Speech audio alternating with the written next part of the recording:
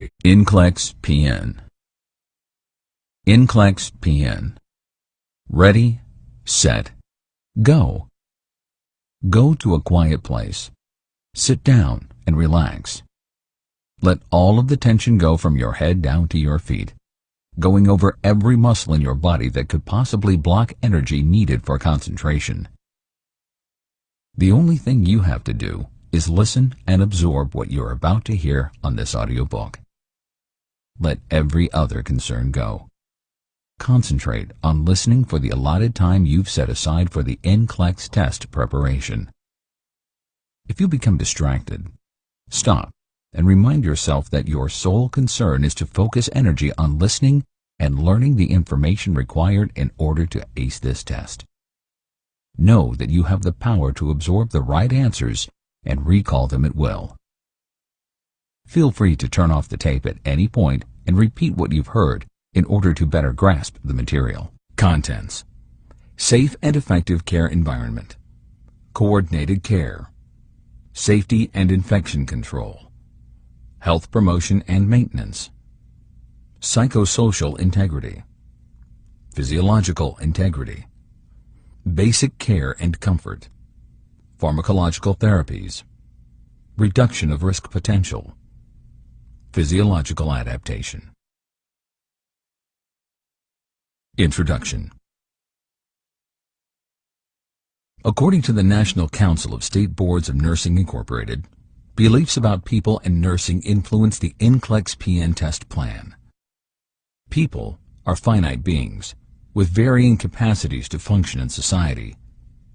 They are unique individuals who have defined systems of daily living that reflect their values, cultures, motives, and lifestyles.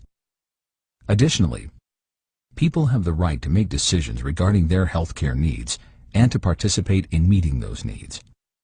The profession of nursing makes a unique contribution in helping clients, individuals, family, or group, achieve an optimal level of health in a variety of settings. For the purpose of the nclex, a client is defined as an individual, family, or group, which includes significant others and population. Nursing is both an art and a science, founded on a professional body of knowledge that integrates concepts from the liberal arts and the biological, physical, physiological, and social sciences. It is a learned profession based on an understanding of the human condition across the lifespan and the relationships of an individual with others and within the environment. Nursing is a dynamic, continually evolving discipline that employs critical thinking to integrate increasingly complex knowledge, skills, technologies, and client care activities into evidence-based nursing practice. The goal of nursing for client care is preventing illness, promoting comfort, protecting, promoting, and restoring health, and promoting dignity in dying. The practical vocational nurse uses specialized knowledge and skills which meet the health needs of people in a variety of settings under the direction of qualified health professionals. NFL PN 2003. The practical vocational nurse uses a clinical problem-solving process, the nursing process, to collect and organize relevant healthcare data, assist in the identification of health needs, problems throughout the client's lifespan, and to contribute to the interdisciplinary team in a variety of settings. The entry-level practical vocational nurse demonstrates the essential competencies needed to care for clients with commonly occurring health problems that have predictable outcomes. Professional behaviors within the scope of nursing practice for practical vocational nurse are characterized by adherence to standards of care, accountability of one's own actions and behaviors, and use of the legal and ethical principles in nursing practice. NAP-NES 2007. Registering for the nclex PN test.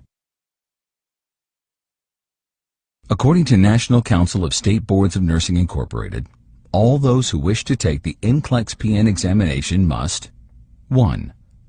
Apply for a licensed practical nursing license with the State Board of Nursing where the person wants their initial license.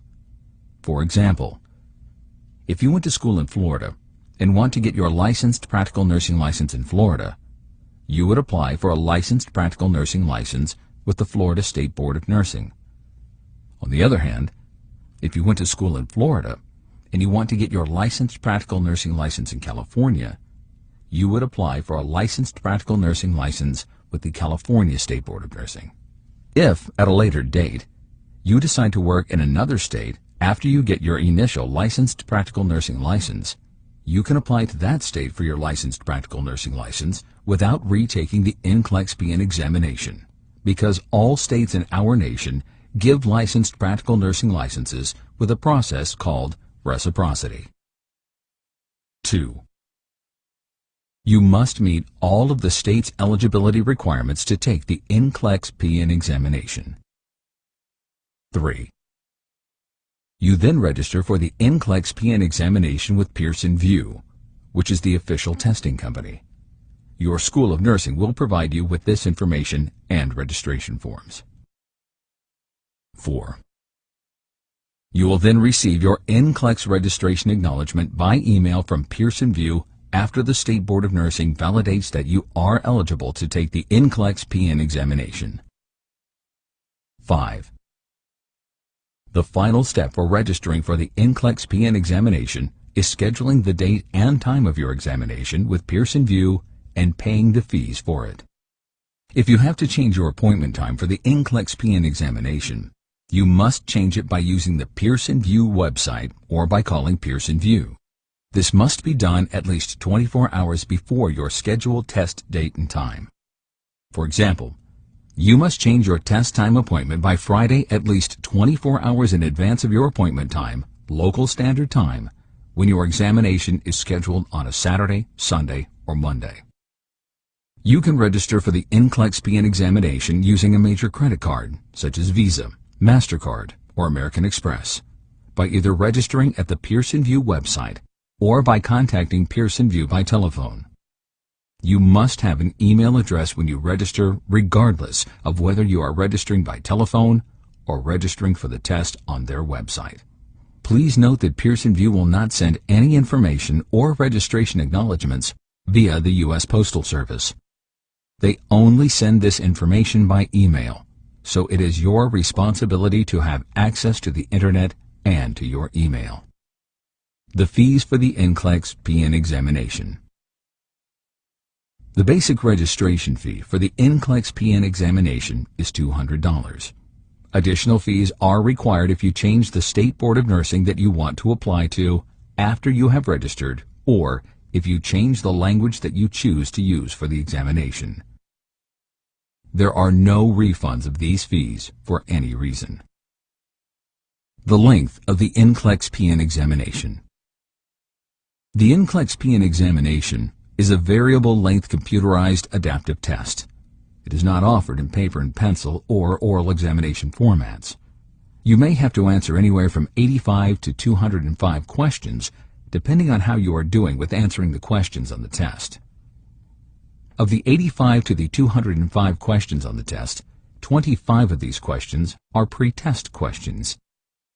These 25 pre-test questions will not be scored, and they will not be part of or included in your final test score for the NCLEX PN examination. You will have up to a maximum of 5 hours to complete the NCLEX PN examination, regardless of the number of questions that you will have to answer on this examination.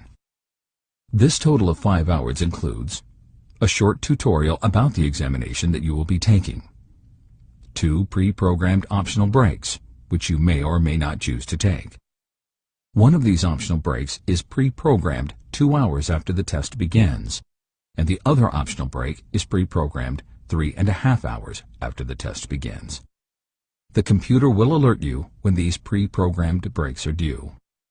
Other breaks that you choose to take, and answering all of the questions on your NCLEX PN examination, regardless of the number of questions that you have to do, up to 205 questions on the test.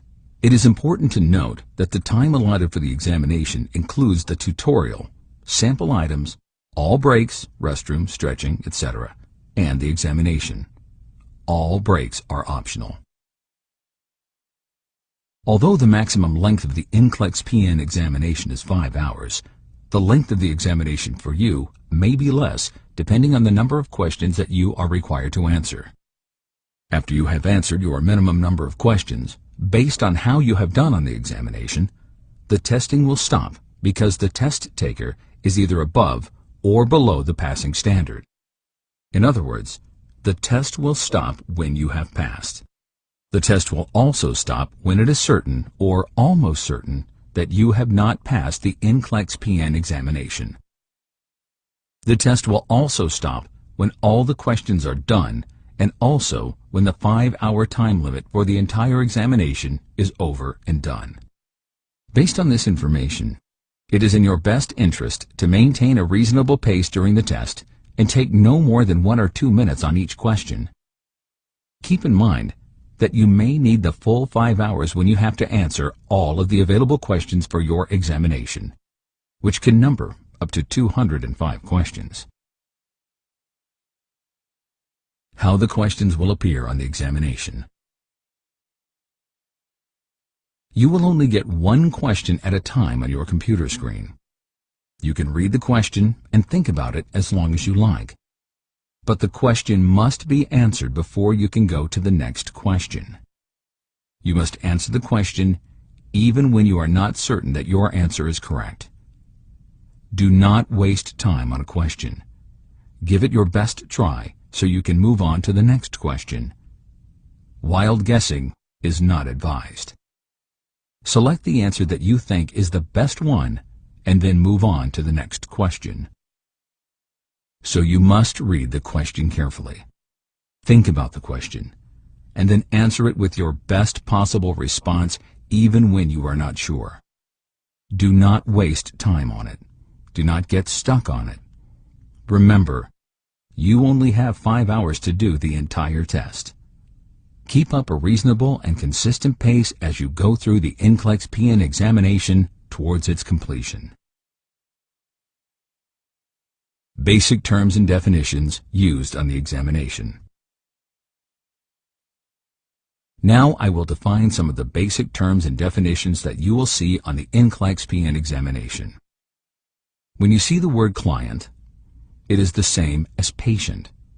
It can also refer to an individual, a family, or a group. A group is more than one client or patient. Groups can be defined as populations of people, age groups of people, and other groups of people. NCLEX integrated processes are those processes that are recurring themes in nursing and the nursing process. The integrated process that you will see on your NCLEX PN examination are the clinical solving problem process, also referred to as the nursing process, caring, communication, documentation, teaching, and learning. You will learn about all of these integrated processes during this audio NCLEX review course.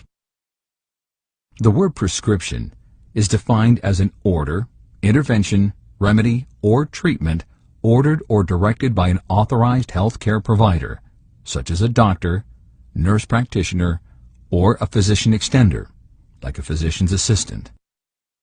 The term exhibit indicates that you will see some picture or diagram, such as a client chart or medical record. Levels of questions on the NCLEX PN test. You will see different levels of questions on the NCLEX PN examination. The levels of questions on the NCLEX PN examination include knowledge and recall, comprehension of the material, application of the material into nursing practice, and higher levels of the cognitive domain of nursing. The practice of practical vocational nursing requires the application of knowledge, skills, and abilities into all aspects of nursing care. Therefore, the majority of items are written at the application or higher levels of cognitive ability. Knowledge and recall questions are the simplest of all types of questions that you will get on the NCLEX examination. An example of a knowledge and recall question is, who was the first president of the United States? A. Benjamin Franklin, B. John Madison, C. George Washington, or D. John Adams. The answer C. George Washington is correct. George Washington was the first president of the United States? This question is rather simple. It just tests your ability to remember facts that you have learned. Now here's another knowledge and recall question. Who is lady who is known as the lady with the lamp? A. Martha Washington, B. Dolly Madison, C. Dorothea Orem, or D. Florence Nightingale? The answer to this question is D. Florence Nightingale. Florence Nightingale is known as the lady with the lamp. Again, this question is rather simple. It just tests your ability to remember facts that you have learned. Comprehension questions test your ability to apply a principle to a situation. Now, let's try a comprehension level question. Basic human rights are incorporated into our nation's A. Bill of Rights, B. Constitution, C. Declaration of Independence, or D. Edict of Nantes. The answer to this question is A. The Bill of Rights. Basic human rights are incorporated into our country's Bill of Rights. In this question, you had to apply the principles of human rights to our nation's legal documents. Now, here's another comprehension level question. What type of asepsis is used for the administration of oral medications? A. Surgical asepsis, B. Sterile asepsis, C. Medical asepsis, or D. Medication asepsis? The correct response is C. Medical asepsis. Medical asepsis is used for the administration of oral medications. In this comprehension question, you are applying the principles of medical and surgical asepsis to oral medication administration. Application questions test your ability to apply your knowledge into practice. Now let's see what application questions can include. Here's a question. You live in your home with your husband and 2 young children. What is the first thing you should do when the smoke alarms in your house start to go off? A. Call the fire department. B. Run out of the house. C. Use your fire extinguisher. Or D. Evaluate all members of the family. The correct answer is D. The first thing you should do is evaluate all members of the family. This comprehension question tests your ability to apply the principles of fire safety to a current situation. Here is another one. You are caring for a 7-year-old boy in the hospital. You've noticed that the boy is wetting his pants during the daytime hours when he is awake. What should you do? A. Admonish the boy. B. Call the mother. C. Understand that the boy is regressing. Or D. Understand that the boy is repressing. The correct answer is C. You should understand that this boy is regressing during this stressful time. This comprehension question tests your ability to apply the principles of psychological integrity to a patient situation. The types and kinds of NCLEX PN test questions. In the past, all of the NCLEX PN examination questions were only multiple choice questions, with only 4 choices from which the correct choice had to be selected. Now, these 4 choice multiple choice questions are still on the examination. However, new format questions have been recently added. Fortunately, the majority of the NCLEX PN examination questions are still the traditional 4-option multiple choice questions, but be prepared for alternative format questions. All of the questions that I just discussed for the knowledge and recall, comprehension, and application levels were all traditional 4-choice multiple choice questions. Most of the 4-choice multiple choice questions are narrative type questions, but others can consist of tables, charts, graphs, audio clips, and images or pictures. For example, you may get a 4-choice multiple choice question that asks you to select a bodily part from a graphic image of the body. You may get a 4-choice multiple choice question that asks you to select the line on a line chart or graphic chart that shows a blood pressure of 167/85 on a graphic chart. Lastly, you may also get a question that requires you to listen to an audio clip by using your earphones and then identifying what you heard. Specifically, you may hear a particular heart sound or breath sound. You will then be asked the name of the normal or abnormal breath or heart sound that you have heard. The alternative and new format questions can also consist of tables, charts, graphs, audio clips, and images or pictures, in addition to narrative questions. The alternative and new format questions are multiple response questions that ask you to select all the responses that are correct. With this type of alternative and new format question, you will have to choose more than one correct answer. You will not get any credit for a correct response if you do not answer with all the possible correct answers. In other words, you will get no credit for the question if you only choose 3 of the 4 correct answers.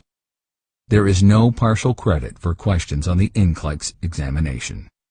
Fill-in-the-blank questions that ask you to fill in the correct answer to a calculation that you must calculate. Hotspot questions that ask you to find and click on the hotspot or the specific area that shows the spot that the question is asking you to identify. Ordered response questions that ask you to use the computer mouse and then drag and drop items on a list in the correct sequential order. All item types, including the traditional 4-item multiple choice and all of these alternative, new format questions, may include multimedia, such as charts, tables, graphics, sound, and video. Now, let's do several multiple response questions. Remember, you must select all the correct responses in order to get these questions correct. You will be graded incorrect if you miss even one correct response. Which of the following sports are considered contact sports? Select all that apply. A. Tennis. B. Football. C. Boxing. D. Golf. E. Basketball. F. Diving. G. Rugby. The correct responses to this question are B, C, and G. Football, boxing, and rugby are considered contact sports because contact is a normal part of these sports. If you only got 2 of these 3 responses, you would not get credit for this question. It will be scored as incorrect because you missed one correct response. Now, let's do a couple more multiple response questions. You are working the evening shift, and your hospital is alerted to the fact that a tornado is near and heading in the direction of your hospital. What should you do? Select all that apply. A. Cover the patients with moist blankets or towels. B. Move ambulatory clients to the hallway away from any windows. C. Evacuate non-ambulatory patients using the closest elevator. D. Do a vertical evacuation to a higher floor of the hospital. E. Lower the beds to the lowest possible height for bedridden patients. F. Close all window drapes and curtains. The correct responses to this question are B, E, and F.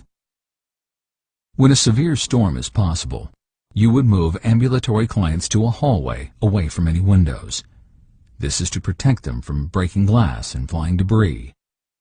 You would also lower the beds to the lowest possible height for bedridden patients. This also protects them from breaking glass and flying debris. Lastly, you would also close all window drapes and curtains to also help prevent flying debris. Again, if you only got 2 of these 3 responses, you would not get any credit for this question. It will be scored as incorrect because you missed one correct response. Now, let's do our last multiple response question.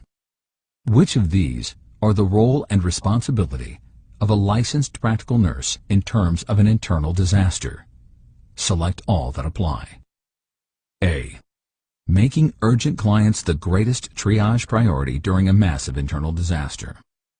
B. Communicating with family about the patient's status during this emergency. C. Participating in all internal disaster drills. D. Employing autocratic leadership skills. E. Communication with the media and press when asked to do so.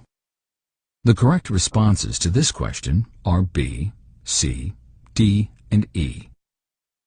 The role and responsibility of a licensed practical nurse in terms of an internal disaster include communicating with families about the patient's status during this emergency, participating in all internal disaster drills, employing autocratic leadership skills during an emergency, and communication with the media and press when the nurse is asked to do so.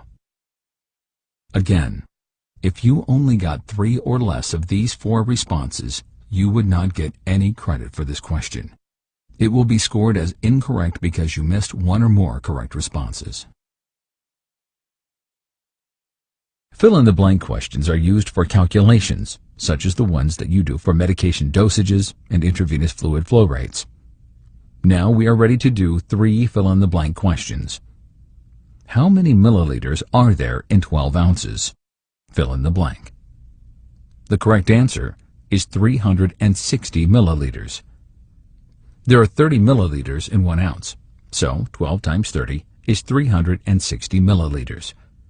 Any answer other than 360 milliliters is incorrect. The doctor's order states that the patient should get 125 cc's of intravenous saline every hour. You are using an intravenous set that has a drop factor of 15 drops per milliliter. How many drops per minute will you administer? Fill in the blank. The correct response is 31 drops per minute.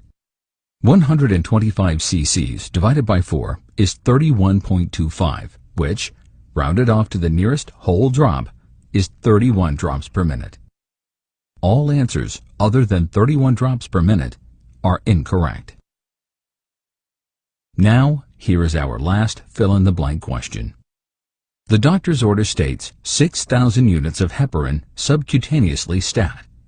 The label on the heparin bottle reads 5,000 units per milliliter. How many milliliters will you administer? Fill in the blank.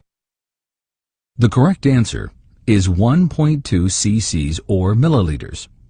The answer is calculated by dividing 6,000 units of heparin by 5,000 units, which is 1.2 cc's or milliliters.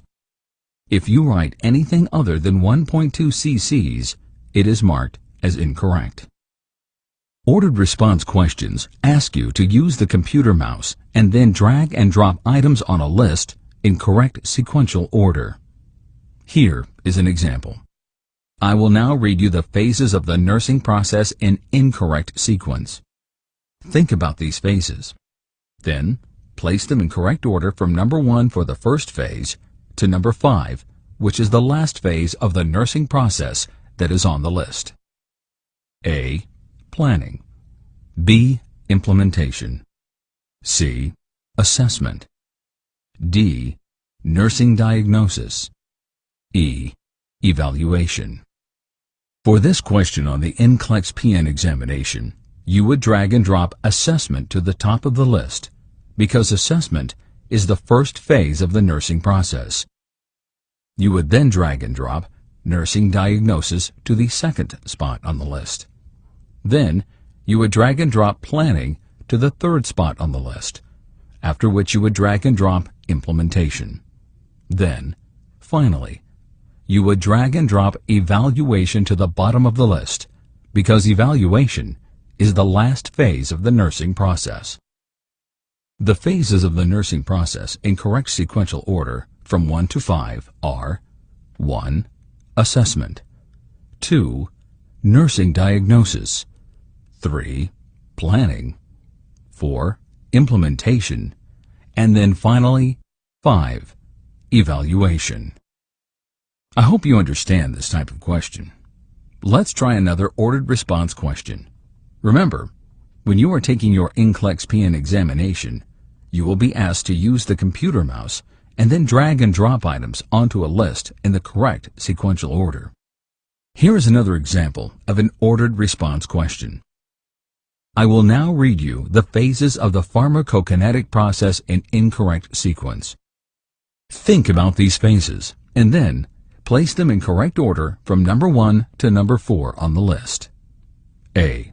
Distribution. B. Absorption. C. Excretion. D. Metabolism. For this question on the NCLEX PN examination, you would drag and drop absorption to the top of the list, because absorption is the first phase of the pharmacokinetic process. You would then drag and drop metabolism to the second spot on the list. Then, you would drag and drop distribution to the third part on the list. After that, you would drag and drop excretion to the bottom of the list. Excretion is the fourth and final phase of the pharmacokinetic process. The phases of the pharmacokinetic process in correct sequential order from 1 to 4 are 1. Absorption. 2. Metabolism. 3. Distribution. And 4. Excretion. For obvious reasons, this audio NCLEX PN examination review cannot show pictures for hotspots. However, we still want to prepare you so you know what you can expect on the NCLEX PN examination. Hotspots can include anatomical pictures. This would require you to identify specific points in these pictures. Here are some examples of hotspot questions that could be included on your NCLEX PN examination. You may be asked to identify spots on the legs and chest where you could place ECG leads, spots on the chest where you could place your stethoscope to hear a specific heart sound, like an apical pulse, spots on the legs that you would palpate for various pulses like a pedal pulse, spots on an anatomical picture of the developing fetus, like the umbilical vein, spots on an anatomical picture where a specific type of ostomy would be, spots on an anatomical picture that indicate a particular anatomic structure, spots on an anatomical picture that indicate the female's internal and external organs of reproduction, spots on an anatomical picture that indicate the male's internal and external organs of reproduction. Multimedia questions using sound and video will now be discussed. Again, for obvious reasons, this audio NCLEX PN examination review cannot provide you with actual videos. However, we still want to prepare you so you know what you can expect. Video questions on the NCLEX PN examination can include things like patient scenarios that you would view and then think about in order to answer a question. For example, a video may show you somebody washing their hands before providing care to a patient. The question would then ask you what part of the nurse's hand washing was not correct. One of the choices may be that the nurse only washed her hands for 10 seconds. If you saw the nurse washing for only 10 seconds, then the correct response would be, the nurse only washed their hands for 10 seconds. When you watch a video, pay very close attention to everything you see. Observe the patient, observe the nurse, and observe the environment and any other things in the video. Audio-based questions will now be discussed. The computer will instruct you to put your earphones on and listen to some audio segments. Breath and heart sounds will be used for these audio questions, although other sounds like bowel sounds could also be tested. Some of the sounds that you may hear with these audio clips are normal and abnormal breath sounds, such as vesicular breath sounds,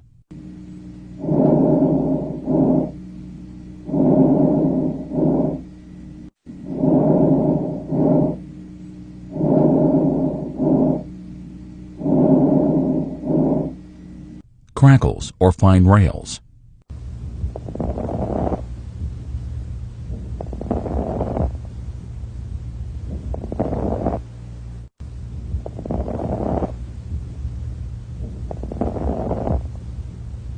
crackles or coarse rails,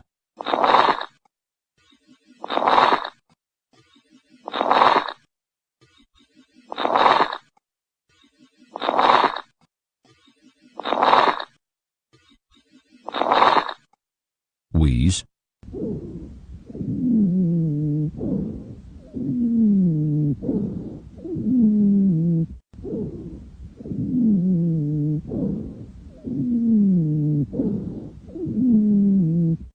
bronchi,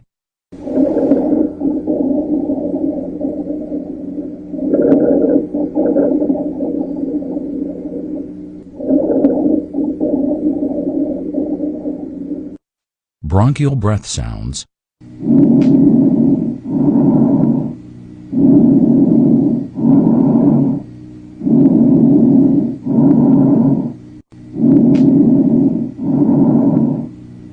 pleural rubs,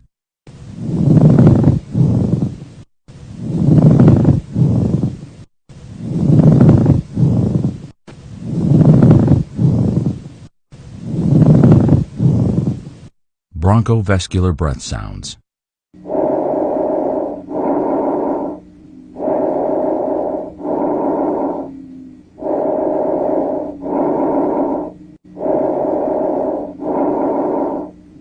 You may also hear audio clips of heart sounds, such as a regular sinus beat,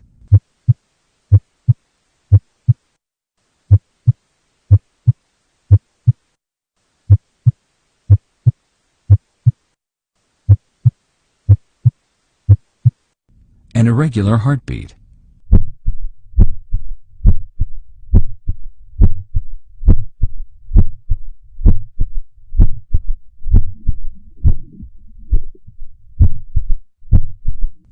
A murmur.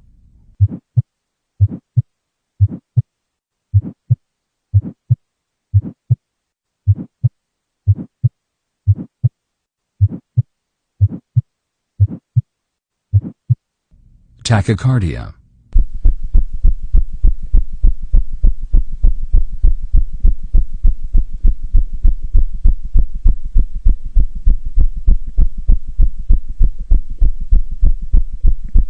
Bradycardia.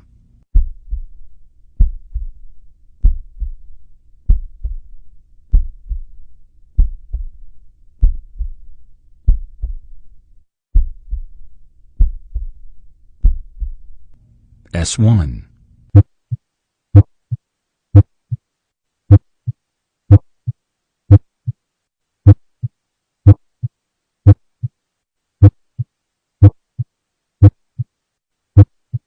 S2.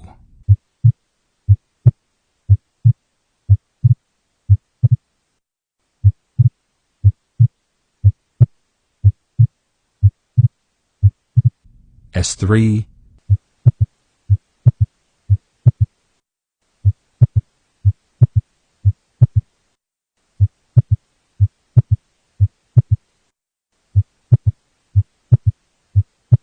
S4.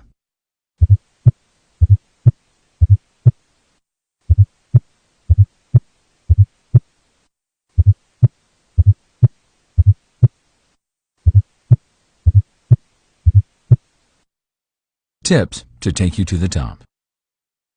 The most important thing that you must bring with you when you take your NCLEX PN examination is your self-confidence. Think about it. You succeeded. You graduated from nursing school with passing grades. You learned a lot in school. You have been able to prove it with every quiz, midterm, and final examination you took in nursing school. Do you remember how many students were in your class during your first nursing course? Do you remember how the class thinned out and many students disappeared during the semester and all the semesters afterwards? Most of the students who left the nursing program left because they were not able to handle the rigors of school and studying, or they were not able to adapt and cope with the stressors associated with a highly difficult and challenging nursing program. You, however, did survive. Congratulations. You would never have been able to complete the nursing program and graduate without good grades and a superior knowledge about nursing, nursing care, and all the things you learned in nursing school. You have the knowledge to pass the NCLEX PN examination, so you must go to the test with an I-can-do-it attitude of confidence. Vince Lombardi said, "The difference between a successful person and others is not a lack of strength, not a lack of knowledge, but rather a lack of will." What you must have on the day of your NCLEX PN examination. In addition to your high level of confidence, you must also bring personal identification and limited personal items to the testing site. You must bring at least one form of personal identification to the testing center that has your name on it that exactly matches the name that you registered with, a recent photograph, and your signature. You will not be permitted to take the NCLEX PN examination if the identification and your registration name are not an exact match.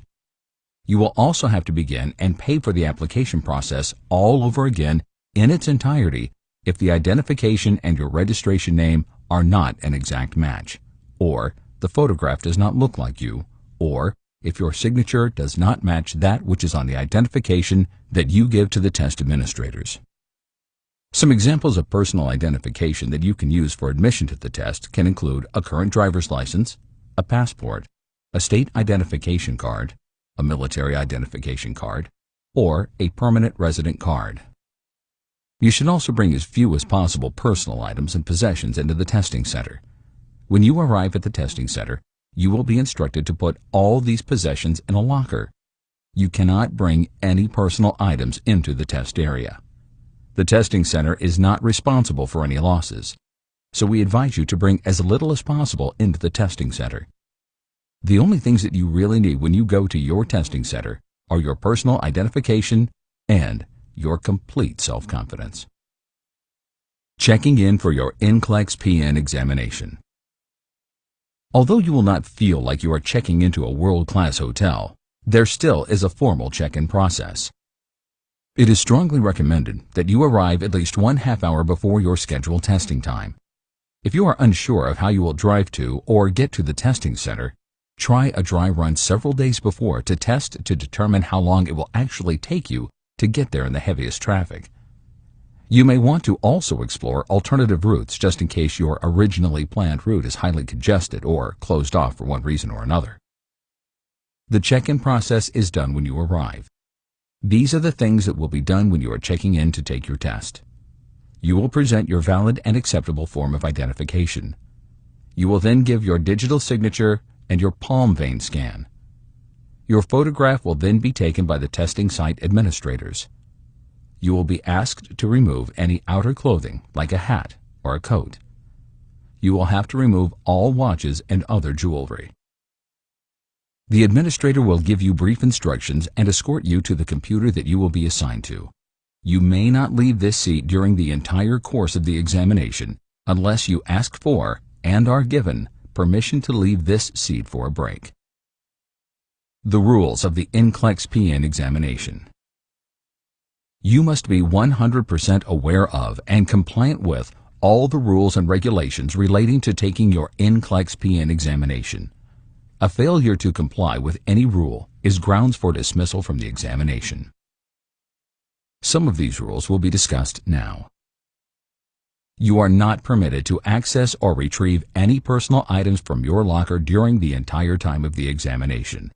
This means that you cannot even get any personal items from your locker during breaks. You may not discuss any test questions with anyone at all. You cannot even try to reconstruct any test questions from your memory or the memory of others. You must not seek or accept the help of anyone during the examination. No cheating. You must not attempt to or take the NCLEX PN examination for anyone else. You must not tamper with your assigned computer in any way. You must not use your assigned computer for anything other than the NCLEX PN examination. You must not write on anything except the erasable noteboard you are given as you enter the testing area. You must raise your hand to ask the test administrator for a clean noteboard if you need it. You must return the noteboard when you leave the testing room. You can only use earphones and earplugs provided by the test administrator. You must raise your hand to ask the test administrator for a break. A palm vein scan will be taken when you leave the room for a break and again when you re-enter the testing room. You must raise your hand to ask for a break, to get a new and clean noteboard, to ask for a new computer if you think your computer is not working correctly, to alert the administrator that you are done with your examination, and for any other reason. The testing room. The room in which you will take your NCLEX PN examination is completely unfamiliar to you, so now I will tell you a little bit about it so you will be more comfortable when you enter it. The room will be neat and sparse. The temperature of the room should be comfortable to you. It will be air-conditioned during warmer months of the year. It will be heated during the colder months of the year. For the most part, the room will be quiet because talking and carrying on conversations are prohibited. However, there can be extraneous sounds that will or may distract you. For example, you may hear a person cough, sneeze, drop something, or type an essay examination that some test takers may be required to do. The other people in the room may be taking other examinations administered by Pearson VUE. Not all the test takers are taking the NCLEX PN examination. Some of these other test takers may have to type essay answers, which you may find distracting. If you think that you will be distracted with extraneous noises in the testing room, ask the test administrator for earplugs to block these noises. You may not use your own personal earplugs. You must use only the earplugs that are given to you by the test administrator. What will happen when you are done with your NCLEX PN examination? When you are done with your NCLEX PN examination, you will get a short questionnaire that will ask you about the experience that you had when checking in and throughout the duration of time that you were in the testing room. Raise your hand when you are done with this brief questionnaire. This will alert the test administrator that you are done with your NCLEX PN examination. The test administrator will collect all of the items that were given to you, such as the noteboard. When this is done, you are free to leave. Take a deep breath and relax. You have done your best. The NCLEX PN Test Plan. The NCLEX PN Test Plan is organized into 4 major client needs categories. 2 of the 4 categories are divided into subcategories as shown below. 1. Safe and effective care environment. The subcategories are coordinated care and safety and infection control. 2. Health promotion and maintenance. 3. Psychosocial integrity. 4. Physiological integrity. The subcategories are basic care and comfort, pharmacological therapies, reduction of risk potential, and physiological adaptation. The distribution of 4 categories on the test. 1. Safe and effective care environment. This includes coordinated care 16% to 22% and safety and infection control 10% to 16%. 2. Health promotion and maintenance 7% to 13%. 3.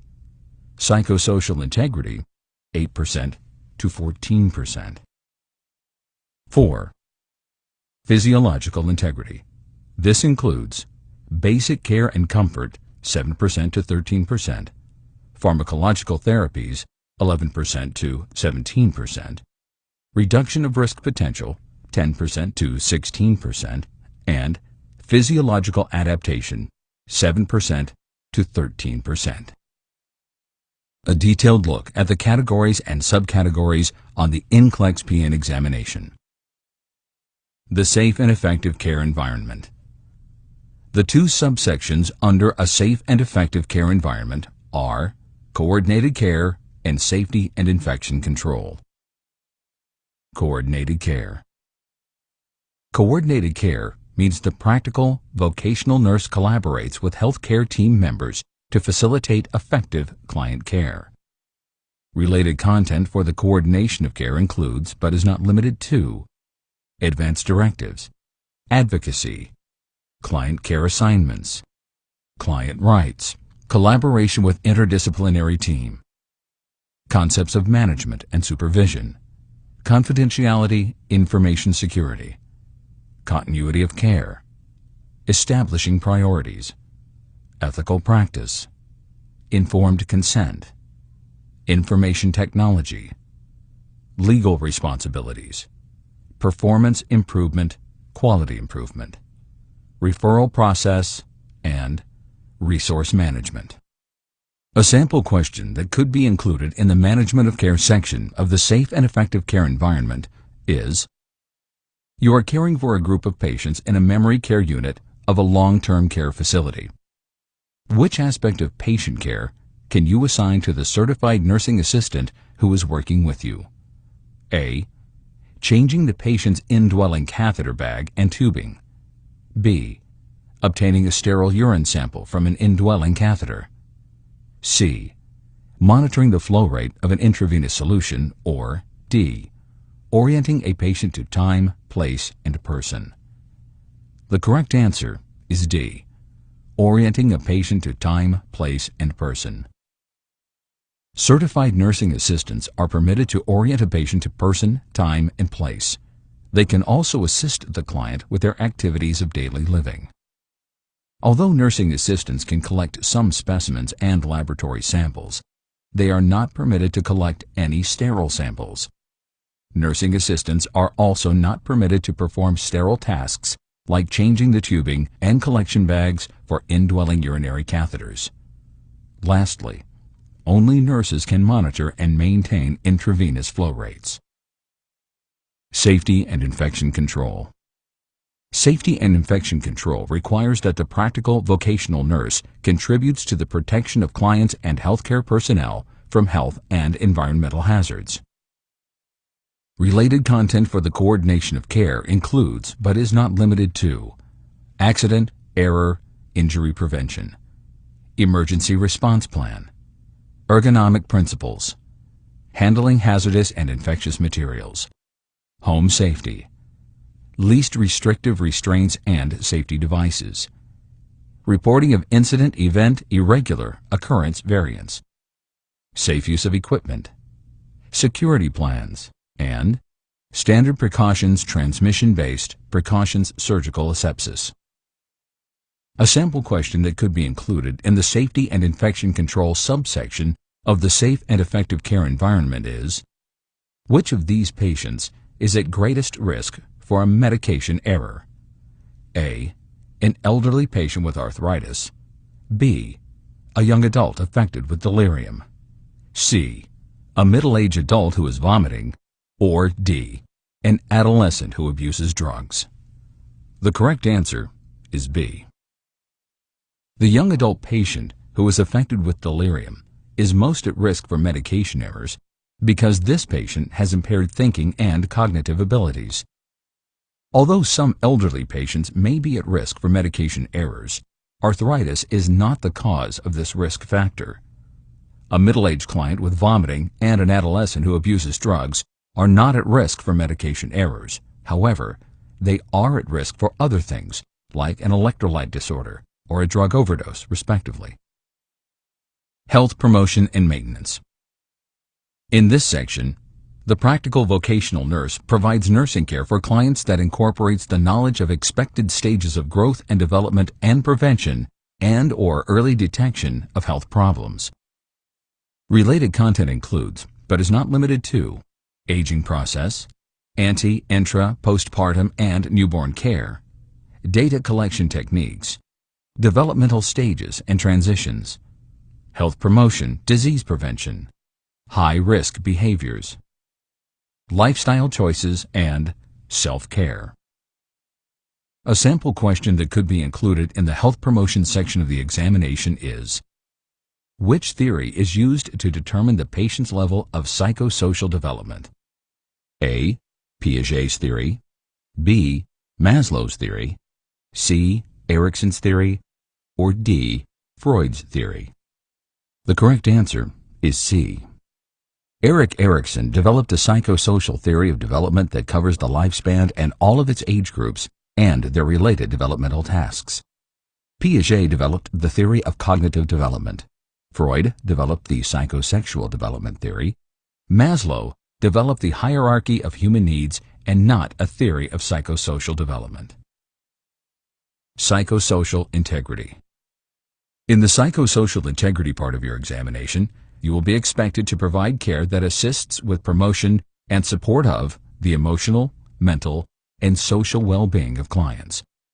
Related content includes, but is not limited to, abuse or neglect, behavioral management, chemical and other dependencies, coping mechanisms, crisis intervention, cultural awareness, end-of-life concepts, mental health concepts, religious and spiritual influences on health, sensory perceptual alterations, stress management, support systems, therapeutic communication, and therapeutic environment.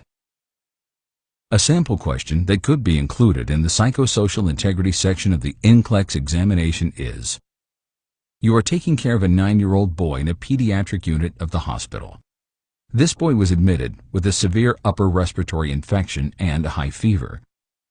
You notice that this boy is wetting his pants and the bed. Which of the following is most likely the cause of this urinary incontinence when the patient was not incontinent prior to admission? A. Regression.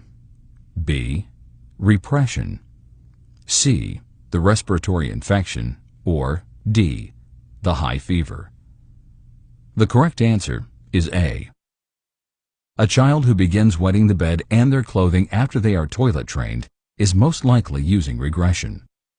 Regression is a psychological defense mechanism to protect the person from undue stress by returning to behaviors like urinary incontinence, which are characteristic of a far less stressful period of their life. Repression is also a psychological defense mechanism to protect the person from undue stress. However, repression involves the pushing of stressful feelings deep down and out of the person's consciousness. Respiratory infections and a high fever do not lead to incontinence. The 4 subsections under physiological integrity are basic care and comfort, pharmacological therapies, the reduction of risk potential, and physiological adaptation. Basic care and comfort.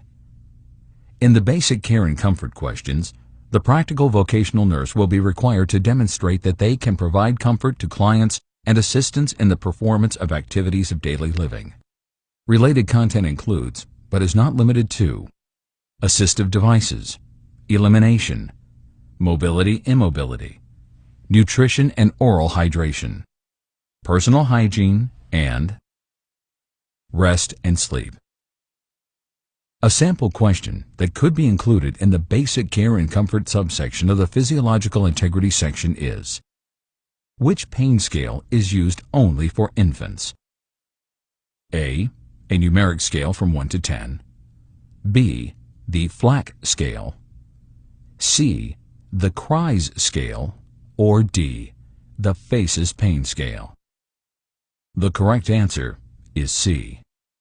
The pain scale that is used exclusively for infants is the CRIES pain scale.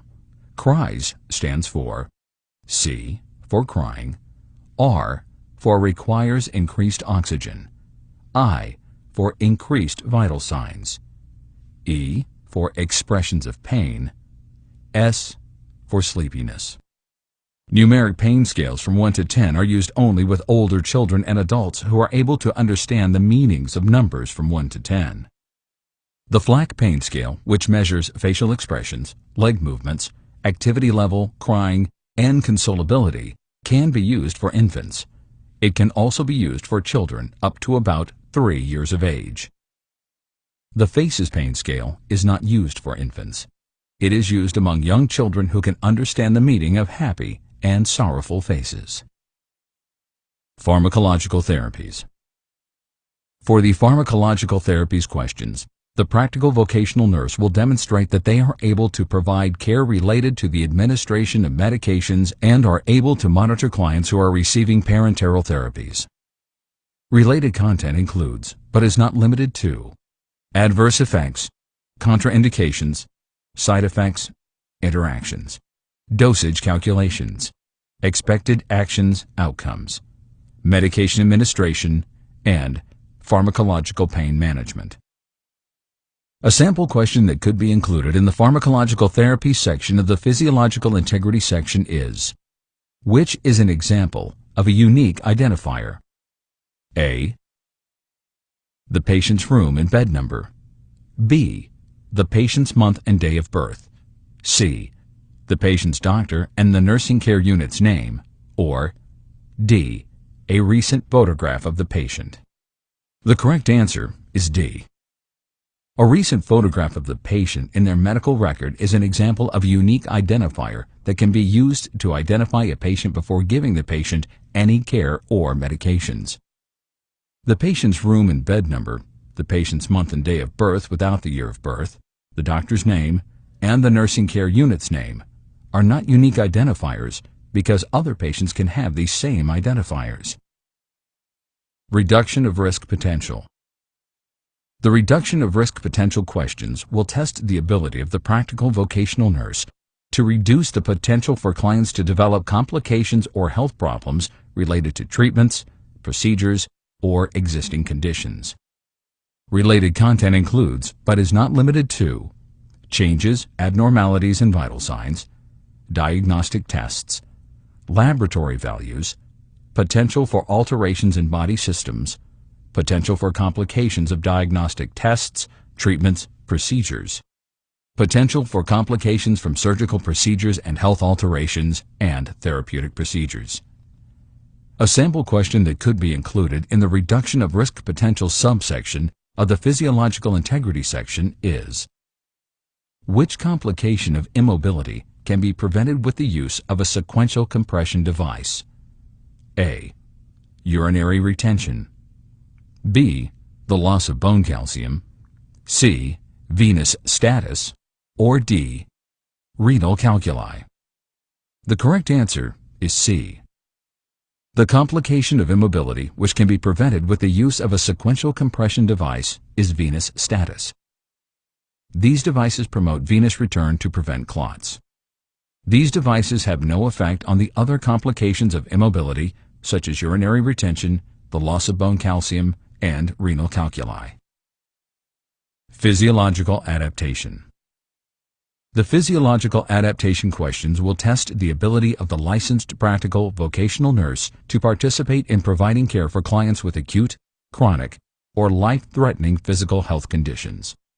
Related content includes, but is not limited to, alteration in body systems, basic pathophysiology, fluid and electrolyte imbalances, medical emergencies, and unexpected response to therapies. A sample question that could be included in the physiological adaptation subsection of the physiological integrity section is: an example of a wound disruption is A. Dehiscence, B. Strangulation, C. Adhesions, or D. Infections. The correct answer is A. Dehiscence is an example of wound disruption. Another form of wound disruption is evisceration.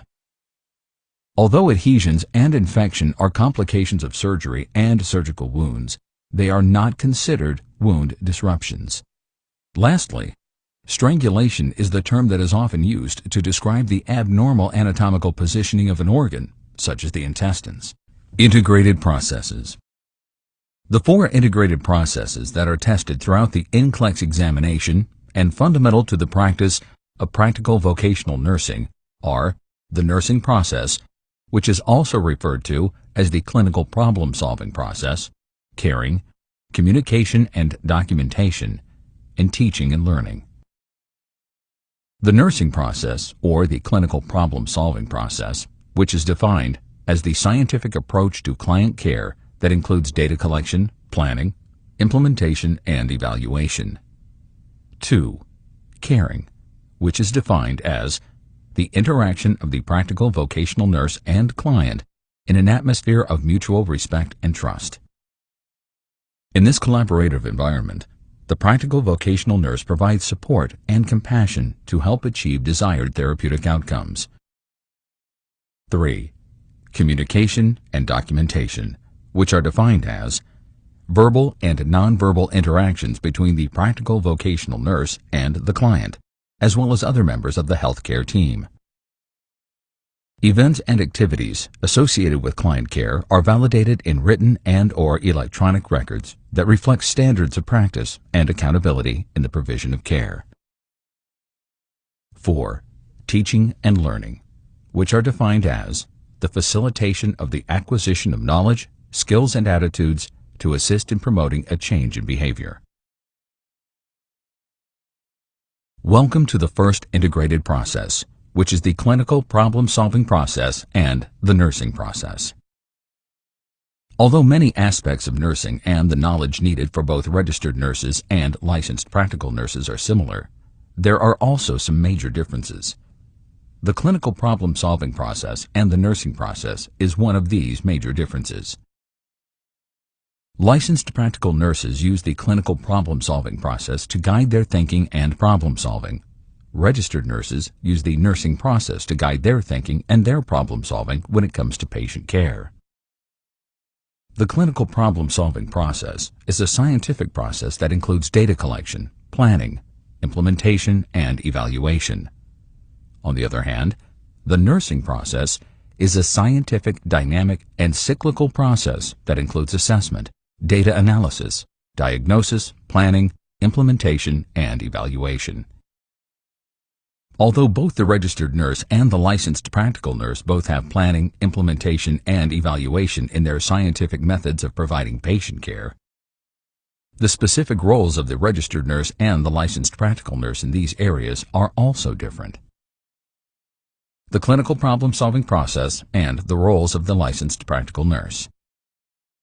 The steps of the clinical problem-solving process are 1. Data collection, 2. Planning, 3. Implementation, and 4. Evaluation. Data collection. Data collection includes the nurse's observations and collection of information about the individual patient and their needs. This data can be categorized in several ways. Data can be primary or secondary data. Data can also be objective or subjective. Data can be categorized as qualitative or quantitative. Data can also be classified as current and historical. Primary data is data that is collected from the patient themselves. Secondary data is data that is collected from things other than the patient. The patient's vital signs, the patient's complaints of pain, and the patient's level of balance are examples of primary data. Examples of secondary data include things like laboratory results, the results of x-rays, and information that is told to the nurse by others like family members. Objective data is data that you can directly observe with your senses, like your sense of vision, hearing, touch, and feel. For example, the patient's temperature, the patient's blood pressure, and the patient's pulses are objective data because you can see the patient's temperature on a thermometer, you can hear and see a patient's blood pressure using a blood pressure machine, and you can feel a pulse using your fingertips. Subjective data, on the other hand, is not observable with the senses. Subjective data is data that the patient tells you. Subjective data is collected and recorded using the exact words of the patient in quotation marks. For example, quote, "I am not at all hungry today," end quote, and, quote, "I have a headache," end quote, are examples of subjective data. Nurses also collect data that can be qualitative or quantitative. Qualitative data consists of words, and quantitative data consists of numbers. Examples of quantitative data are vital signs and laboratory values. Examples of qualitative data include the interpretation of x-rays and a narrative patient's past medical history. Lastly, data can be old or historical, and it can also be current or new. Historical data, like that contained in an old medical record, gives healthcare providers some information about the patient's past medical problems. Current data gives us up-to-date data and information about the patient's current medical status. Data is collected in reference to the physical or biological, psychological or emotional, social, spiritual, and cultural characteristics and needs for the whole or holistic client in their environment. Planning.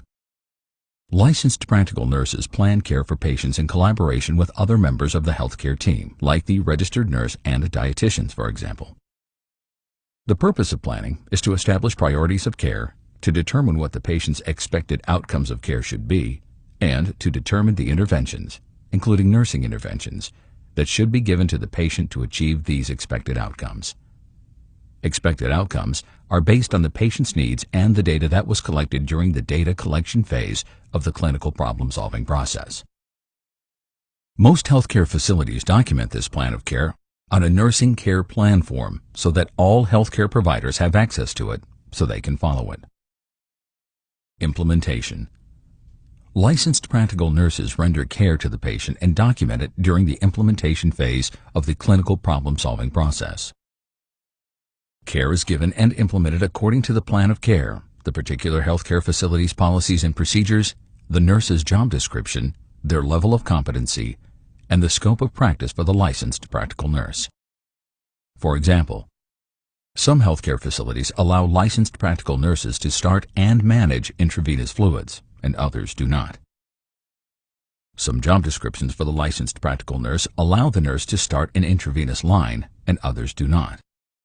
Some licensed practical nurses have been deemed competent by the registered nurse to change intravenous catheter dressings, and others have not been deemed competent to do so.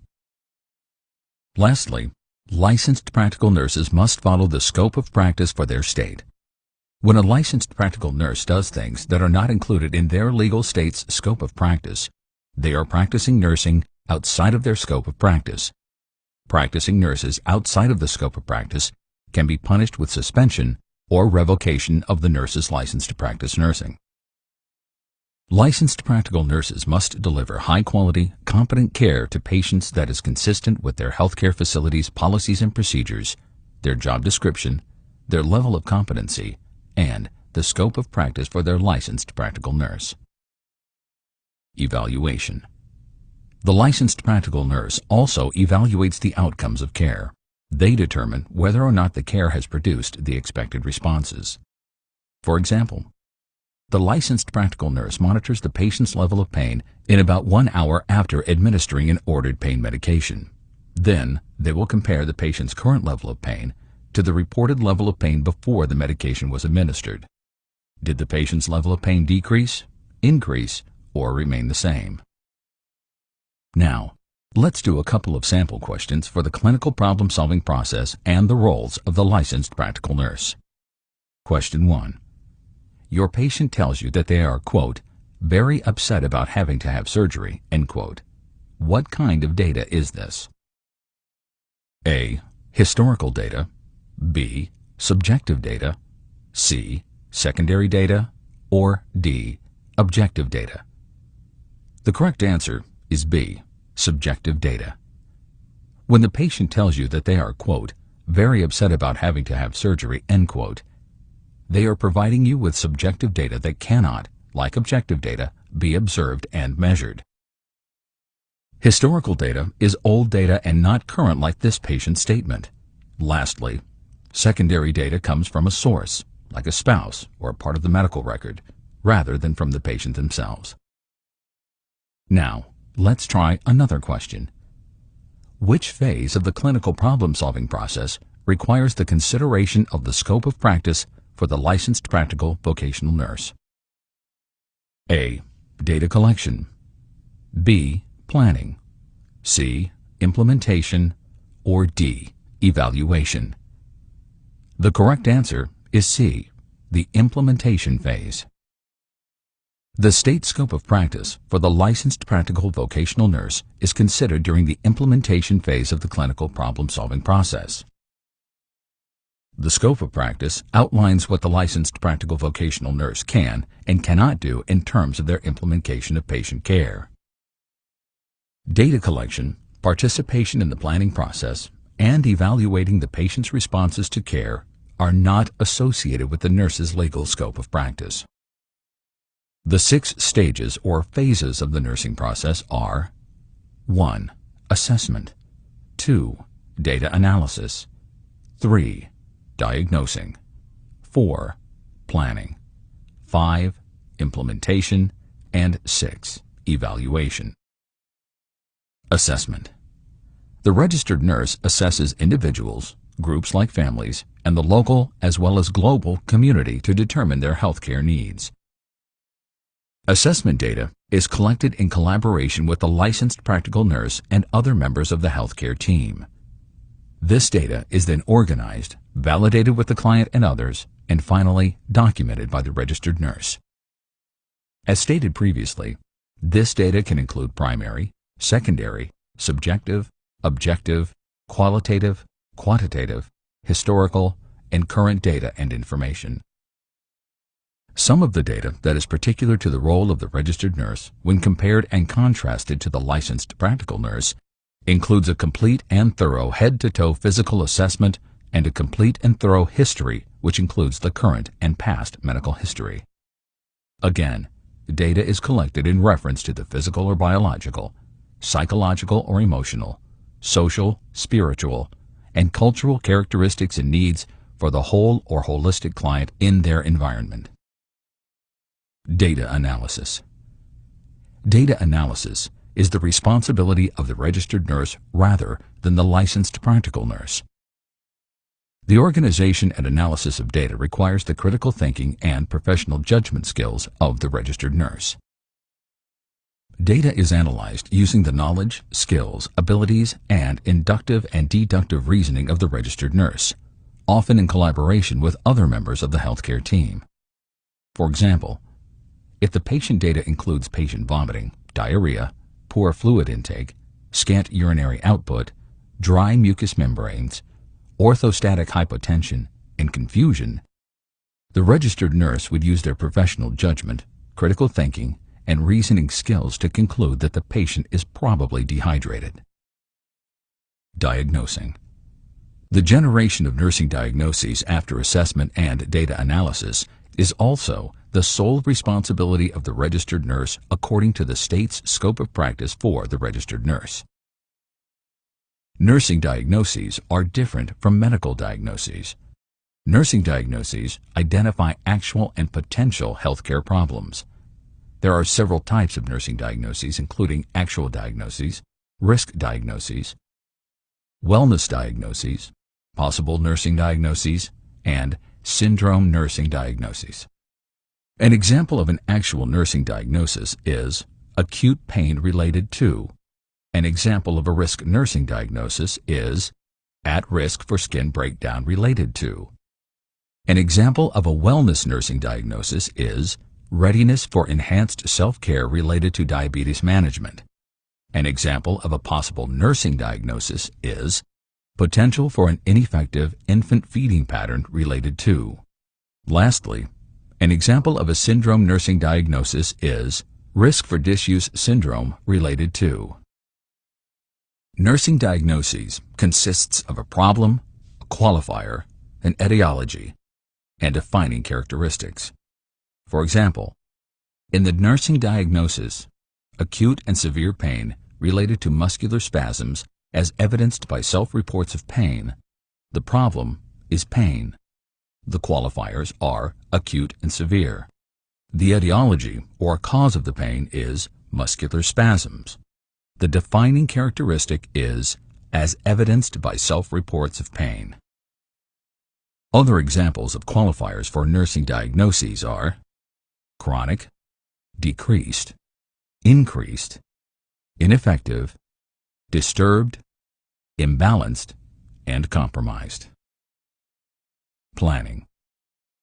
As previously mentioned, the purpose of planning is to establish priorities of care, to determine what the patient's expected outcomes of care should be, and to determine the interventions that should be given to the patient to achieve these expected outcomes as based on the patient's needs and the data that was collected during the assessment, the analyzing, and the nursing diagnosis phase of the nursing process.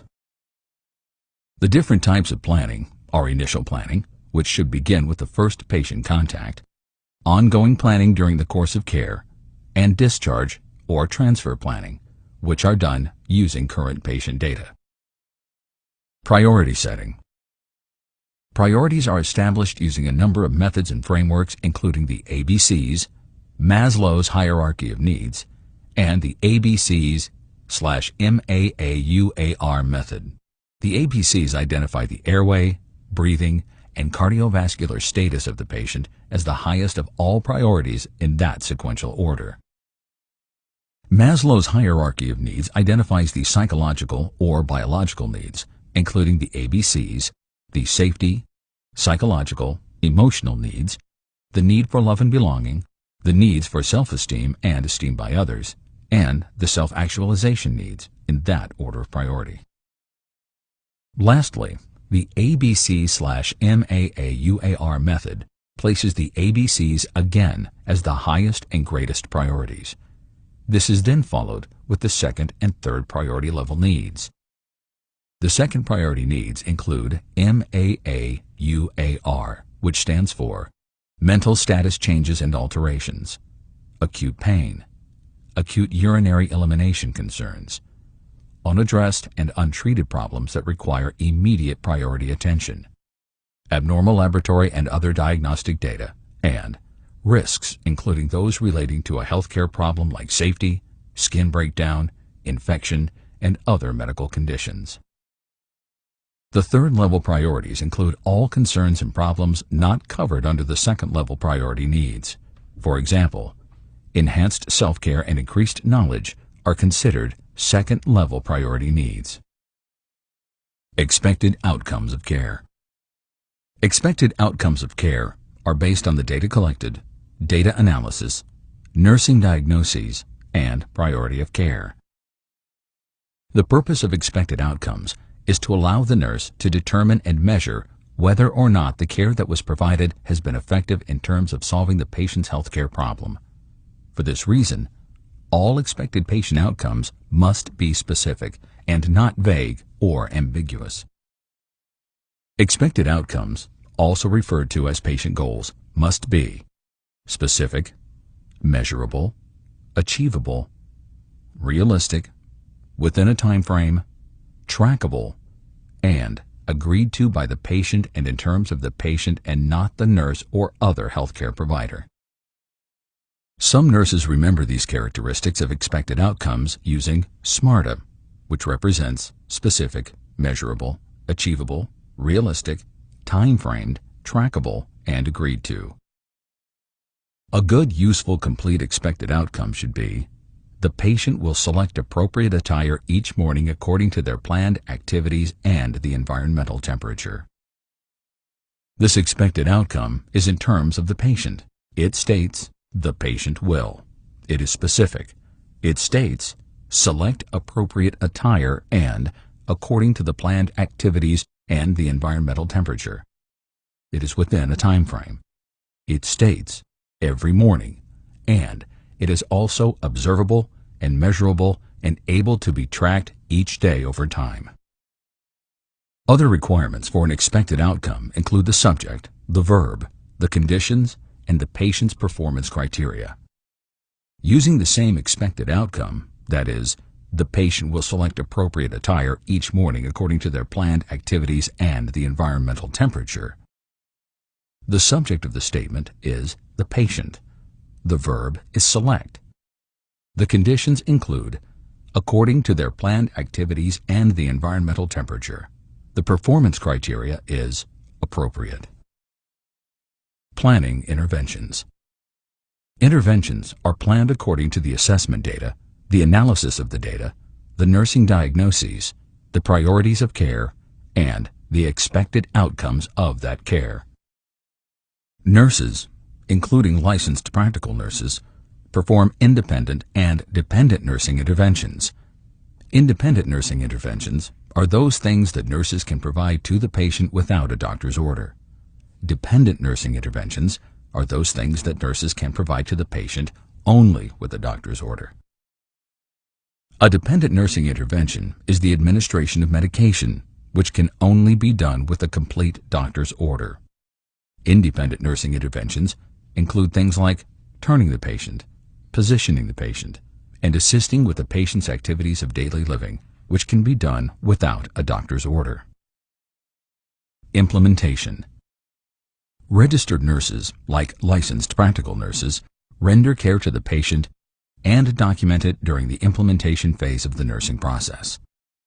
Similar to the role of the licensed practical nurse, care is given and implemented according to the plan of care, the particular healthcare facility's policies and procedures, the nurse's job description, their level of competency, and their scope of practice. Evaluation. The registered nurse, like the licensed practical nurse, also evaluates the outcome of care. They determine whether or not the care has produced the expected response or responses by the patient. The process of evaluation is done by collecting data related to the expected outcome, analyzing the data, comparing this analyzed data to the data collected prior to the current time, and making a decision about whether or not the goals were completely, partially, or not met at all. Although the licensed practical nurse can collect evaluation data, as they do with data collection phase of the critical problem-solving process, it is the registered nurse who is accountable for the analysis of this data. The registered nurse is also responsible for the formal evaluation process and the modifications to the plan of care if indicated by this goal achievement or lack thereof.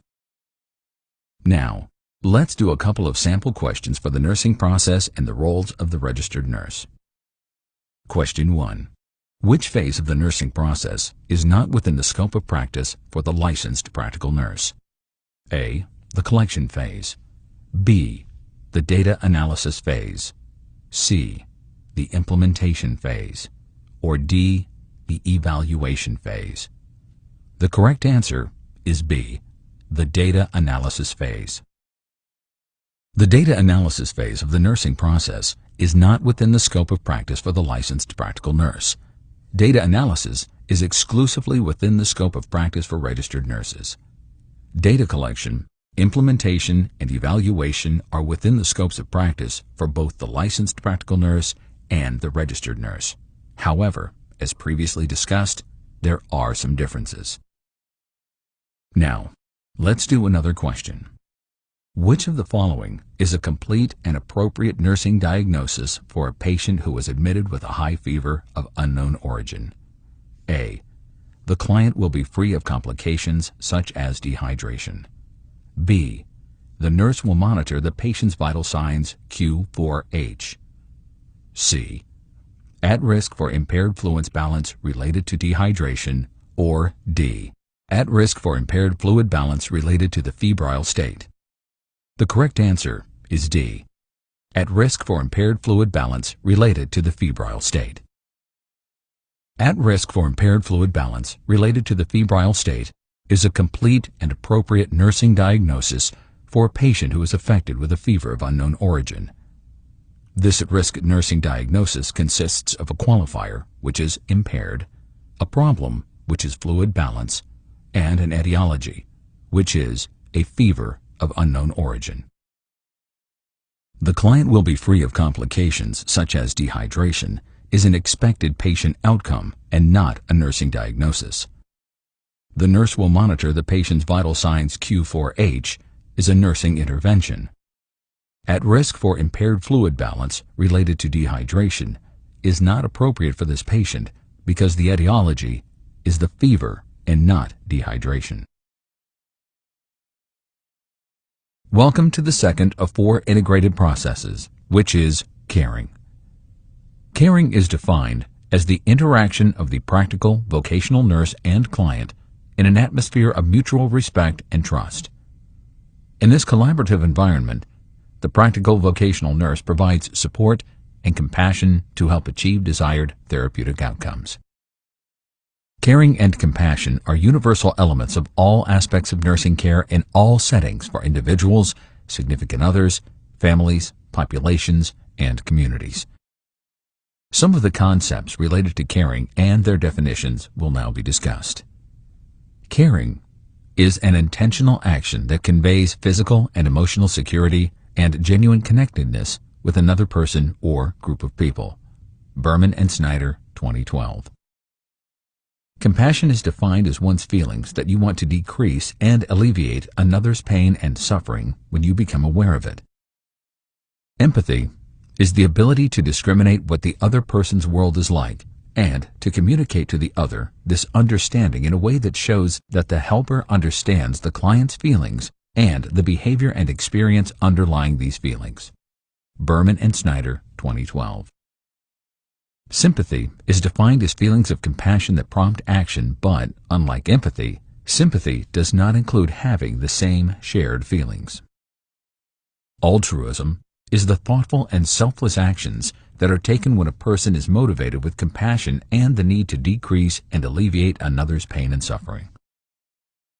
Gene Watson, who developed the human caring theory, states that caring is the essence of nursing.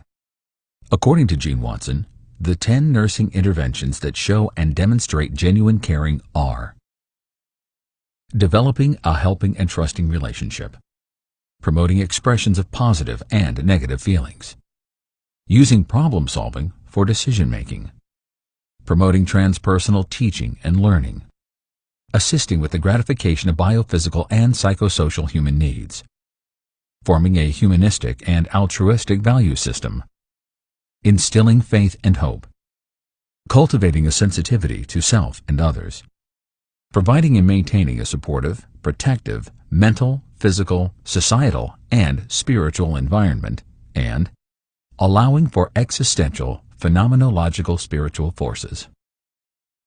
Now, I will give you some questions about caring. Which emotion entails sharing the same feelings as another? A. Sympathy. B. Empathy. C. Caring. Or D. Compassion. The correct answer is B. Empathy. Empathy entails sharing the same feelings as another. Sympathy is a feeling of compassion that prompts action but does not include having the same shared feelings. Caring is an intentional action that conveys physical and emotional security and genuine connectedness with another person or group of people.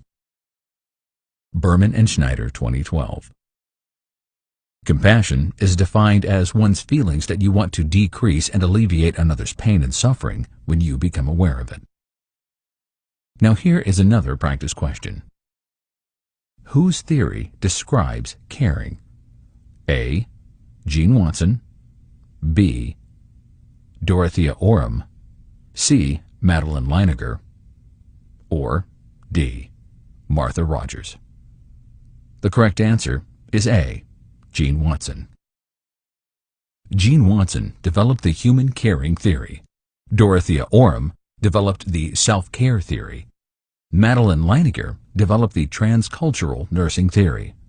Martha Rogers developed the theory of unitary man. Welcome now to the third of 4 integrated processes, which is communication and documentation. Communication and documentation are defined as verbal and nonverbal interactions between the practical vocational nurse and the client, as well as other members of the healthcare team. Events and activities associated with client care are validated in written and/or electronic records that reflect standards of practice and accountability in the provision of care. The purpose of communication and documentation is to convey a message to another person or a group of people. Communication. Communication is defined as an interactive process that transmits some message, meaning, information, emotions, and/or beliefs to another person or a group of people. It establishes and maintains connectedness between and among human beings. Communication can be written, verbal, nonverbal body language, and in a graphic or pictorial way. An example of verbal communication is talking with a patient about the treatment that you will be giving them. An example of written communication is the documentation of medications administered so that others, including other nurses, know that any ordered medications have indeed been given according to the doctor's order. An example of nonverbal body language is tapping one's foot in the presence of a patient, which conveys a message that the nurse is impatient. Graphic and pictorial communication is the primary purpose of art and artwork. Art and music are universal ways of communicating message or feeling without the use of words or writing. Nurses often use pictures and diagrams to communicate a message to a patient, particularly when they are non-English speaking and/or they are not able to verbally send and receive messages. The components of communication.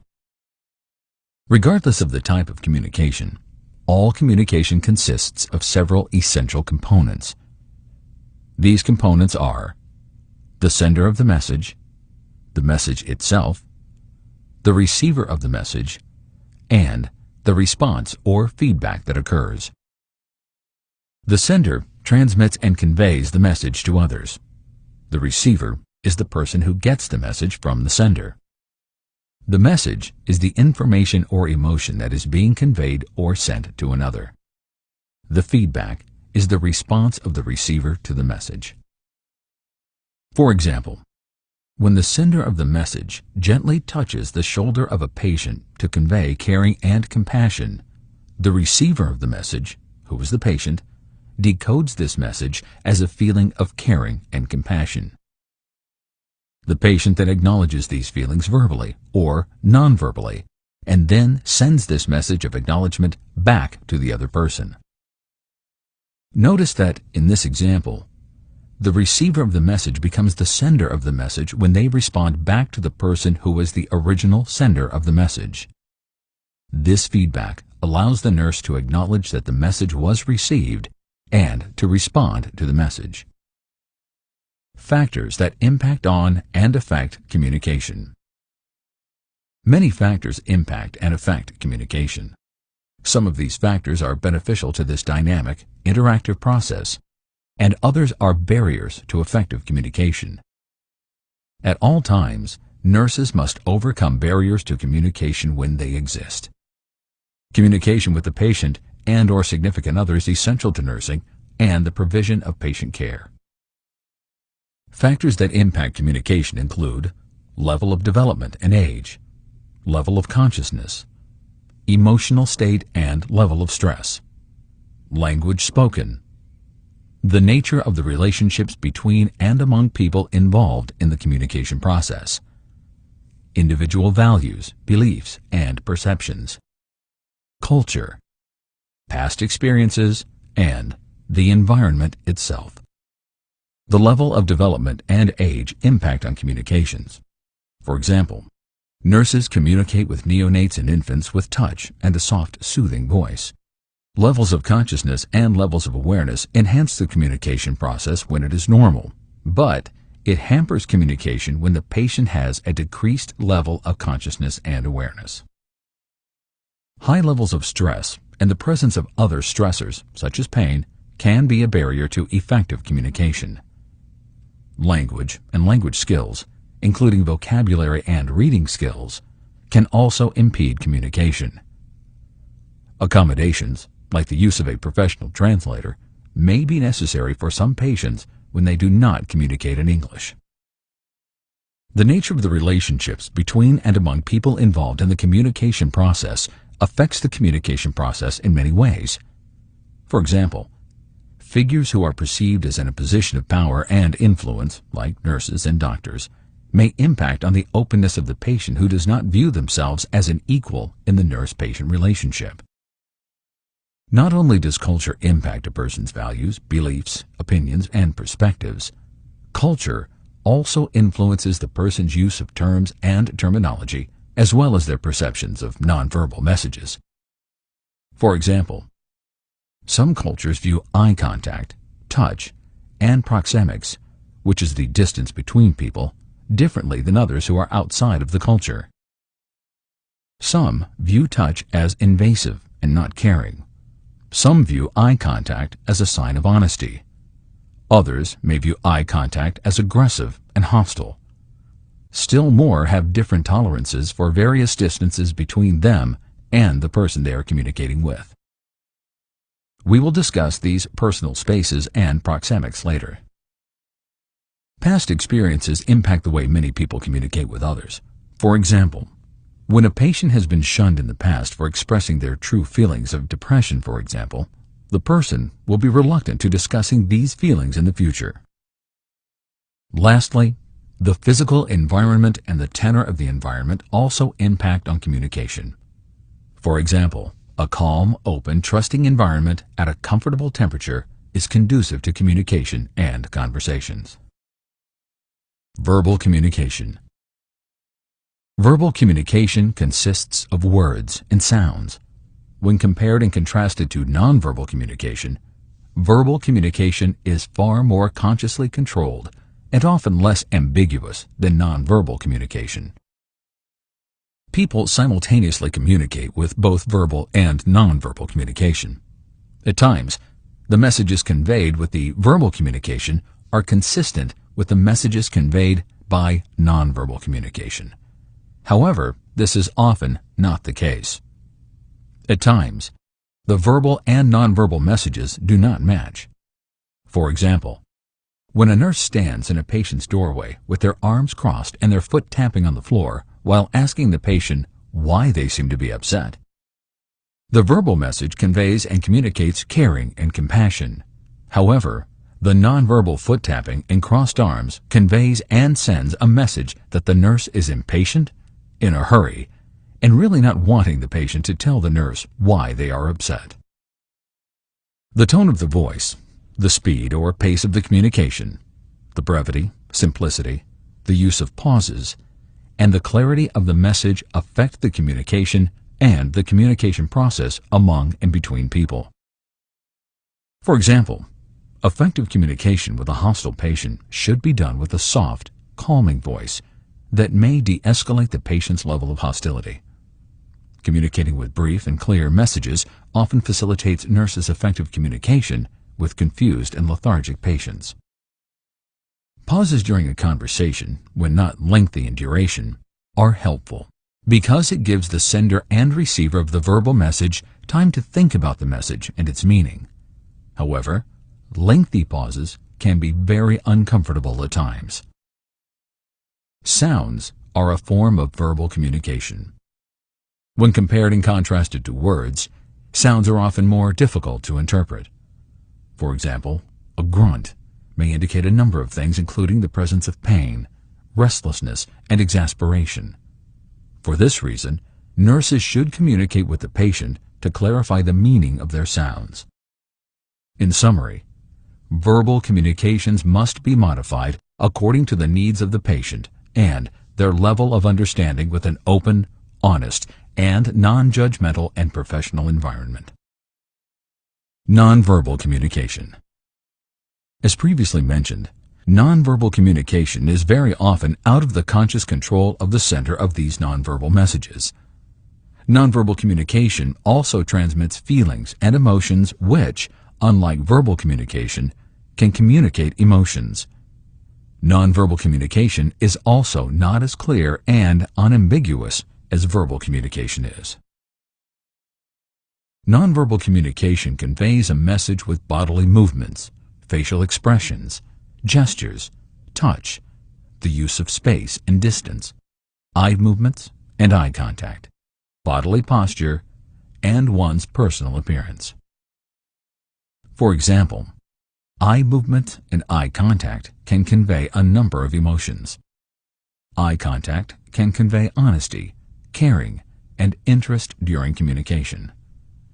The lack of eye contact can convey that that person is dishonest, nervous, and even with a low level of self-esteem.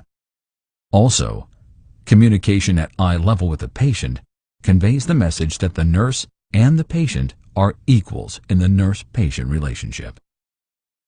Facial expressions convey a wide variety of emotions, including sorrow, joy, boredom, and pain.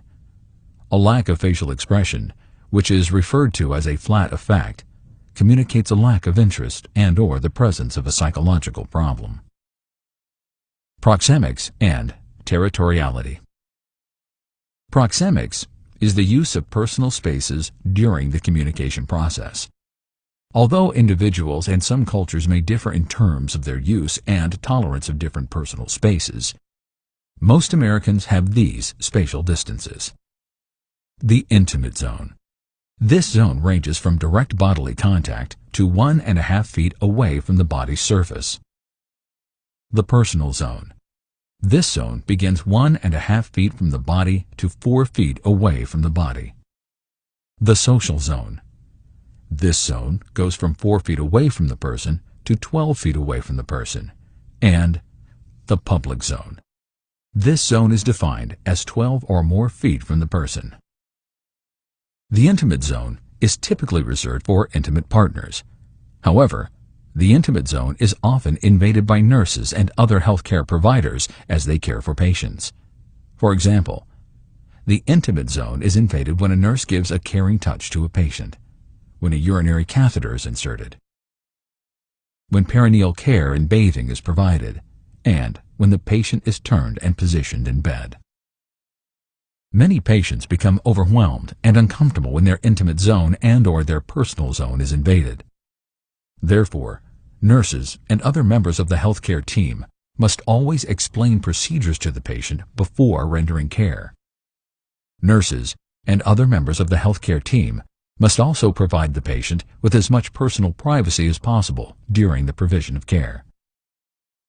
Territoriality is the connection of possessions and things with a person. Feelings of territoriality and the need to protect one's territory is part of human nature. People protect their territories in their home and in their healthcare facilities. For example, a patient may feel that their room in the hospital is their territory. They may feel the need to protect it. Nurses, therefore, must knock on the door and get permission to enter from the patient. They should also ask the patient for permission before moving and rearranging things in the bedside area. The therapeutic relationship and therapeutic communication. The therapeutic nurse-patient relationship begins with the establishment of trust, after which this relationship matures to an effective one that employs proper therapeutic communication techniques. Some of these therapeutic communication techniques are attentive, active listening. Although many do not immediately recognize the fact that listening is an essential part of communication, it is. Attentive listening is far more than hearing. Attentive listening involves active listening, and it is not a passive activity. Silence. Like listening, many do not realize that silence is a useful part of communication. Silence allows the sender and the receiver of the conveyed message to think about the received message. They can then contemplate the best response or feedback to the other person relating to the message. When silence is prolonged, however, it may make some feel uncomfortable and/or that there is no interest in the conversation by the other. Reflection. This form of therapeutic communication mirrors or reflects the patient's feelings, not words, back to the patients so that these feelings can be further explored and expressed by the patient. For example, when the nurse states, "You seem very stressed today," the patient will be likely to tell the nurse why they are upset. Focusing. This therapeutic communication technique allows the patient to remain focused on the subject at hand rather than becoming distracted and disorganized in terms of the conversation. For example, the nurse may say, "Mr. Jones, we will talk about the diabetic diet in a little while, but now let's discuss your blood glucose results over the last month." Paraphrasing and restating. Restating and paraphrasing allows the nurse to acknowledge that they have a good understanding of what the patient has said and meant in their sent message. An example of paraphrasing and restating is, "I heard you state that you were going to agree to the surgery for next week." The clarification of received messages. Received messages are always clarified and validated with patients to ensure that the nurse has received and interpreted the complete and correct message without any errors or false assumptions. Nurses can clarify patient messages by asking the client a question like, "Am I correct that you told me you plan on having the surgery done next week?" Providing leads to the patient. Providing the patient with a lead facilitates the patient's open expression of feelings, concerns, and messages. Providing a lead like, "Tell me a little more about your concerns relating to your surgery next week," will promote and facilitate the patient's communication with the nurse. Summarizing. Summarizing is highly useful to sum up the main points of the nurse-client interactive discussion and also to further validate that messages sent and received were interpreted correctly. For example, the nurse may state, "During this conversation, we talked about your blood glucose readings and specific ways, including dietary choices, that you can lower your blood glucose levels." Ineffective communication. Some of the things that can impede effective therapeutic communication include making judgments, stereotyping and assuming that all people in one group or another have the same opinions, beliefs, or practices, changing the subject or topic of conversation, challenging, probing, and being defensive during communication. Overcoming barriers to effective communication. Nurses are responsible for effective communication with patients. In order to fulfill this responsibility, nurses must immediately identify any barriers to communication and then overcome these barriers with effective strategies. For example, the nurse will use simple terms and make discussions brief when a patient is in pain or confused. The nurse will modify their terminology and vocabulary when they are communicating with a young child, for example. The nurse will also use therapeutic touch when a patient is upset or sorrowful. Documentation. Like verbal and nonverbal communication, documentation is used to transmit and convey messages in writing. In fact, the primary purpose of documentation is communication. Other purposes of documentation include meeting the legal mandates relating to Medicare's conditions of participation, using documentation for reimbursement and also to meet the regulatory requirements of the states, and to fulfill the recommendations and standards put forth by other regulatory bodies, such as the Joint Commission on the Accreditation of Healthcare Organizations. Some forms of documentation in the healthcare environment are the medical record, care plans, employee schedules and time cards, policies and procedures, minutes of meetings, interoffice letters and messages, and emails. Medical record documentation. All medical records and all parts of it are legal documents. The legal nature of documentation applies to hard copy and electronic versions of the medical record. In order to be effective, documentation must be complete, timely, accurate, and professional. It must reflect all patient care, data, and information. It must be done in a timely manner and according to the policies and procedures of the healthcare facility and other legal or regulatory requirements. It must be without errors. It also must be professional, legible, clear, understandable, and without any ambiguity. Complete, timely, accurate, and professional documentation prevents errors of commission and omission. It avoids unnecessary delays in treatment and care. It facilitates the highest possible quality of care for the patient. Most documentation errors are errors of omission. The nurse or another healthcare provider neglects and/or fails to document something that should have been documented. Errors of commission can also occur. For example, the certified nursing assistant or nurse who records incorrect vital signs in the patient's medical record has made an error of commission relating to documentation. All documentation errors have the potential to lead to serious and severe patient effects, including death. Approved and acceptable abbreviations and terminology. A multitude of abbreviations can be differently interpreted among healthcare providers. Therefore, the Joint Commission on the Accreditation of Healthcare Organizations and common sense mandates that only accepted and approved abbreviations and terminology are used for documentation. For example, the abbreviation MS is not an approved abbreviation because MS can be interpreted as multiple sclerosis, morphine sulfate, and magnesium sulfate. All healthcare facilities are required to have a formalized list of unacceptable abbreviations that cannot be used because they are problematic and can lead to errors and confusion. Some of the abbreviations that are no longer used include MS, MS-04, MGS-04, U for unit, IU for international unit, QD for once daily, QOD for every other day, a trailing zero like 9.20 milligrams, the lack of leading zero like 0.1, HS. The legal aspects of documentation and documents. Some of the legal aspects of documentation include the prohibitions against altering a record, obliterating entries in the medical record, and falsifying documentation.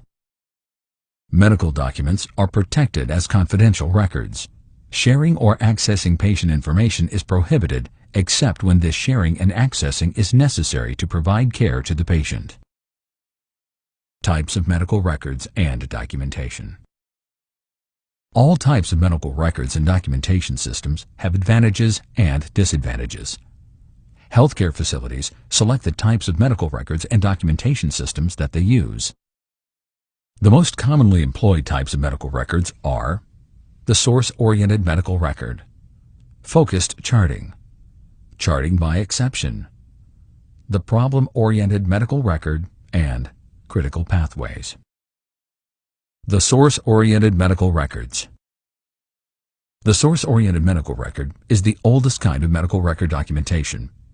The source-oriented medical record is typically kept in a binder or a metal flip chart with dividers that are labeled with the contents of each section. For example, nursing, laboratory, physical therapy, and medical doctors each have a separate section in the source-oriented medical record for their own documentation. This discipline-specific chart typically includes flow sheets, vital sign graphic charts, progress notes, and other forms of documentation such as the medication record, doctor's order sheets, the medical history and physical, the nursing admission assessment, and a standardized patient teaching form or record. Some of the advantages of the source-oriented medical record include the fact that it is highly familiar to healthcare providers, it is relatively simple to use, and the progress notes are typically free-flow narrative notes that do not require a special format like other systems, such as the problem-oriented medical record. Some of the disadvantages of the source-oriented medical record include the fact that they are not multidisciplinary in nature and the fact that the patient information is scattered all over the medical record. Focused charting. Focused charting is less commonly encountered than other documentation systems. Focused charting makes patient-related issues like the patient's problems, the patient's strengths, the patient's nursing diagnosis, and changes in the patient's condition the focus of the medical record. The progress note for focus charting is done on a 3-column form that includes the date and time of the entry, the focus or patient-related issue, and the progress note that is done in the DAR format. DAR stands for Data, Action, and Response. Data is assessment data. Action is what is done to solve the patient problem or concern. Response reflects the evaluation of the patient after the intervention. Date: November 27, 2015. Focus: acute pain secondary to abdominal surgery. DAR progress note. D. The patient reports a pain level of 8 out of 10. A. The patient was given the ordered morphine sulfate 2 mg. R. The patient reports their level of pain at 4 out of 10 a half hour after the PRN medication. An advantage of focus charting includes the fact that it is relatively simple to use. Its disadvantages are similar to those of the source-oriented medical record. That is, focus charting is not multidisciplinary in nature, and the patient information is scattered all over the medical record. Charting by exception. Charting by exception is based on the principle that only abnormal and significant things have to be recorded and documented. This method is rarely used because it has some serious disadvantages. The charting by exception method employs flow sheets of all types, references to established standards of nursing care, and a narrative nursing progress note which only includes significant and/or abnormal data and information. The advantage of this method is that it significantly decreases the length of the progress notes because only abnormal and significant data and information are documented. The perils and pitfalls of charting by exception, however, can potentially jeopardize patients because with this system, it is assumed that all exceptions have been charted and documented. The reality is, many nurses and other healthcare providers simply forget to chart and document as they should. When documentation is not done, a person can assume that, for example, the patient's vital signs were normal when, in fact, they were not. The problem-oriented medical record. The problem-oriented medical record is very distinct from the source-oriented medical record and other documentation systems. The problem-oriented medical record is multidisciplinary. Instead of patient information being spread throughout the medical record for each discipline like nursing and physical therapy, the patient's information and data is organized and clustered according to the patient's problems. All members of the healthcare team, including the doctors, nurses, and others, collaboratively develop, maintain, and compile a complete list of patient problems. Each of the disciplines in the multidisciplinary team then provide and document the care and services that they provide in reference to one or more of these patient problems. This method of documentation consists of a patient database, a formalized list of problems that is typically placed in the front of the patient's medical record for rapid reference, a plan of care, and uniquely done patient progress notes that are also multidisciplinary. The database section includes assessment data like the medical history and physical, the nursing assessment, and other information. The problem list, as based on the patient's current assessments and condition, includes biopsychosocial, cultural, spiritual, and educational needs. Medical doctors typically write problems during the patient's medical diagnosis, such as COPD. Nurses typically record patient problems using a nursing diagnosis, such as at risk for impaired skin integrity related to immobility. The plan of care is also generated by all the disciplines in the healthcare team. It, too, is directly aligned with the established problem list. As with all other documentation systems, ongoing assessments, modifications of the problem list, and changes in the plan of care are done in an ongoing manner according to the changing status and needs of the patient. The progress notes for the problem-oriented medical record are also multidisciplinary. Instead of free-flowing narrative progress notes, these progress notes are highly structured, goal-directed, and organized according to the patient problems. For example, if a patient problem is a cerebrovascular accident, the progress notes are labeled with a specific problem number and label. The format of the progress notes is one of the following as decided upon the particular healthcare agency. It can be SOAP, SOAPIE, or SOAPIER. A SOAP progress note for problem number 1, at risk for impaired skin integrity related to immobility, may appear like this. S for subjective data. The patient states that they, quote, are turning themselves in bed, end quote. O for objective data. The patient's skin is dry and intact. A for assessment. Intact skin. P for planning. Encourage out-of-bed activity and continue to monitor the condition of the skin. The SOAPIE progress note for problem number 2, COPD, can be composed like this. S for subjective data. Quote, I am breathing better after my treatment, end quote. O for objective data. Decreased pallor and cyanosis. A for assessment. Improved arterial blood gases. P for planning. Continue the plan of care. I for interventions. Monitor the client and administer respiratory medications and treatments. E for evaluation. Respiratory medications and treatments are effective. The SOAPIER progress note for problem number 2, COPD, can be composed like this. S for subjective data. Quote, I am breathing better after my treatment, end quote. O for objective data. Decreased pallor and cyanosis. A for assessment. Improved arterial blood gases. P for planning. Continue the plan of care. I for intervention. Monitor the client and administer respiratory medications and treatments. E for evaluation. Respiratory medications and treatments are effective. R for revisions. Encourage increased activity. The advantages of the problem-oriented medical record are that it promotes multidisciplinary collaboration among the various disciplines. It is organized in a method that facilitates ready access to the patient's current problems. It also allows members of the healthcare team to track and review the patient's progress over time according to their healthcare problems and concerns. The disadvantages of the problem-oriented medical record include the fact that this method is unfamiliar to nurses and other healthcare team members. It is more difficult than other methods in terms of the structured format of the progress notes. Problem, Intervention, and Evaluation, PIE, Progress Notes. The PIE method for documenting progress notes can be used in the problem-oriented medical record or with any other style of medical record.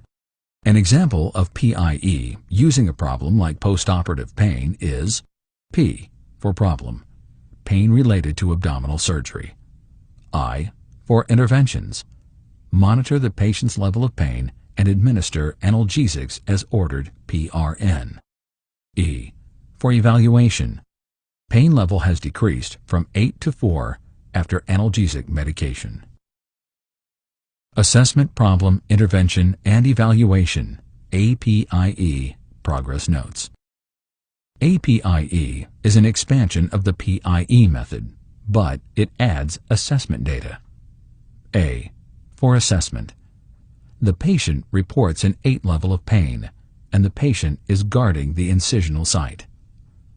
P for problem, pain related to abdominal surgery. I for interventions, monitor the patient's level of pain and administer analgesics as ordered PRN.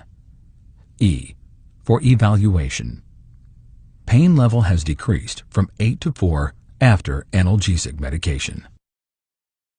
Case management and critical pathways. Case management and the use of critical pathways is perhaps the newest of the documentation systems. Case management and critical pathways are based on the premise that most patients with a specific medical diagnosis, healthcare problem, illness, and/or nursing diagnosis are more similar in terms of their anticipated treatments than they are different. Briefly stated, critical pathways are pre-planned plans of care that are generated with the efforts of the entire multidisciplinary team as appropriate according to the patient's diagnoses. They include interventions, timeframes, and expected outcomes. The timeframes vary according to the patient's level of acuity. For example, patients in the special intensive care unit have more frequent monitoring and care than a resident in a long-term care facility and a stable patient in a medical surgical unit after surgery without any complications. A variance occurs and is documented whenever the patient's established critical pathway is not followed. Variances can include patient-related, provider-related, and system-related variances. For example, if a critical pathway is not followed because the current patient's condition does not permit a particular intervention, or a provider fails to draw a pre-planned laboratory test, or the system fails in terms of processing and/or reporting the results of a radiological study, a variance has occurred. All variances are documented using this method of documentation and care planning. Not only are variances and other documentation significant and critical to the quality of patient care, they are useful and beneficial in terms of providing data that can be used in process improvement and performance improvement studies. For example, the analysis of variances over time may suggest patterns and trends that should be addressed in terms of increasing the timeliness, appropriateness, and completeness of care. An example of a sample critical pathway is a sample critical pathway for post-operative client. Pain management. Post-op, day 1. Expected outcome. The patient will verbalize a pain level of 5 or less using a numerical pain management scale from 1 to 10. Variance. If this expected outcome is not achieved, the variance is documented here. Date and time, signature and title. Day 2 post-op. Expected outcome. The patient will verbalize a pain level of 3 or less using a numerical pain management scale from 1 to 10. Variance. If this expected outcome is not achieved, the variance is documented here. Date and time, signature and title. Day 3 post-op. Expected outcome. The patient will verbalize a pain level of 2 or less using a numerical pain management scale from 1 to 10. Variance. If this expected outcome is not achieved, the variance is documented here. Date and time, signature and title. At risk for respiratory compromise. Expected outcome. The breath sounds are clear bilaterally. The patient will use the incentive spirometer and meet at least 80% of their established goal. The patient will cough and deep breathe while splinting at least every 2 hours. Variance, date and time, signature and title. Expected outcome. The breath sounds remain clear bilaterally.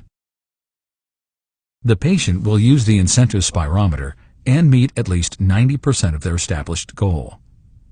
The patient will cough and deep breathe while splinting at least every 2 hours. Variance, date and time, signature and title. Expected outcome. The breath sounds are clear bilaterally. The patient will use the incentive spirometer and meet 100% of their established goal. The patient will cough and deep breathe while splinting at least every 2 hours. Variance, date and time, signature and title. Guidelines for documentation. In addition to the legal aspects of documentation that were previously mentioned, other guidelines for documentation include the use of permanent ink, the use of only accepted terms and abbreviations, legible writing, accurate spelling, proper grammar, accurate dating and time of the entry, the signature and title of the person who documented the entry, and a professional tone. If an error in documentation occurs, a thin line that does not obliterate the entry is drawn through the erroneous entry. The notation error is written above the entry, and the nurse signs this notation with their name and title. Under no circumstances should any pre-charting or charting and documenting for others be done. Now is the time to discuss 2 practice questions that you will see on your examination in reference to communication and documentation. Which communication technique is the vaguest of all? A. Touch. B. Silence. C. A groan. Or D. A smile. The correct answer is C. A groan. Sounds like a groan are the vaguest of all of the above communication techniques. It can have many meanings. Touch has one meaning. It conveys caring. Silence can indicate thought, or it can simply be a pause in the conversation. Lastly, a smile is a universal sign of happiness or fondness. Now, let's do another one. Place the letters of a problem-oriented medical record progress note in correct sequential order. O, S, P, A, I, E. SOAPIE is the correct sequential order for the problem-oriented medical record. Congratulations! You are now ready to learn about the 4th and last integrated process, which is teaching and learning. Teaching and learning is defined as the facilitation of the acquisition of knowledge, skills, and attitudes to assist in promoting a change in behavior. Licensed practical nurses collect data, implement some aspects of the registered nurse's established teaching plan, and determine whether or not the patient has successfully learned. Basic terms and terminology relating to teaching and learning. Some of the basic terms and terminology relating to the teaching and learning process that you should know will now be discussed. The assessment of learning needs is the collection and analysis of data and information that reveals that the patient has an actual or potential learning need. Registered nurses analyze this data and information. Licensed practical nurses and registered nurses collect this data and information. A learning need, simply stated, is defined as the gap between what the patient should know and what they actually do know. For example, a learning need nursing diagnosis for a newly diagnosed diabetic patient may be knowledge deficit relating to the role of exercise in the management of diabetes. When the assessment of learning needs indicates this gap in knowledge about the role of exercise in terms of diabetes management. Andragogy is adult learning and adult learning principles. Pedagogy is childhood learning and childhood learning principles. The domains of learning are the 3 types or domains of learning. The 3 domains of learning are affective domain of learning, the cognitive domain of learning, and the psychomotor domain of learning. The affective domain of learning involves values, beliefs, feelings, interests, and other social and emotional elements.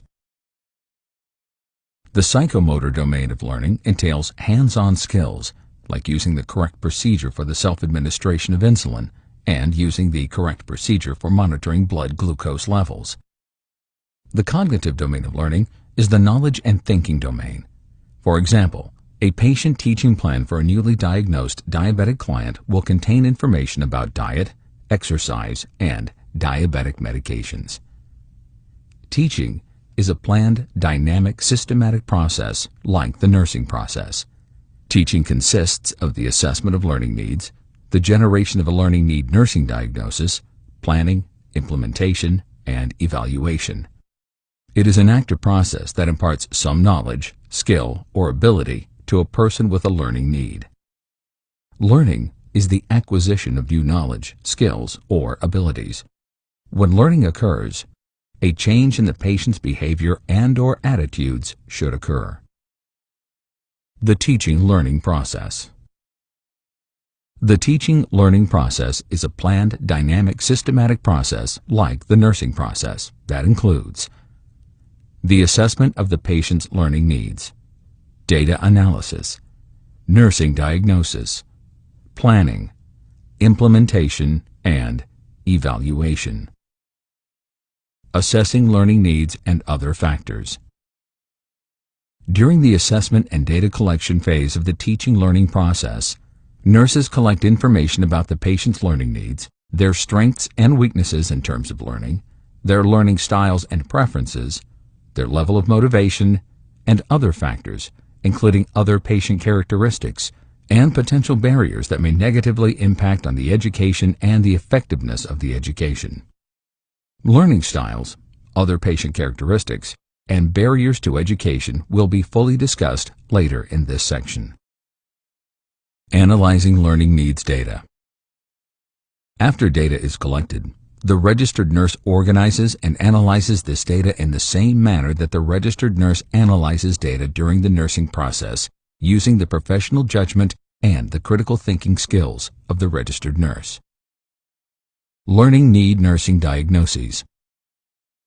The registered nurse then generates a learning need nursing diagnosis, such as a knowledge deficit relating to active range of motion exercises, which is within the psychomotor domain of learning, a lack of knowledge about antihypertensive medications and their actions, which is in the cognitive domain of learning, a lack of motivation relating to the performance of self-care, which is within the affective domain of learning, and at risk for a deficit relating to the self-administration of insulin secondary to impaired fine motor skills, which is within the psychomotor domain of learning.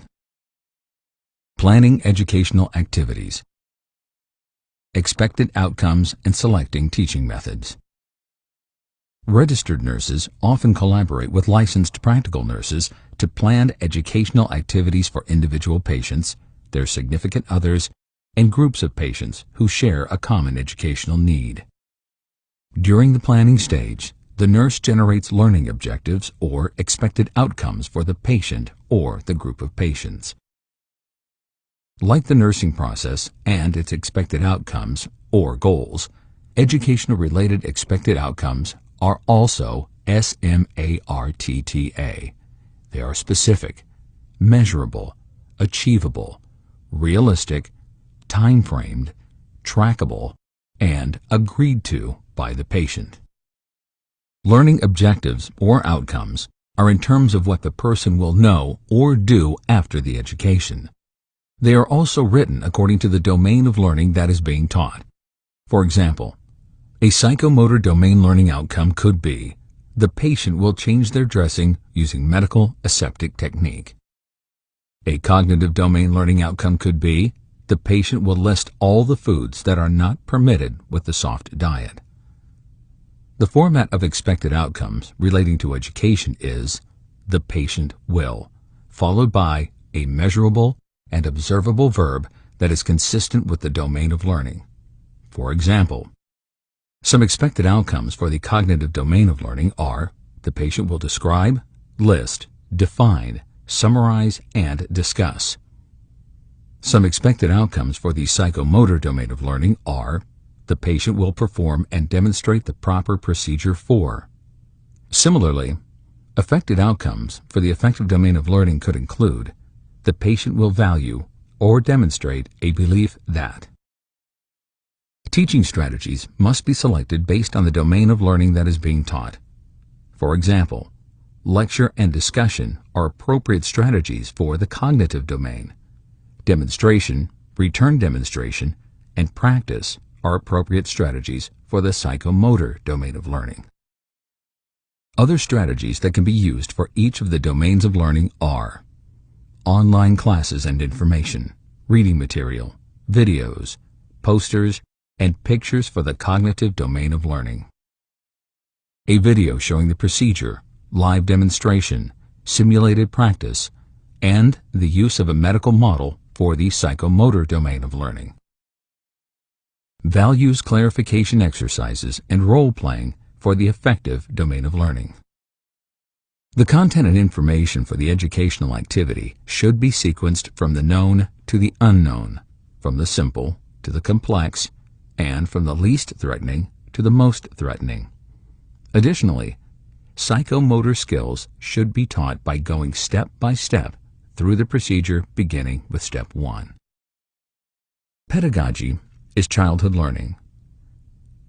Andragogy is adult learning. Unlike pedagogy, adult learning has immediate usefulness in terms of solving problems. Andragogy involves active learner involvement and participation. The curriculum and content are based on the learner's problems, needs, and desires. Implementing the teaching plan. When time permits, psychomotor skills are best taught with short teaching sessions for each step of the procedure, after which time the patient can practice what they have just learned. The attention span and short-term memory may interfere with the learning process. Therefore, the teaching sessions should be brief and modified based on the individual's needs. Evaluating the outcomes of education. The two kinds of evaluation that are used for education are formative and summative evaluation. Formative evaluation is determining how effective the education is as it is being conducted. Summative evaluation determines how effective the education was after the educational activity has ended. Formative evaluation allows us to adjust or modify the teaching and/or to overcome any barriers to learning during the teaching session so it can be made more effective when necessary. Summative evaluation allows us to determine if the education that was provided has met or exceeded or not at all met the patient's expected outcomes in terms of the knowledge, skills, and abilities that was taught. Did the education close the gap between what should be and what actually is? Evaluation methods also vary according to each of the domains of learning. Questioning and giving a test are ways that cognitive domain learning can be evaluated. Having the patient return demonstrate a hands-on or psychomotor procedure is the best way to evaluate psychomotor domain learning. The affective domain can be evaluated by observing the patient's changes in terms of their attitudes or values, for example. Learner characteristics and preferences. Learners, like all other human beings, are different in terms of the characteristics and preferences. They vary in terms of the cognitive abilities and their fine and gross motor skills, which impacts the psychomotor skills acquisition. They differ in terms of their learning styles and preferences. They also vary in terms of other characteristics that can impact on the teaching and learning processes. Example of the learner's characteristic learning styles and preferences are as follows. Visual learners. Visual learners learn best and have a preference when they are able to see things like an educational video, a live teacher demonstration, medical models, pictures, and diagrams. Verbal learners. Verbal learners, on the other hand, learn best and have a preference when they are able to hear the teacher's spoken words. These spoken words can be delivered to the learner in a live presentation or with a taped presentation. Tactile learners. Tactile learners learn best and have a preference when they are able to learn by doing rather than seeing or hearing. They learn best with hands-on experiences and the opportunity to manipulate, practice, and experiment with things. Active learners. These learners prefer to learn when they are actively engaged with others, including the teacher. For example, when they are discussing things with others and they are working on a small group project. Reflective learners. Unlike active learners, reflective learners tend to prefer working alone and thinking alone in solitude rather than interacting with others and working on small group projects. Sequential learners. These learners learn best when content is orderly, logical, and presented in a step-by-step manner. Sequential learners will then follow these logical and orderly steps to learn the content or skill. Then they will solve problems related to the content or skill that was taught. Global learners. Global learners, unlike sequential learners, do best when they themselves, rather than the teachers, are able to organize the content themselves during the learning process. Sensing learners. These learners prefer concrete and practical real-world learning to solve a problem rather than abstraction and information that they cannot readily use. Whenever possible, the nurse should use a variety of methods that meet most learner preferences when a group presentation is being given. Barriers related to learning. Some of the potential barriers to learning and possible ways to overcome these barriers will be discussed now. English language barriers. Teaching and communicating with patients who do not have English as their primary language pose challenges in terms of teaching. The patient may not understand what is being taught. Some of the things that you can do to overcome this barrier is to use pictures, to provide written information in the patient's native language, to get the help of a professional translator, to use simple terms and words without any medical jargon when the person is limited in terms of the English language, to speak slowly and clearly, and to clarify and restate whenever necessary. A low level of literacy. Individuals vary in terms of their levels of literacy and ability to read and understand material. For example, some patients can read and understand complex material with ease. Others may have poor literacy skills that cause them to only understand material that is written at or below a 6th grade reading level. The nurse must determine the patient's literacy level and provide them with material and information that they can read and fully understand. Poor health literacy. Patients are considered health literate when they are able to understand information and use it to make appropriate healthcare decisions. Patients who have poor health literacy in terms of health-related issues need nurses and other healthcare providers to use simple terms. They also need them to provide simple information at the patient's level of understanding without any medical jargon and complex information that the patient cannot understand or comprehend. The lack of motivation and readiness for learning. Patients have to be motivated and ready to learn before learning can occur. Nurses can motivate and encourage patients and significant others to learn by convincing them that the education will help them to solve their healthcare problems and concerns and also empower them in terms of making knowledgeable decisions relating to their health and healthcare. The presence of stress and pain. The presence of pain impedes learning. The nurse should consider using interventions, including pain medications, to reduce the pain prior to the teaching episode. Mild stress is a motivator, but high levels of stress hamper effective learning. Again, the nurse should consider stress management strategies to reduce high levels of stress prior to the learning. Age-specific variables. The age and developmental level of patients also impacts on the teaching and learning process. Some examples of teaching modifications that are based on age and the learner's developmental level include simple, concrete, and belief explanations for the toddler, simple and brief explanations for the preschool child, the encouragement of questions, and more detailed explanations for the school-age child and adult, like teaching for the adolescent. Health beliefs, including spiritual, cultural, and self-efficacy beliefs.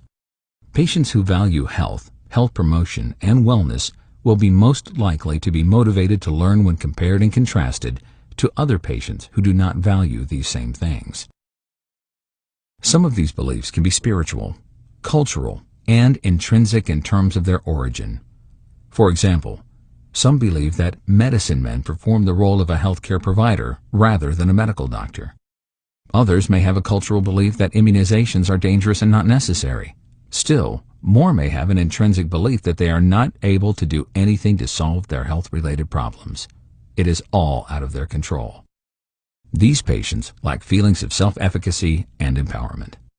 Nurses can overcome these barriers to learning by instilling different values and beliefs, at the same time that any existing values and beliefs are incorporated into the teaching as much as possible. Cognitive, psychological, and emotional challenges. Nurses have to accommodate for any actual or potential cognitive, sensory, psychological, and emotional barriers to learning.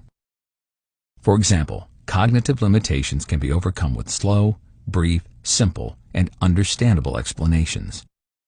Psychological and emotional barriers can be decreased when the nurse-patient relationship is built on trust, respect, caring, and compassion.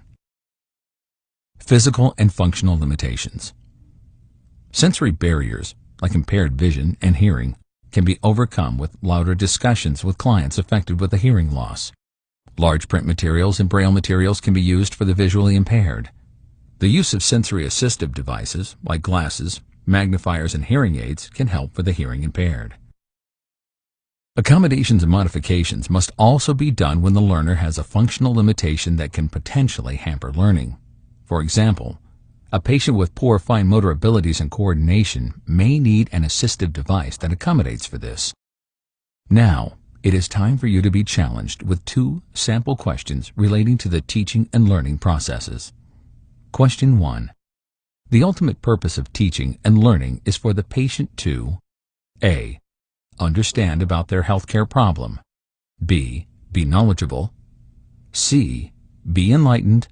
Or D. Change behavior. The correct answer is D. To change behavior. The ultimate purpose of teaching and learning is for the patient to change behaviors that can correct their healthcare problems and needs.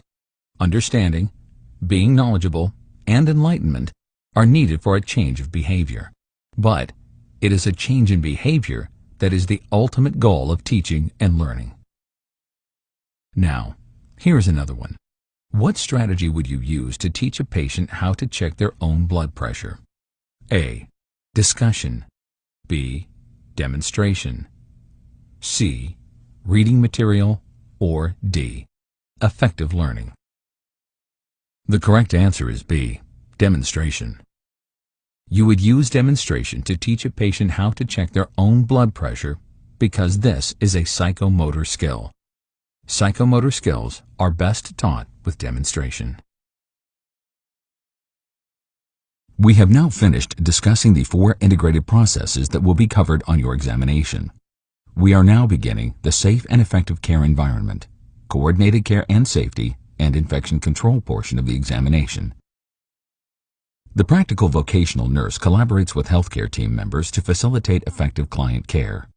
They must be able to provide information about advance directives, advocate for client rights and needs, promote client self-advocacy, assign client care and/or related tasks, for example, assistive personnel or LPN/VN, involve client in care decision-making, contribute to the development and/or update of the client plan of care, for example, client preferences, review current information, participate as a member of an interdisciplinary team, recognize and report staff conflict, participate in staff education, for example, in-services and continued competency, use data from various sources in making clinical decisions, monitor activities of assistive personnel, maintain client confidentiality, provide for privacy needs, follow up with client after discharge, participate in client discharge or transfer, provide and receive reports, organize and prioritize care for assigned group of clients, practice in a manner consistent with Code of Ethics for nurses. Participate in the client consent process. Use information technology in client care. Receive and process healthcare provider orders. Recognize task assignment you are not prepared to perform and seek assistance. Respond to the unsafe practice of a healthcare provider. For example, intervene or report. Follow regulation policy for reporting specific issues. For example, abuse, neglect, gunshot wound, or communicable disease. Provide care within the legal scope of practice. Participate in quality improvement (QI) activity. For example, collecting data or serving on QI committee. Apply evidence-based practice when providing care. Participate in client data collection and referral. Participate in providing cost-effective care.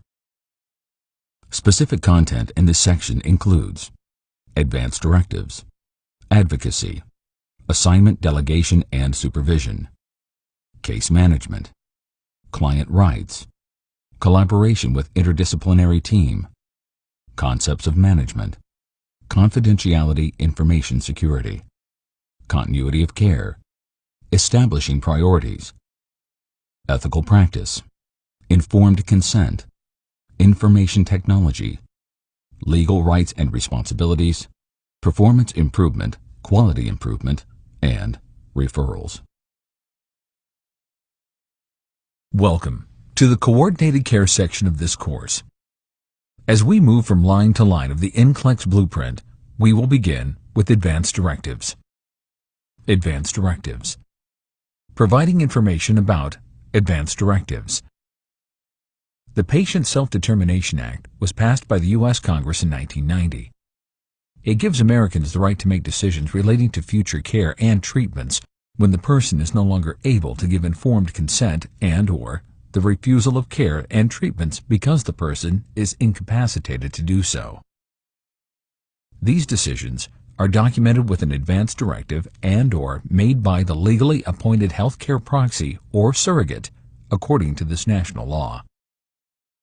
At times, the advance directive is referred to as a living will. The healthcare proxy or surrogate is also referred to as the healthcare power of attorney and the durable power of attorney for healthcare. The durable power of attorney for healthcare is separate and distinct from any durable power of attorney for financial matters.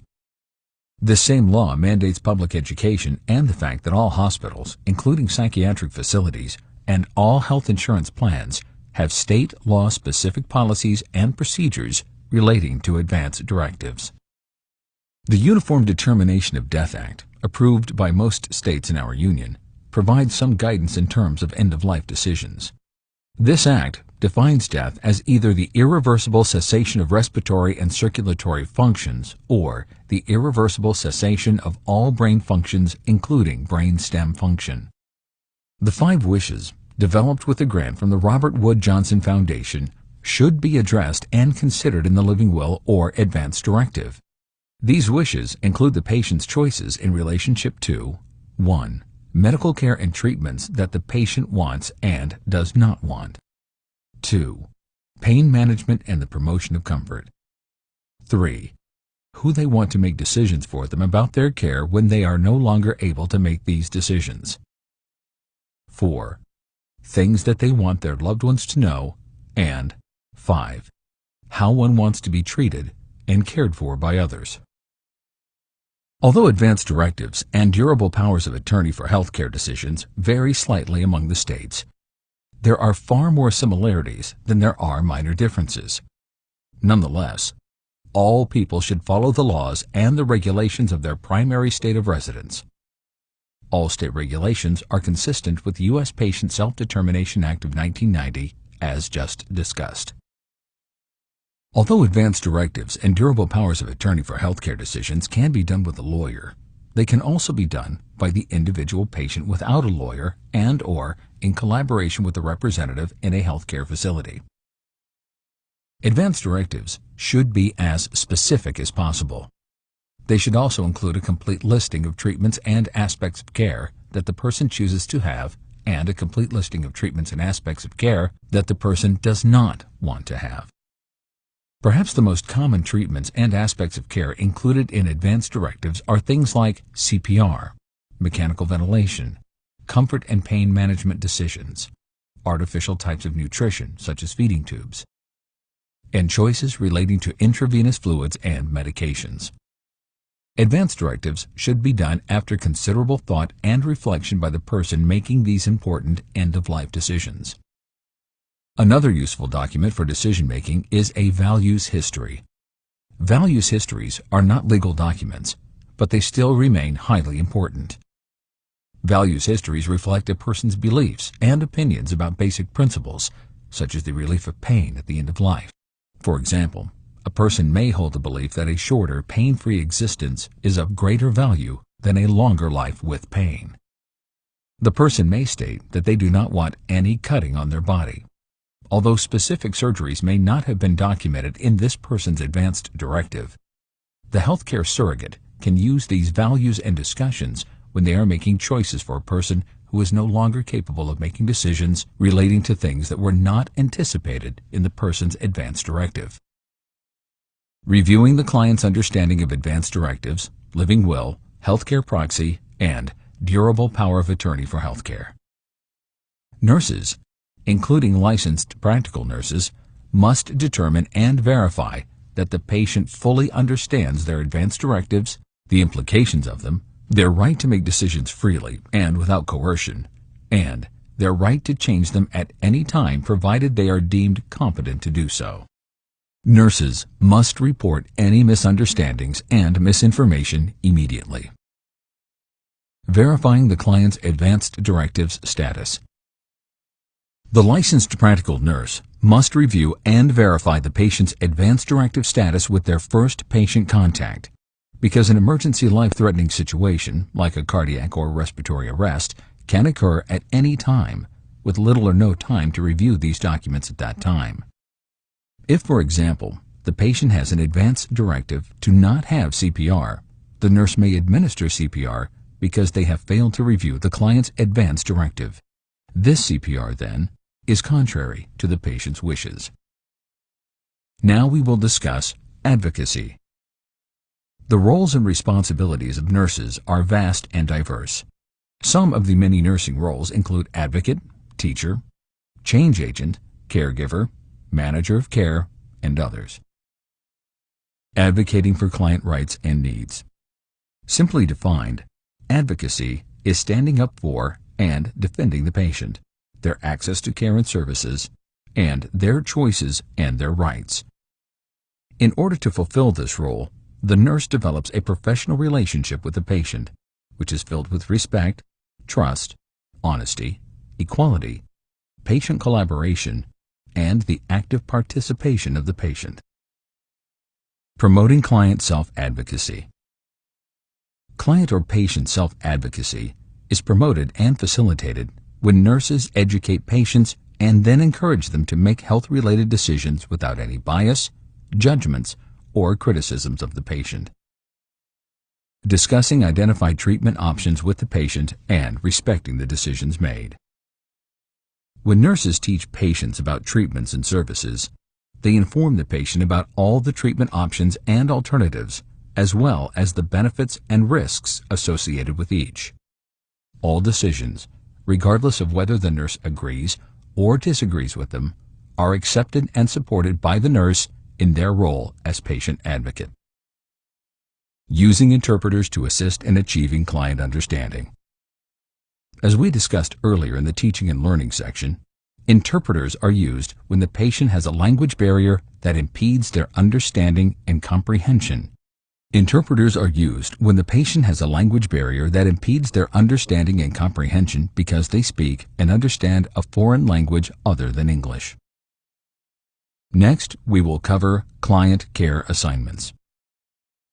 Assigning client care and related tasks. The assignment of care to others, including nursing assistants and other licensed practical nurses, is perhaps one of the most important daily decisions that nurse makes. Proper and appropriate assignments facilitate quality care.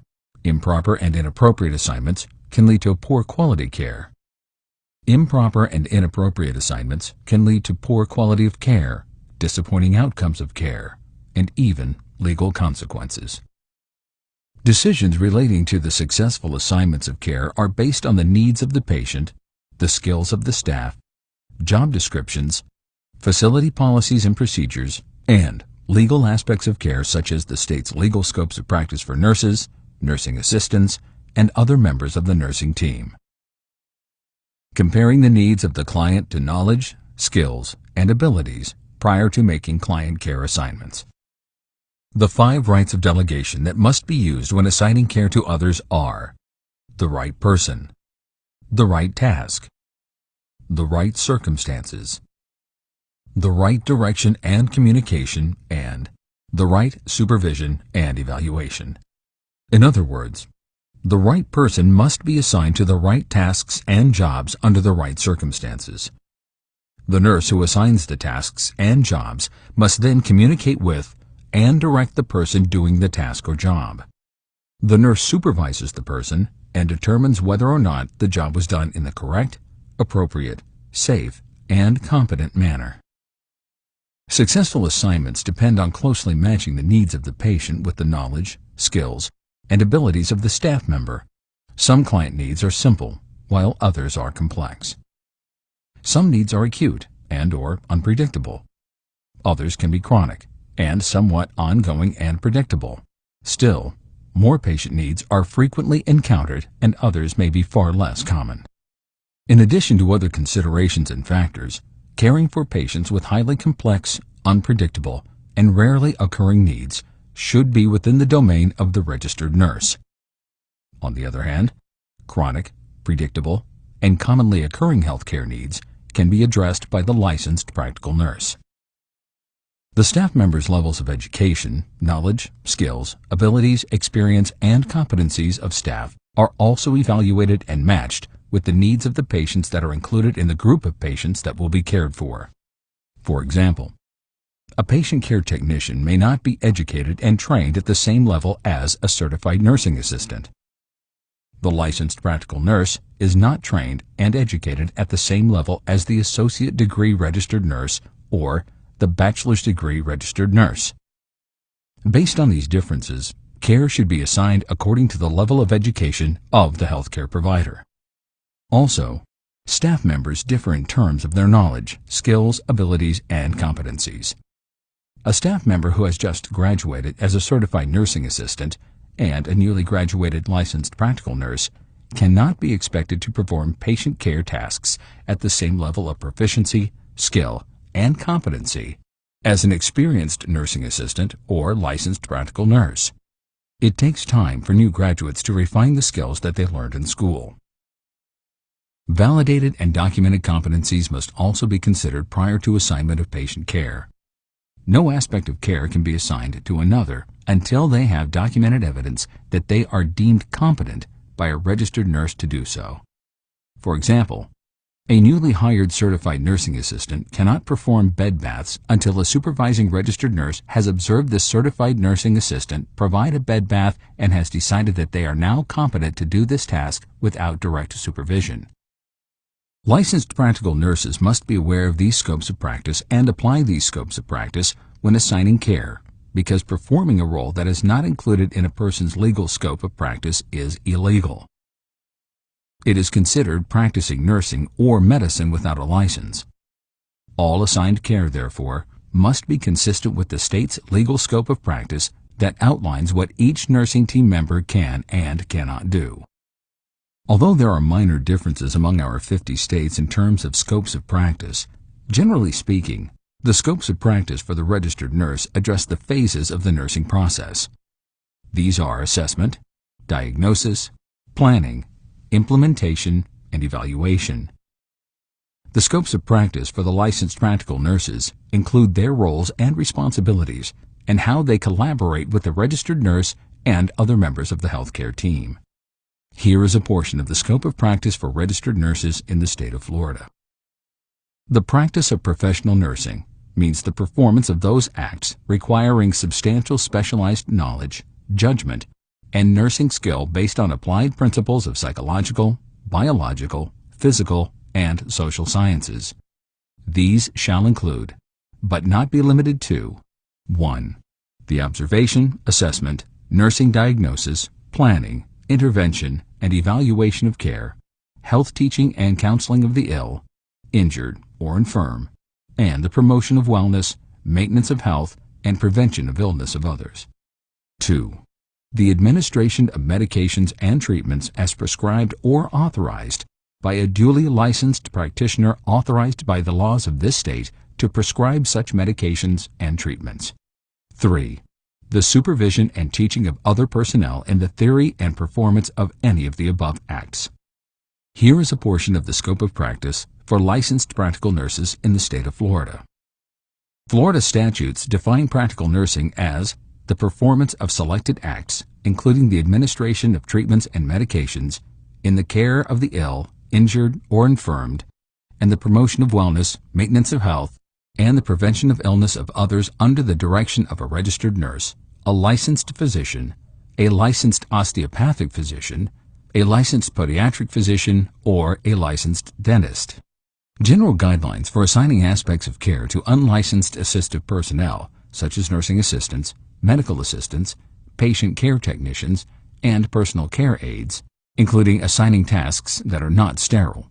These include assigning things like the activities of daily living and assistance with the activities of daily living like bathing, hygiene, and ambulation. They include performing tasks that require standard precautions and medical asepsis, such as measuring urinary output from an indwelling urinary catheter drainage bag, helping the patient with exercises, such as range of motion exercises, taking and documenting vital signs, height and weight, collecting non-sterile specimens, the provision of comfort measures like a back rub, patient transport, and clerical duties including running errands. Established policies and procedures and the components of the staff member's job or position description are also followed for the safe and appropriate assignment of care. For example, a particular facility may have a policy and procedure relating to intravenous fluids and medications that is more restrictive than the state's scope of practice for the licensed practical nurse, when it states that licensed practical nurses can only administer intravenous fluids and not intravenous medications. Organizing information for client assignments. When nurses assign care and aspects of care to others, they should organize the information about the patients and plan care with the person according to priorities. An assignment sheet is often used to organize patient information. These assignment sheets, or forms, typically include the patient's name, room number, and a list of activities of daily living that the person can do independently or with assistance, and other aspects of care, like measuring the patient's intake and output. Providing information to the supervisor when client care assignments have to be changed. Although assignments may be done appropriately at the beginning of the shift, there are times when these assignments have to be changed because the physical or emotional status of one or more patients has changed. For example, although a certified nursing assistant may have been assigned to provide bathing and hygiene to a client at the beginning of the shift, the nurse may have to reassign the care of this patient to a licensed practical nurse. This can occur when their vital signs, for example, become unstable and/or the patient's level of consciousness significantly changes. All changes in terms of assignments and the rationale or rationales for these changes should be reported to the supervising registered nurse. Client rights. All human beings have intrinsic rights that must remain upheld and supported when the person becomes a patient or a consumer of healthcare services. Some of these rights include the right to dignity, respect, autonomy, decision-making, personal privacy, confidentiality, and the right to actively participate in care and make decisions about the care and services that they want and do not want. The American Hospital Association publishes the Patient's Bill of Rights and Responsibilities and the Resident's Rights and Responsibilities. The American Hospital Association Patient's Bill of Rights and Responsibilities, as part of its patient care partnership, states that the patients have the right to dignity and respect, privacy, confidentiality, competent care, freedom from any and all forms of abuse and neglect, religious and social freedom, accurate bills, complain and be heard and the rights to choose their own doctor or doctors and other healthcare providers, fully know about their medical condition and their treatments, make decisions about their medical care, and control their own finances and personal property. Patients also have responsibilities relating to their behavior and medical care. They are responsible for giving complete information relating to their past and present health concerns and conditions. They are responsible for providing accurate and current health insurance information, actively participating in all aspects of care and treatment, including discharge planning, following the policies and procedures of the particular healthcare facility or agency, and behaving in a manner that is cooperative and considerate of the rights of others. Informing the client of individual rights. As briefly discussed previously with advance directives, all clients have the right to be fully informed of their individual rights along with the continuum of care. This includes their right to get complete, unbiased information and to make knowledgeable decisions in respect to accepting or rejecting care and services despite the opinions of nurses and other members of the healthcare team, and without any coercion or attempts to manipulate the patient to make another choice or decision. Healthcare has the responsibility to fully inform patients about their rights. This information can be conveyed to the patient orally or with written information and material. Once information about patient rights is conveyed to the patient, it is the responsibility of the nurse and others to ensure that the patient fully understands these rights and is given every opportunity to exercise them. Involving the client in care decision-making. One of the hallmarks of nursing care is patient-centered care. The patient is the center of care, not the nurse, not the doctor, and not others. All disciplines and the services that they provide revolve around the patient's choices, and the patient's needs. For these reasons, patients and significant others, if the patient chooses this participation, should be actively engaged in and participate in all decision-making, all care, and all aspects of care. Intervening if client rights are violated. The best way to prevent any patient rights violations is to follow established policies, procedures, and ethical codes. However, there are some occasions when the nurse may witness a violation of a patient right. When any violations are suspected, it is the nurse's responsibility to stop it if they can and/or report it to the supervising nurse. Suspicions as well as clear facts must be reported so that these violations can be investigated by the proper people. For example, patients have a basic right to be free of all abuse and neglect. If a nurse suspects that another member of the healthcare team may be abusing or neglecting a patient, the nurse is legally mandated to report it. The nurse does not have to be certain that the abuse and/or neglect is actually occurring. All that is needed is a suspicion, and the nurse is mandated to report. Recognizing client right to refuse treatment procedures. As previously discussed, all patients have a right to refuse any treatment or procedure without any undue influence or coercion. All decisions are upheld and respected by the nurse, even when the nurse may think that the decision is unwise and not the right decision. Collaboration with the interdisciplinary team. Broadly described, collaboration is working with others in a collegially and mutually respectful manner. Nurses collaborate with patients, significant others, families, other nurses, and other healthcare providers to solve patient care problems and to provide the optimal quality level of care to the patient or group of patients. Some of the skills that the nurse must possess in order to be an effective and credible collaborator include superior interpersonal and communication skills, respect for others, the ability to establish and maintain trust, critical thinking skills, problem-solving skills, decision-making skills, and the ability to understand and be able to identify the contributions of others that can improve the quality of the patient's care. Identifying the roles and responsibilities of healthcare team members. The titles and numbers of different healthcare team members are vast and diverse. Now, you will learn about some of these team member roles and responsibilities so you can identify and utilize their distinct and unique perspectives and contributions to the plan of care and patient problem solving. The nursing assistant, patient care technician, other titles. A member of the nursing team. These members of the nursing team are unlicensed assistive personnel who assist nurses in the provision of direct and indirect care under the direct supervision of the nurse. They perform non-sterile functions like the provision of and the assistance with the patient's activities of daily living, measuring and recording urinary output and oral intake, helping the patient with exercises such as range of motion exercises, taking and documenting vital signs, measuring patient's height and weight, collecting some specimens, the provision of comfort measures like a back rub, patient transport, and clerical duties including running errands. The licensed practical nurse, a member of the nursing team. Licensed practical nurses are licensed healthcare providers who provide a wide range of nursing services to patients in all kinds of healthcare settings.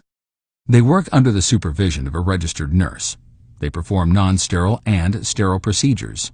They work in structured settings with patients who have predictable and relatively non-complex healthcare problems, including chronic disorders such as heart disease and chronic obstructive pulmonary disease. The registered nurse, a member of the nursing team. Registered nurses are licensed healthcare providers who, unlike licensed practical nurses, are independent practitioners who render nursing care services in a wide variety of healthcare settings. They can work in unstructured environments and with patients who have unpredictable and complex healthcare problems and concerns. The nursing supervisor, a member of the nursing team. Nursing supervisors supervise patient care and the quality of care that is delivered to groups of patients. Depending on the size and complexity of the healthcare setting, supervisors can have many titles, and they may or may not also provide direct nursing care in addition to their supervision of care. Licensed practical nurses report to their nursing supervisors according to the facility's chain of communication and command. For example, they report to their supervising registered nurse, charge nurse, head nurse, then their nursing supervisor, and then to the assistant director of nursing. Following that is the director of nursing or vice president of nursing. Vice president for nursing services, the director of nursing, a member of the nursing team. The vice president for nursing services, also referred to as the director of nursing in some facilities, is the chief nursing officer of the healthcare setting. They are ultimately accountable for all aspects of patient care, the adherence to regulations, and a wide variety of other responsibilities. Nurse clinical specialists, a member of the nursing team. Nursing clinical specialists are master prepared advanced practice registered nurses with an area of specialty who have successfully passed and maintained their American Nurses Credentialing Center's (ANCC) certification as a clinical nurse specialist in a specialty area of practice. Some possible specialties of practice are pediatrics, psychiatric mental health, adult health, and community health. Nurse practitioners, a member of the nursing team. Nurse practitioners, similar to nurse clinical specialists, are master-prepared advanced practice registered nurses with an area of specialty who have successfully passed and maintained their American Nurses Credentialing Center's (ANCC) certification as a nurse practitioner in a specialty area of practice. Some possible specialty areas of practice are pediatrics, psychiatric mental health, family health, and community health. Nurse midwives, a member of the nursing team and the obstetrics team. Nurse midwives are advanced practice registered nurses who work with non-risk pregnant women during the pregnancy under the supervision of an obstetrician. Nurse anesthetist, a member of the nursing team and the anesthesia team. Nurse anesthetists are advanced practice registered nurses who work under the supervision of an anesthetist in the provision of all types of anesthesia. Medical doctors. Medical doctors are licensed professionals who provide medical care. Many doctors serve as primary care doctors, but there is a wide variety of medical doctors who perform different roles and who have a specialty area of practice such as cardiology, endocrinology, pulmonary medicine, gastrology, neurology, dermatology, pediatrics, gerontology, ophthalmology, nephrology, psychiatry, and other specialized practices. Physician extenders. Physician extenders work under the direct supervision of a medical doctor. They provide care that is based on protocols and their state legal scopes of practice. They are not, like nurse practitioners, independent practitioners. A physician's assistant is an example of a physician extender. Doctors of osteopathy, DOs. Although doctors of osteopathy are, in some respects, similar to medical doctors, they are also different. Their educational preparation is different, and their licensing examination and the scopes of practice are different. They can be found in acute care, long-term care, and community-based healthcare settings. Doctors of osteopathy may also have specialty areas of practice, but most function as primary care doctors. Additionally, they can also provide care, write prescriptions, and perform surgeries. Doctors of chiropractic medicine. Chiropractors work primarily in the community setting. They focus their non-pharmacological treatments of musculoskeletal and neuromuscular disorders, such as scoliosis, chronic headaches, back pain, and neck pain. They too are licensed professionals who have their own state-mandated scope of practice. Dietitians. Dietitians assess, plan, implement, and evaluate interventions, including those relating to dietary needs of those patients who need regular or therapeutic diets. They also provide dietary education and work with other members of the healthcare team when a client has dietary needs secondary to physical disorders such as dysphagia. Physical therapists. Physical therapists are licensed healthcare professionals who assess, plan, implement, and evaluate interventions including those related to the patient's functional abilities in terms of their strength, mobility, balance, gait, coordination, and joint range of motion. They also provide patients with assistive aids like walkers and canes and exercise regimens. Physical therapists practice in all healthcare environments including the home and the community. Similar to occupational therapists, physical therapists practice in all healthcare environments, including the home and the community. Similar to occupational therapists, physical therapists are often found in the rehabilitation and restorative care area of a large acute care or long-term care facility. Occupational therapists. Occupational therapists assess, plan, implement, and evaluate interventions including those that facilitate the patient's ability to achieve their highest possible level of independence in terms of their activities of daily living, such as bathing, grooming, eating, and dressing. They also give patients adaptive devices like special long shoe horns so the patient can put their shoes on, sock pulls so they can independently don socks, special adaptive cutlery to facilitate independent eating, grabbers so the patient can pick up items from the floor, special mouth care tools, and special devices to manipulate buttoning so the person can dress and button their clothing independently. Occupational therapists also assess the home for safety and the need for assistive devices when the patient returns to the home. They may recommend modifications to the home environment such as ramps, grab rails, and handrails to ensure safety and independence. Like physical therapists, occupational therapists practice in all healthcare environments, including the home and the community. Similar to physical therapists, they are often found in the rehabilitation and restorative care area of a large acute care or long-term care facility. Speech therapists. Speech pathologists or therapists assess, diagnose, and treat primarily communication disorders such as aphasia and swallowing disorders such as dysphagia. For example, speech therapists may help patients with the formation of words and speaking when they have an impaired ability to communicate with others using words. This deficit is referred to as expressive aphasia. They also assist the patient with word boards and other electronic devices to facilitate communication. Dysphagia and other swallowing disorders are also assessed, diagnosed, and treated in collaboration with other members of the healthcare team, like nurses, dietitians, and medical doctors. Respiratory therapists. Respiratory therapists, like other members of the healthcare team, collaborate with other disciplines in solving respiratory-related healthcare problems. They draw arterial blood gases, maintain the patient with mechanical ventilation, provide CPAP, BiPAP, incentive spirometry, and intermittent respiratory treatments like IPPB. They administer respiratory medications. They intubate patients, assist with bronchoscopy and other respiratory-related diagnostic tests, perform pulmonary hygiene measures like chest physiotherapy, and serve an integral role during cardiac and respiratory arrests. Social workers. Social workers have a number of different roles in the healthcare environment. They counsel patients and provide psychological support. They liaison with the community in terms of patients' financial needs. They serve as part of the team that ensures care along the continuum of care after the person is discharged, and they sometimes serve as case managers.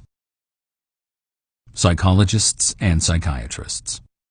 Psychologists and psychiatrists provide mental health and psychiatric services to those with psychiatric mental health disorders, both long-term and acute.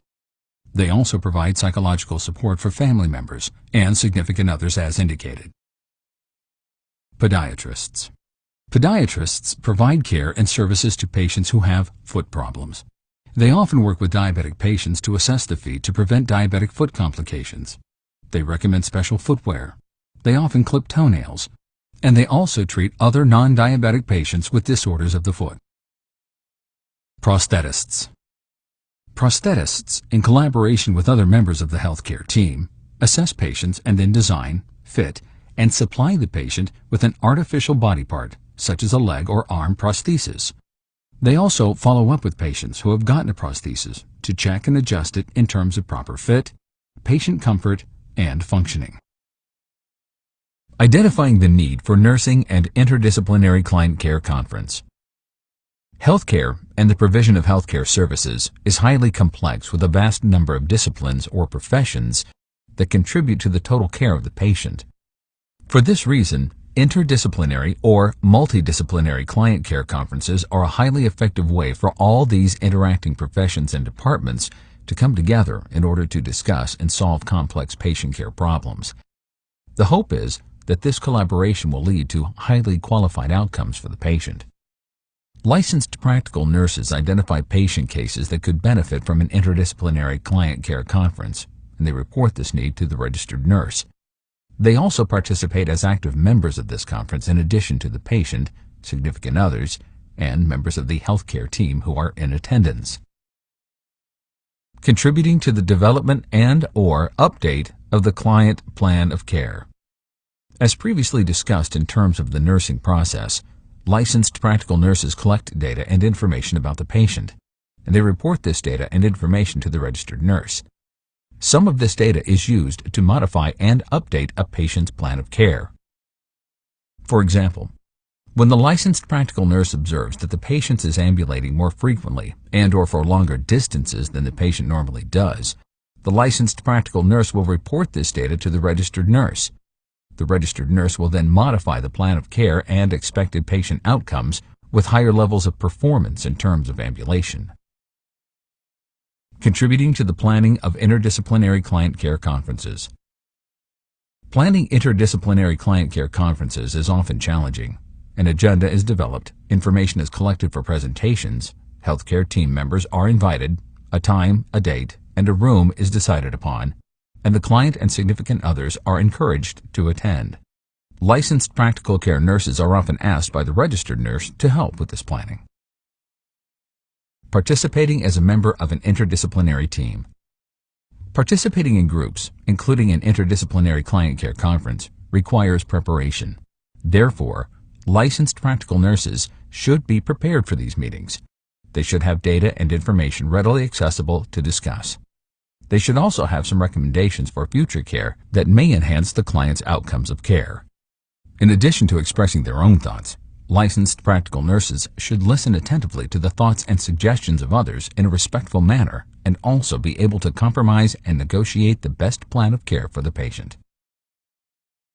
Concepts of management and supervision. Many people think that leadership and management are the same thing, but they are not. They are different. Supervision, as discussed somewhat before, is the oversight and evaluation of care, aspects of care, and other nursing functions that have been delegated and assigned to others. Management, on the other hand, is meeting established goals and objectives by planning, organizing, and directing actions and efforts towards established goals. Nurses serve in both management and supervision functions. Recognizing and reporting staff conflict. One of the most upsetting and distressing things that occur when people work together is conflict. One thing that we must understand, however, is that conflict can be beneficial.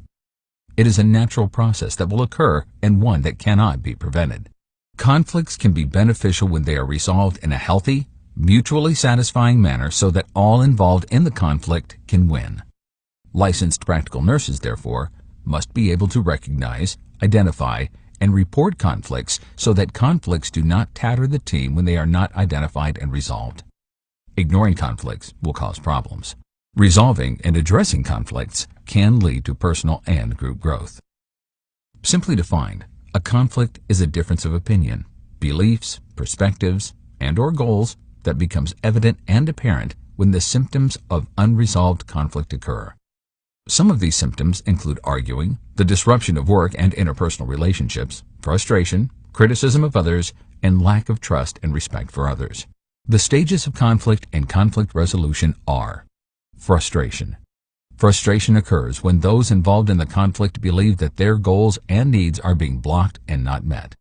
Conceptualization. Conceptualization occurs when those involved in the conflict begin to understand what the conflict is all about and why it has occurred. This understanding often varies from person to person, and this personal understanding may or may not be accurate. The conflict continues. Taking action. Those involved in the conflict act. Some act in an active manner. Others act in a passive manner. For example, one person affected by the conflict may act out with anger, hostility, and even physical force. Another may just withdraw from the situation because they simply cannot tolerate the feelings that the conflict evokes. Resolution.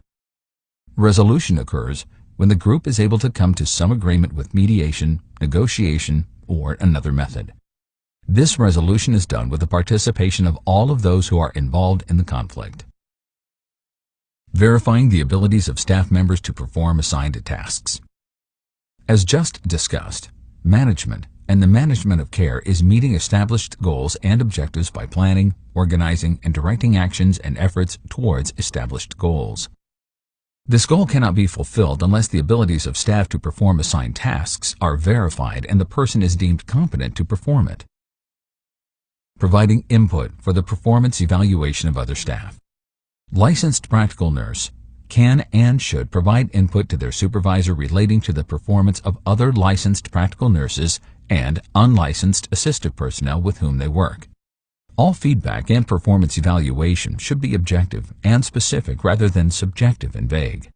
For example, a statement such as, "The nursing assistant is not properly washing hands between patients," is objective and specific. A statement like, "The nursing assistant is very careless," is subjective and very vague. Participating in staff education. It is the personal, professional responsibility of the nurse to maintain and update their knowledge, skills, and abilities so that quality care can be delivered. Education can be formal or informal, and it can be optional or mandated. For example, licensed practical nurses should participate in the in-service educational programs that are offered by the employer. They should also complete any state-mandated continuing education that is necessary for relicensure as a licensed practical nurse. Using data from various sources in making clinical decisions. Licensed practical nurses use data to make sound clinical decisions relating to patient care. Some of this data includes assessment data that was collected upon admission and ongoing assessment data. Ongoing assessment data includes things like the results of diagnostic laboratory testing and diagnostic imaging, arterial blood gases, the white blood cell count, the results of an MRI, and the input of the other members of the nursing team and healthcare team in their progress notes and other forms of documentation. Serving as a resource person to other staff. Licensed practical nurse often serve as resource person to another staff member, particularly new staff and new graduates. For example, a new graduate licensed practical nurse or nursing assistant may need the help and guidance from an experienced and skilled licensed practical nurse. Monitoring the activities of assistive personnel. Licensed practical nurses must also monitor the activities of assistive personnel who are helping the nurse in the provision of care. This monitoring and supervision should be ongoing in order to ensure that the correct tasks are being done in the correct and timely manner. Confidentiality and information security.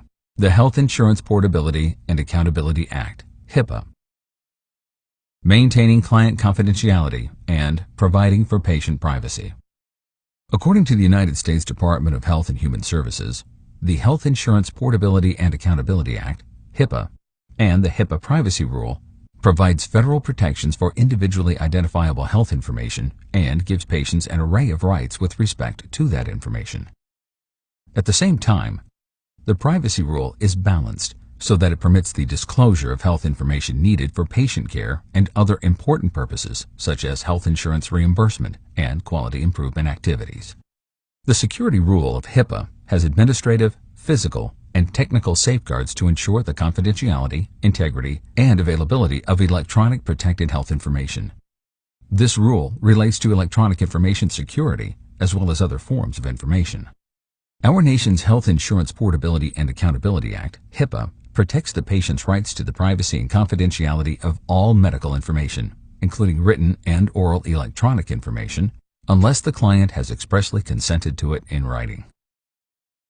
Identifying staff actions that impact client confidentiality and intervening as needed.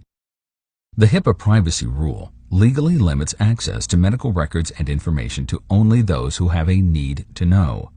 Those who have the need to know have this need because they need some data and information about the patient so that they can perform some indirect or direct patient care. For example, nurses have a need to know information about the patient so that they can provide the patient with quality care. Dietitians need to know some information about the patient so that they can access and plan care for the patient as based on their nutritional needs and status. Those who provide indirect care, such as the director of nursing, the infection control nurse, the wound care nurse, and the members of the quality assurance department, also have a need to know about patients and groups of patients so that they can perform their roles even though they are not providing any direct patient care to the patient. Others who have a need to know are health insurance companies and students, including student nurses. Licensed practical nurses must be aware of the implications of and the possible consequences for violations relating to the Health Insurance Portability and Accountability Act and the HIPAA privacy rule. Nurses should never discuss patients with others who do not have the need to know. They must protect and secure client written records. They must also secure electronic records by protecting and not sharing their password and logging off after each entry. Other things that protect patient privacy and confidentiality include not responding to any telephone or email inquiries about patients unless the inquiring person states a unique identifier for the patient, such as a secret code number or word. Lastly, Facebook and other forms of social media and photos using a cell phone are strictly prohibited. All of these actions impact on client confidentiality. Whenever you witness a breach in terms of this law, you must immediately report it to your supervisor. Recognizing staff member and client understanding of confidentiality requirements. The best way to know whether or not staff members understand and apply the requirements associated with confidentiality and privacy is to observe the staff member as they perform their roles and uphold these rights. For example, is the staff member carrying on idle conversations in the cafeteria about patients? Is the staff member logging off the computer before leaving the screen unattended? Is the staff member securing medical records so that anyone without the need to know has no access to them? Clients must also know their rights and the rights of others in terms of medical information. Nurses can identify a knowledge deficit in this area when a patient asks a nurse a question like, "What is wrong with a patient who is always screaming out?" or similar question.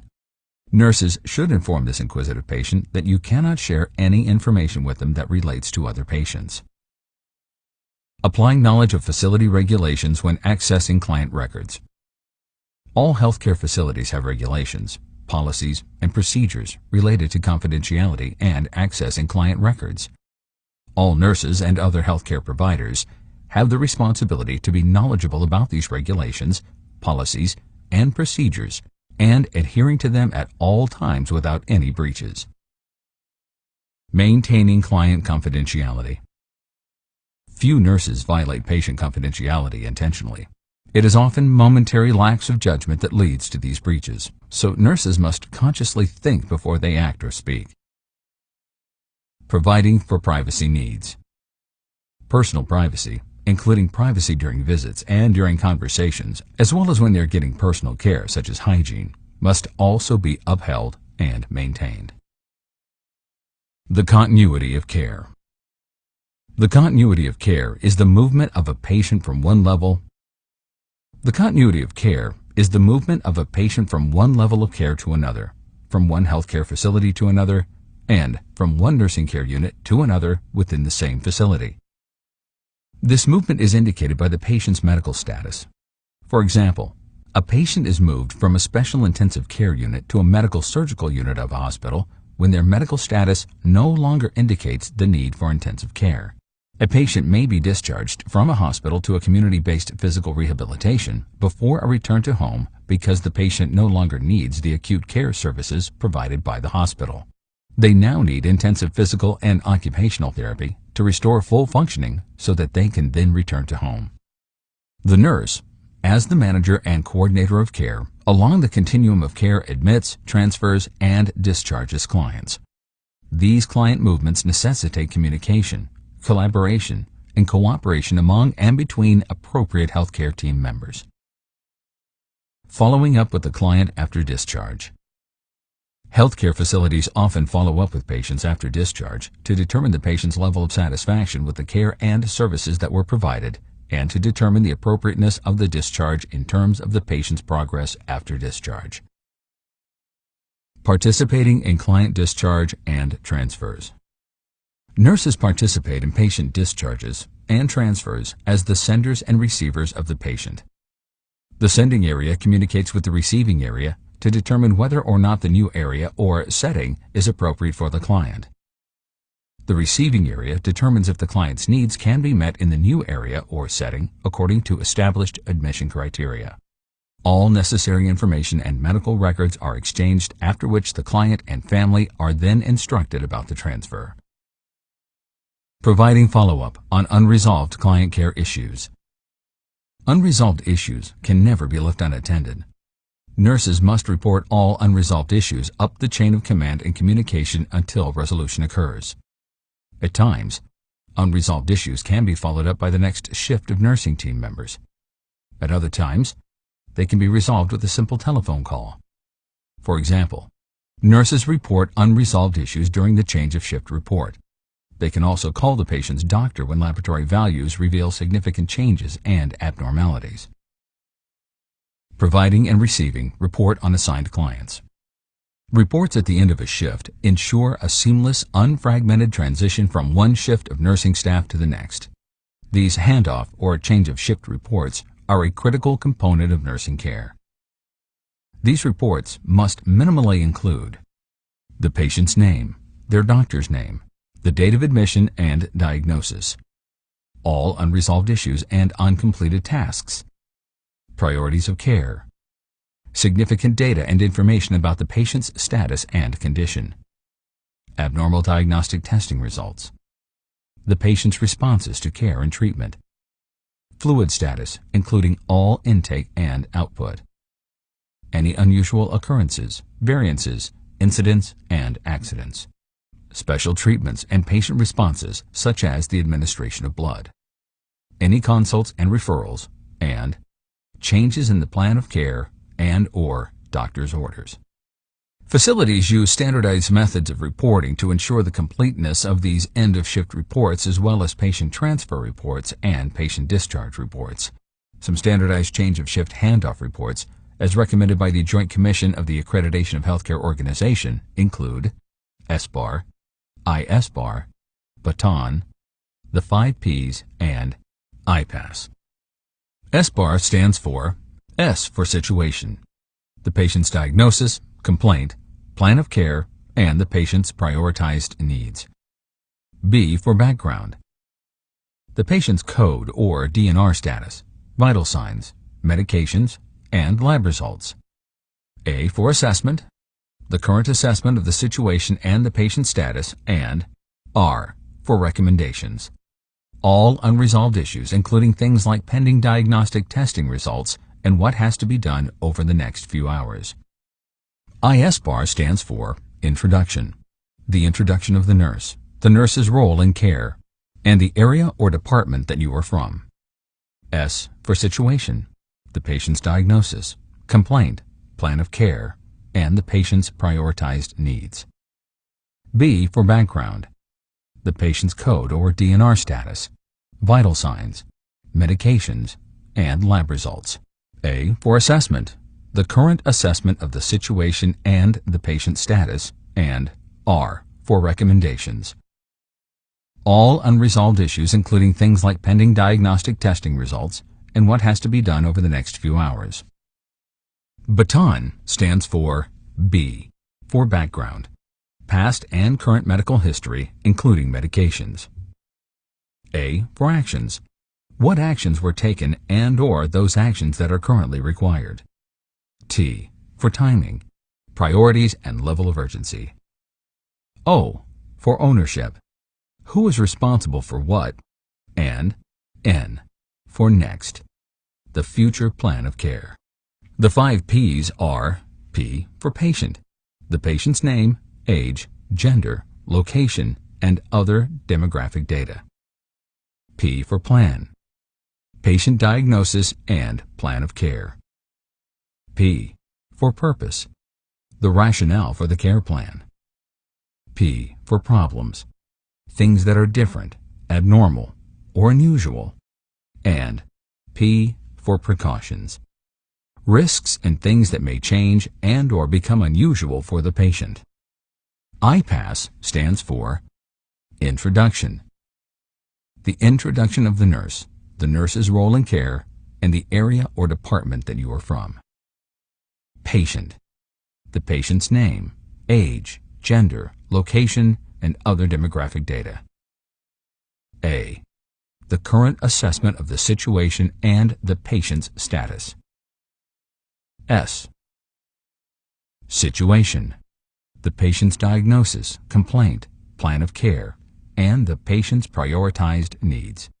And safety concerns, physical, mental, and social risks and concerns. Recording client information in the medical record and on various forms. A wide variety of documentation forms exist. Some of these forms include progress notes, admission forms, transfer forms to another level of care or service, referral forms, discharge forms, daily care flow sheets, graphic charts for vital signs, blood glucose level forms, intake and output forms, assessment forms, falls risk and skin breakdown assessment forms, narcotic records, patient teaching records, and other documents that are primarily used by other disciplines such as laboratory and diagnostic imaging reports. Using agency guidelines to guide client care. Regardless of the differences among healthcare facilities in terms of the provision of care along the continuum of care and their specific documentation methods and forms, nurses must follow their own facility's policies, procedures, and guidelines. For example, some facilities use problem-oriented charting, and others may use source-oriented medical records. Some may use multidisciplinary critical pathways, or care maps. Others may use discipline-specific care plans, like nursing care plans. Establishing priorities. Organizing and prioritizing care for an assigned group of clients. As previously mentioned, priorities are established using a number of methods and frameworks, including the ABCs, Maslow's hierarchy of needs, and the ABCs MAA-UAR method. The ABCs identify the airway, breathing, and cardiovascular status of the patient as the highest of all priorities in that sequential order. Maslow's hierarchy of needs identifies the physiological or biological needs, including the ABCs, the safety, psychological, emotional needs, the need for love and belonging, the needs for self-esteem and the esteem by others, and the self-actualization needs in that order of priority. Some examples of each of these needs according to Abraham Maslow's hierarchy of needs are physical and biological needs. Some physical needs include the needs for the ABCs of airway, breathing, and cardiovascular function, nutrition, sleep, fluids, hygiene, and elimination. Safety and psychological needs. The psychological or emotional, safety, and security needs include needs like low-level stress and anxiety, emotional support, comfort, environmental and medical safety, and emotional and physical security. Love and belonging. The love and belonging needs reflect a person's innate need for love, belonging, and the acceptance of others, including a group. Self-esteem and esteem by others. All people have a need to be recognized and respected as a valued person by themselves and by others. People have a need for self-worth and self-esteem. They need the esteem of others. Self-actualization. Self-actualization needs motivate the person to reach their highest level of ability and potential. The ABC's MAAUAR method, which was previously detailed, places the ABCs as the highest and greatest priorities. These are then followed with the second and third priority level needs. The second priority level needs include MAAUAR, which is mental status, acute pain, acute impaired urinary elimination, resolved and unaddressed needs, abnormal diagnostic test results, and risks. The third level priorities include all concerns and problems addressed with the second level priority needs. Participating in planning client care based upon client needs. Nurses and other members of the healthcare team collaboratively organize and prioritize patient care priorities as based on the client's needs, the client's diagnosis, their strengths and their weaknesses, their medical and nursing diagnosis, their abilities, their prescribed treatments, and client preferences. At times, the client's priorities may differ from that of the nurse or another member of the healthcare team. Because the client is the center of care, priorities are often negotiated with the client in order to identify and determine mutually decided upon priorities of care. Using effective time management skills. Time is finite, and patient needs are often infinite. Nurses must prioritize and reprioritize according to the changing needs of the patient and the group of patients that is receiving nursing care. In addition to prioritizing and reprioritizing, nurses should have a plan of action to effectively manage their time. They should avoid unnecessary interruptions, time wasters, and helping others when this could jeopardize their own priorities of care. Ethical practice. Ethics, simply defined, is a principle that describes what is expected in terms of right and correct and wrong or incorrect in terms of behavior. For example, nurses are held to ethical principles contained within the American Nurses Association Code of Ethics. Ethics and ethical practice are integrated into all aspects of nursing care. The two major classifications of ethical principles and ethical thought are utilitarianism and deontology. Deontology is the ethical school of thought that requires that both the means and the end goal must be moral and ethical. The utilitarian school of ethical thought states that the end goal justifies the means even when the means are not moral. The ethical principles that nurses must adhere to are the principles of justice, beneficence, non-malfeasance, accountability, fidelity, autonomy, and veracity. Justice is fairness. Nurses must be fair when they distribute care, for example, among the patients in the group of patients that they are taking care of. Care must be fairly, justly, and equitably distributed among a group of patients. Beneficence is doing good and the right thing for the patient. Non-malfeasance is doing no harm, as stated in the historical Hippocratic Oath. Harm can be intentional or unintentional. Accountability is accepting responsibility for one's own actions. Nurses are accountable for their nursing care and other actions. They must accept all of the professional and personal consequences that can occur as a result of their actions. Fidelity is keeping one's promises. The nurse must be faithful and true to their professional promises and responsibilities by providing high-quality, safe care in a competent manner. Autonomy and patient self-determination is upheld when the nurse accepts the client as a unique person who has the innate right to have their own opinions, perspectives, values, and beliefs. Nurses encourage patients to make their own decisions without any judgments or coercion from the nurse. The patient has the right to reject or accept all treatments. Veracity is being completely truthful with patients. Nurses must not withhold the whole truth from clients even when it may lead to patient distress. The most commonly occurring ethical issues and concerns in healthcare include the allocation of scarce resources and end-of-life issues. Bioethics is a subcategory of ethics. Bioethics addresses ethical concerns like those that occur as the result of advancing science and technological advances. Some of the most common current bioethical issues revolve around stem cells, cloning, and genetic engineering. Identifying ethical issues affecting the staff and/or a patient. Nurses have the responsibility to identify ethical issues that affect staff and patients. For example, providing nursing care for clients undergoing an abortion may raise ethical and moral concerns and issues for some nurses. Some patients may be affected with a liver transplant rejection because donor livers are not abundant enough to meet the needs of all patients who request it.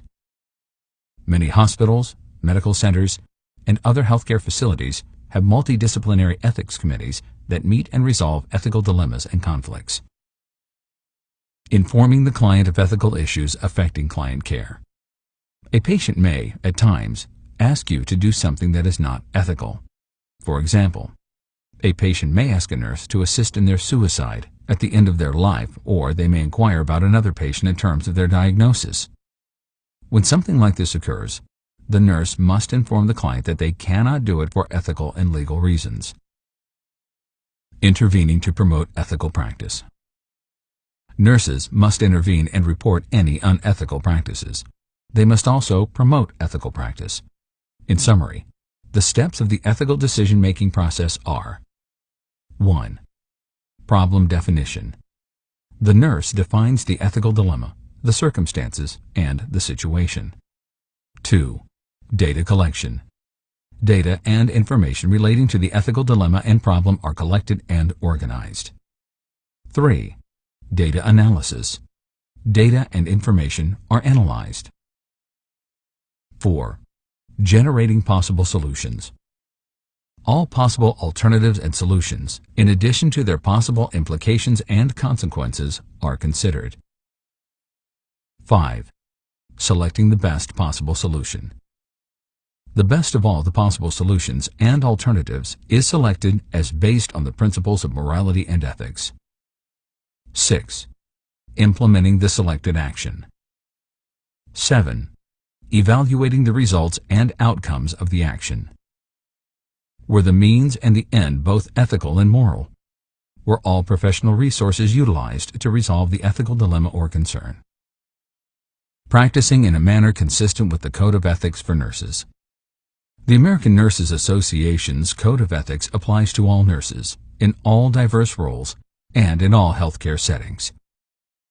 The American Nurses Association's Code of Ethics emphasizes the dignity and worth of all people without discrimination, the nurse's commitment to patients, the provision of quality care, collaboration, the integrity of the nursing profession, advocacy, accountability, the preservation of safety, patient rights such as dignity, autonomy, and confidentiality, competency, and the resolution of ethical dilemmas and/or conflicts.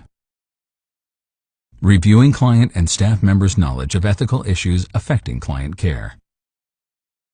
The best way to determine whether or not staff and patients have knowledge of ethics and ethical issues that affect patient care is to observe the actions and behaviors that indicate that the person is applying ethics, ethical principles, and the American Nurses Association's Code of Ethics. Informed consent. Informed consent is defined as the patient's election of a treatment or procedure which is based on their full understanding of the treatment or procedure, its benefits, its risks, and any alternatives to the particular treatment or procedure. All clients have the legal right to autonomy and self-determination to accept or reject all treatments and interventions. With the exception of emergencies, all aspects of nursing care and interventions must be explained to the patient. When legal informed consent is not given by the patient, treatments and procedures that are done without consent are considered illegal, assault, and battery. There are three basic types of consent. These types of consent are implicit consent, explicit consent, and opt-out consent. The implicit or implied consent is indirect rather than formal and direct. For example, a patient gives implicit consent to nursing care when they agree to and consent to hospitalization. Explicit consent, in contrast to implicit consent, is direct and often formal as well as documented. For example, an informed consent for surgery is done in writing. It is documented and entered into the patient's medical record. Opt-out consent is passive and indirect. This type of consent is given when a patient does not refuse a treatment. The lack of objections by the patient indicates that the person has consented to the treatment or procedure with an opt-out consent. Identifying the appropriate person to provide informed consent for the client. Informed consents can only be obtained from an adult patient who is mentally competent to do so. When consent, for any reason including the lack of majority, mental incompetence, and unconsciousness, cannot be obtained, other people can provide legal consent for the patient. Some of these people are a legally appointed representative for a developmentally disabled adult, for example, the parent or legal guardian of a minor child, an emancipated minor who is independent of their parents, and the durable power of attorney for healthcare decisions or the healthcare surrogate or proxy. Participating in the client consent process.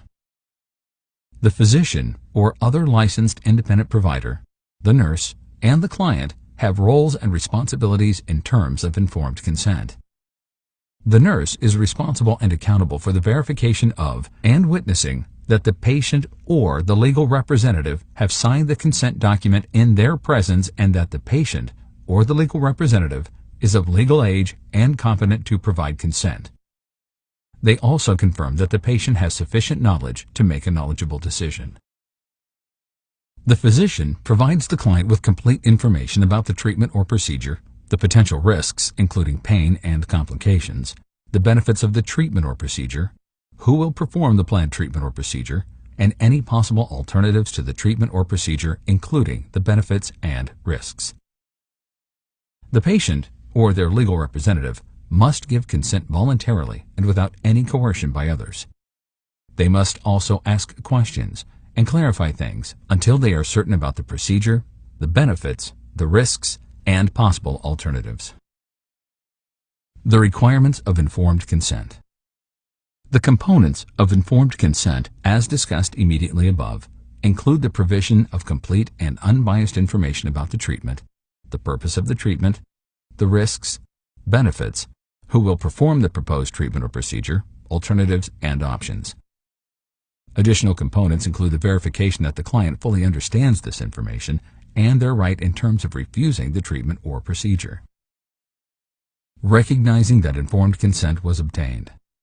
The recognition that informed consent was obtained is based on the legality and completeness of the written consent and the required process for obtaining a consent, including the client's legal ability to sign it and the client's understanding of the procedure or treatment that they are consenting to.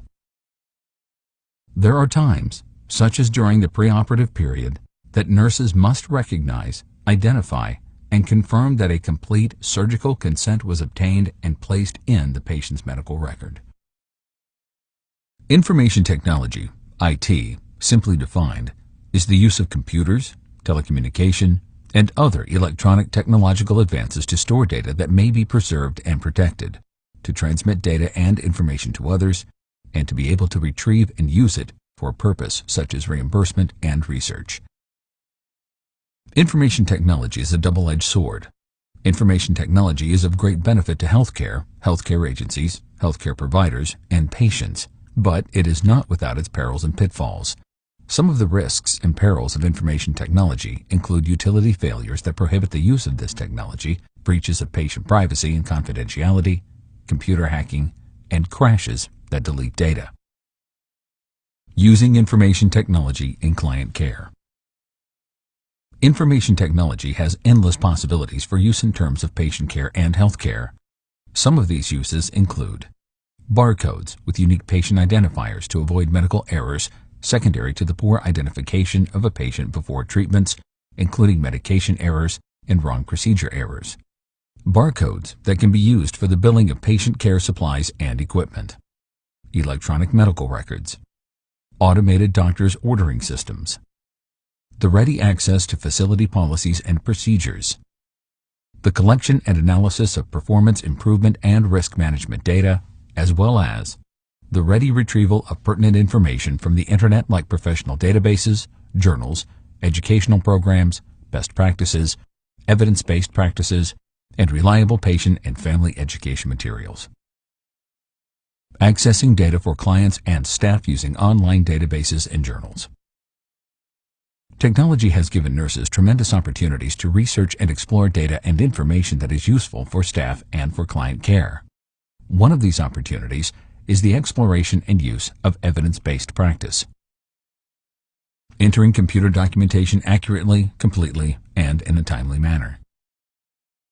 Whether or not computers are used or hard copy documents are used, all documentation, as previously discussed, must be professional, complete, accurate, and timely. Receiving and/or transcribing healthcare provider orders. Again, whether or not computers are used or hard copy documents are used for healthcare provider orders, nurses have to ensure that the order is complete and appropriate. All questionable orders must be followed up on by the nurse with the ordering healthcare provider. Legal responsibilities. Some of the legal terms that you must be familiar with include these. Common law. Common law is law that results from previous legal decisions. They are based on legal precedent. Berman and Snyder, 2012. Statutory law. Statutory law is law that is passed by a legislative body such as the state's legislature or the U.S. Congress. Berman and Snyder, 2020. Constitutional law. Constitutional law is law that is included in the Constitution of the United States of America and its amendments. Berman and Snyder, 2012. Administrative law. Administrative law is rules and regulations that are legally enacted to support some statutory law. For example, nursing boards enact administrative rules and regulations relating to state-enacted laws such as the State's Nurse Practice Act and legislated continuing education requirements for the relicensure of nurses. Berman and Snyder, 2012. Criminal law. Criminal law, part of public law, covers acts that are illegal and against the law. Criminal law includes felony and misdemeanor infractions of the law. Berman and Snyder, 2012. Civil law. Civil law, also part of public law, covers torts and contract laws. Berman and Snyder, 2012. Torts.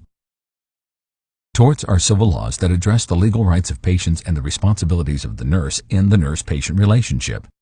Some torts specific to nursing and nursing practice include things like malpractice, negligence, and violations relating to patient confidentiality.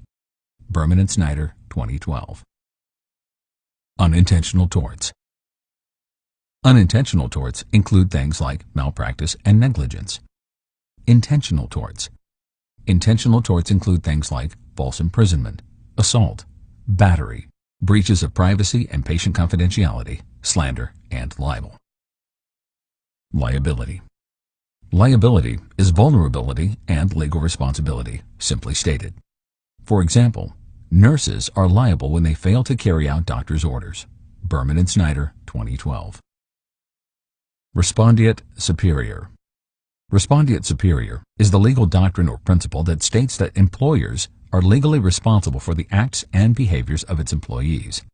Respondeat superior does not, however, relieve the nurse of legally responsibility or accountability for their actions.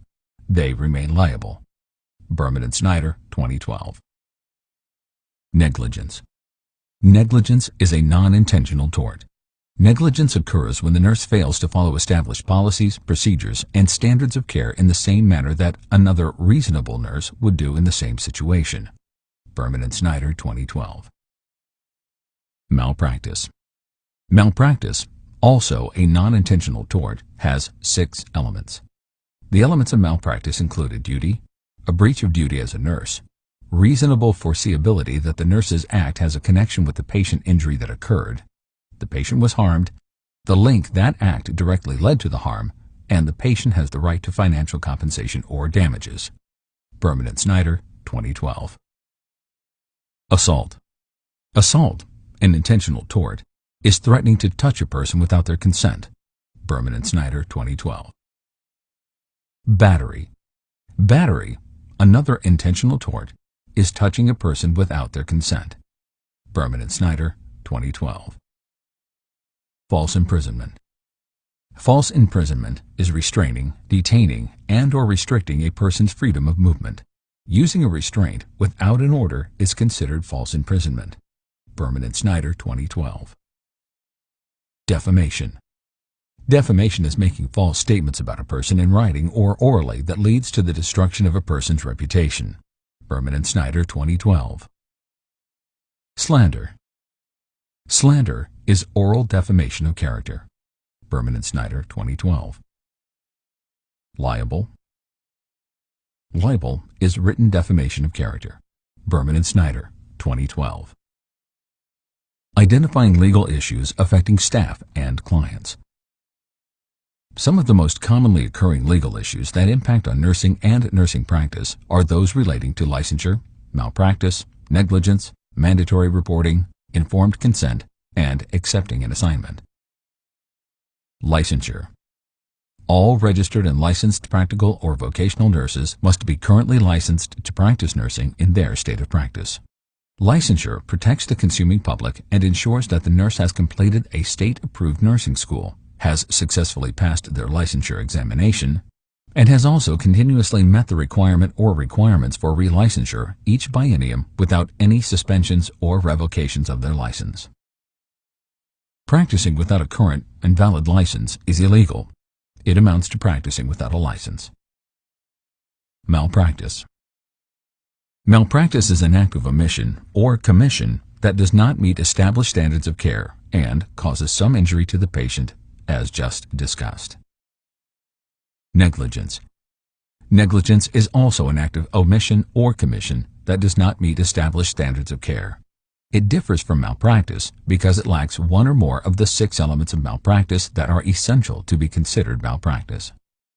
Now, let's talk about documentation, which was previously detailed. Mandatory reporting. Nurses are legally mandated to report abuse, neglect, gunshot wounds, some communicable diseases, and any unsafe and/or illegal practices by another healthcare provider.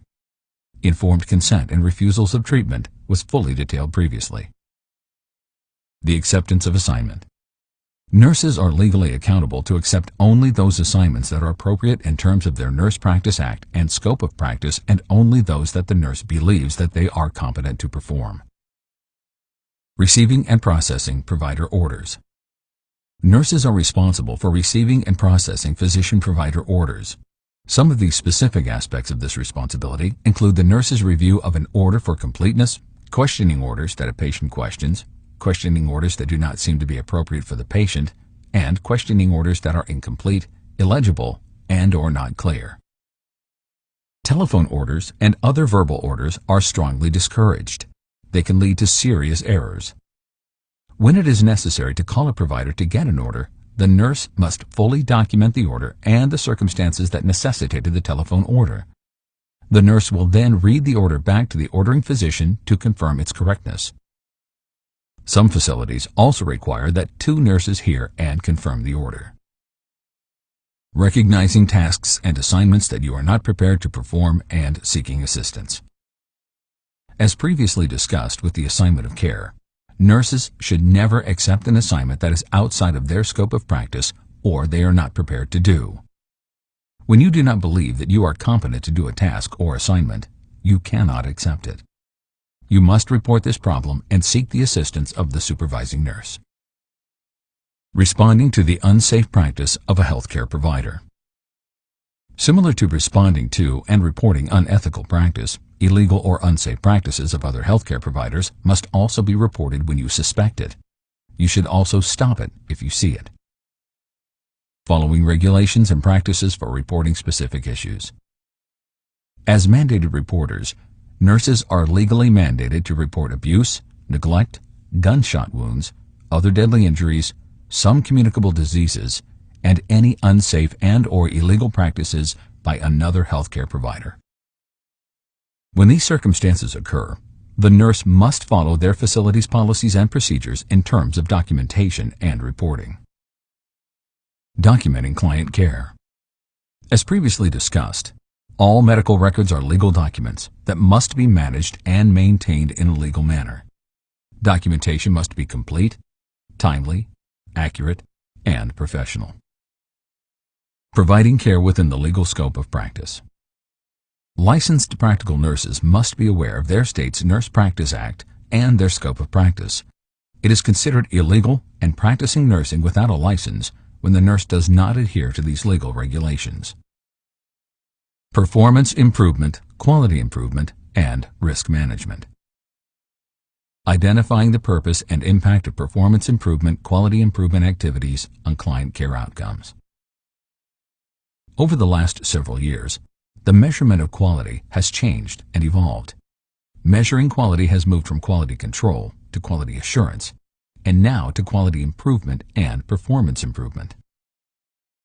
The focus of these activities has also moved from studying structures like policies and procedures to studying processes, and now to studying and measuring outcomes in terms of the patient. Performance improvement activities improve and enhance the outcomes of care. They improve the safety and efficiency of processes. They can also reduce costs and liability. Outcomes will be unpredictable and erratic when processes and the structures are not stable. Unstable structures and processes lead to unstable, unpredictable, and erratic outcomes. The ultimate goal of performance improvement activities is to achieve and sustain high-quality outcomes. So, stable and appropriate structures and processes must be in place before outcomes can be of high quality and sustained over time. The Joint Commission on the Accreditation of Healthcare Organizations, JCAHO, the Centers for Medicare and Medicaid, CMS, and our state's Departments of Health require that all healthcare facilities conduct performance improvement activities. Some healthcare facilities have separate quality assurance departments. Other healthcare facilities may simply delegate these responsibilities to one or more people in the facility. Healthcare facilities should establish their performance improvement priorities on concerns and opportunities for improvement that are the greatest risk, the greatest volume, the highest costs, and the most problem-prone. Participating in quality improvement QI activities. Nurses participate in quality improvement activities as part of a team. A team is a group of people who work together to achieve a common goal. Teams have a shared mission that all members of the team are committed to. Teams use a variety of interconnected and interpersonal processes. They have accessible data and information to perform their role, and they produce outcomes. All members of the team must be able to communicate with the other members in a respectful, trusting, open, thoughtful, cooperative, and mutually supportive environment. All must be willing to confront issues, including conflicts. They must feel free to express their thoughts, perspectives, and opinions in an open manner without any fears of judgment by others. Teams are essential to the healthcare organizations, particularly when the organization is identifying and attempting to solve quality issues and concerns. Teams have collective wisdom. Teams have collected wisdom and the ability to perform much more than an individual alone. Teams are synergistic and very powerful. The whole is greater than the sum of its parts.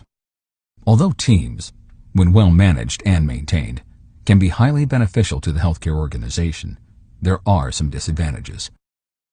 One obvious disadvantage is the fact that the team decision-making is more time-consuming than solitary decision-making. Multidisciplinary teams are teams that maximize the many and diverse skills associated with the different healthcare disciplines. Each member of the multidisciplinary team has their own abilities and skills that they use to focus on different problems as they apply this expertise. One of the major benefits of groups in healthcare is the fact that those closest to the processes at hand and most aware of the problems are included. Management is often not as aware of these process problems because they are so far removed from the front line. Your participation in quality improvement necessitates your ability to be flexible, dependable, competent, prepared, adaptable, self-disciplined, focused, motivated by the mission and goals of the group, committed to the group and its work, and able to add value to the group. Group members must also be able to effectively collaborate with others, to communicate with others, and to develop and maintain good working relationships. After a problem or an opportunity for improvement is identified, the performance improvement process begins with the identification of standards. Standards reflect the minimal expectations and measurable criteria, or indicators, relating to patient safety and high-quality care. Some of these standards are generated by law. Some are generated by professional organizations. Some are developed by external regulatory bodies like the Joint Commission on the Accreditation of Healthcare Organizations, JCAHO. Still more are developed by the specific healthcare organization and found in their policies and procedures.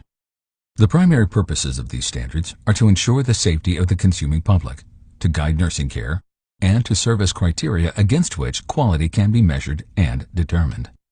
The next steps of the performance improvement process, in sequential order, are 1. The collection of data. 2. The analysis of data. 3. The comparison of data to established standards of benchmarks. 4. Root cause analysis to dig down to the possible causes of the problem. 5. Generating a list of possible solutions to the problem. 6. Collecting the solution that has the best possibility of success. 7. Implementing the best solution. And then finally, 8. Measuring the effectiveness of the implemented solution. Performance improvement and risk management activities must be conducted in a blame-free environment in order for these activities to be effective. When issues and problems arise, they should be viewed as opportunities for improvement and not opportunities to find and punish the person who erred or made a mistake. Processes should be fail-proof and not subject to human error. Therefore, many performance improvement activities focus on improving processes to make them fail-proof and not subject to human error. Root cause analysis is a performance improvement process that is used to dig down to the deepest real reasons why mistakes and errors have occurred. These reasons are usually procedures and processes and not people. Root cause analysis occurs in a blame-free environment with teams that analyze faulty processes with a number of techniques such as brainstorming, flowcharting, fishbone diagrams, and statistical data analysis. It is recommended that all sentinel events are examined using root cause analysis. A sentinel event is an occurrence that leads to, or has the potential to lead to, an adverse outcome. Even near misses are sentinel events. The processes that cause harm as well as those that lead to near misses must be refined and improved so that all possible human errors are eliminated. That way, future sentinel events can be prevented. An example of a sentinel event that leads to harm is a fall that has resulted in patient injury. Examples of near-miss sentinel events include a nurse discovering that the wrong patient was almost sent to the operating room, and when the nurse realizes that they almost gave a patient the wrong dosage of an ordered medication. Some of the most commonly occurring medical error sentinel events include medication errors, the unintended retention of a foreign body after surgery or other invasive procedure, wrong patient, wrong site, wrong procedures, treatment delays, suicide, operative and post-operative complications like infections, falls, and other unanticipated events. Tables, charts, and graphs are a fabulous way to display performance improvement and risk management data for reports and during group discussions.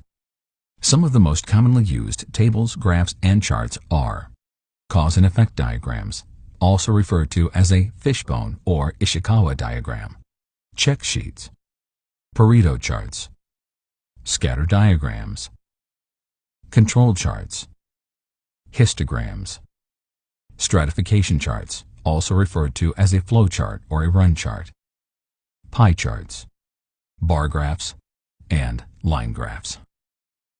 Nurses are very often asked to work on a performance improvement activity. For example, they may be asked to serve on a performance improvement committee or another small group. They may be asked to collect data.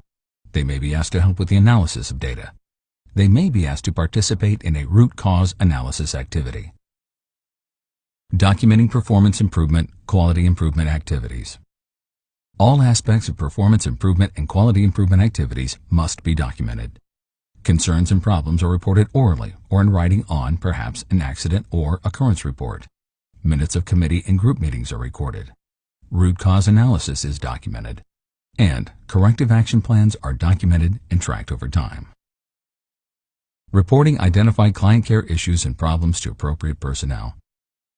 Nurses must immediately report a client care issue, concern, or problem to the supervising nurse, the charge nurse, and/or the performance improvement or risk management department according to the reporting policies and procedures of the particular facility. This required reporting includes the reporting of sentinel events that may or do actually lead to harm.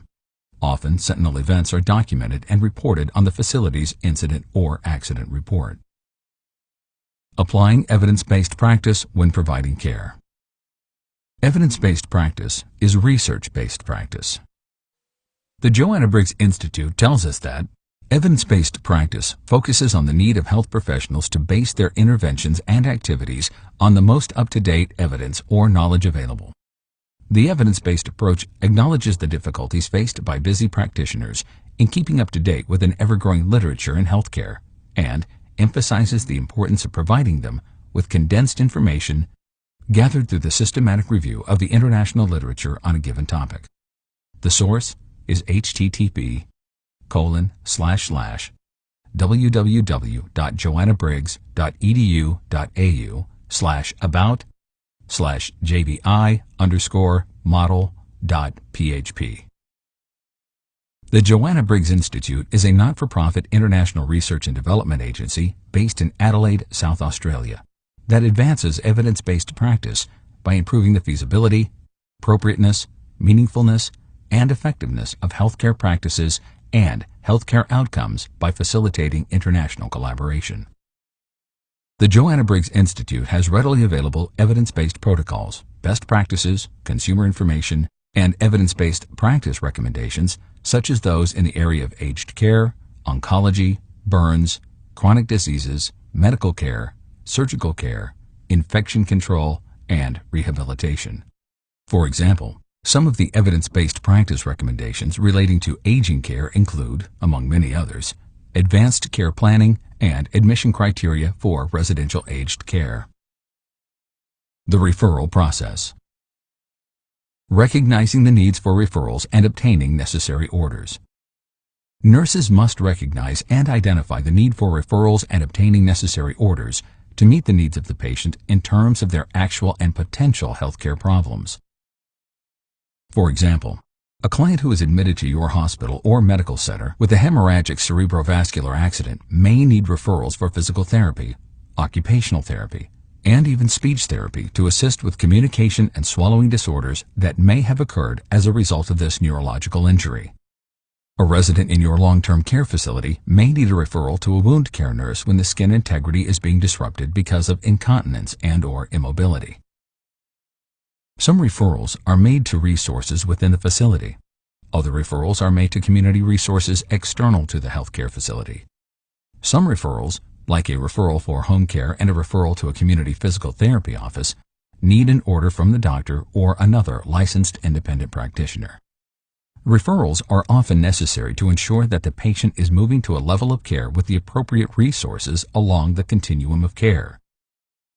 The nurse, as the patient advocate and the coordinator of care, participates in the referral process. The steps of the referral process are collecting data, analyzing data, discussing possible referrals with the patient, and then completing the referral process. All pertinent and significant data and information is collected. Some of this data includes the current biopsychosocial assessment and status of the client, their social supports, their economic and health insurance status, and the patient's choices. Data is analyzed to determine the needs of the patient's strengths, and the patient's weaknesses.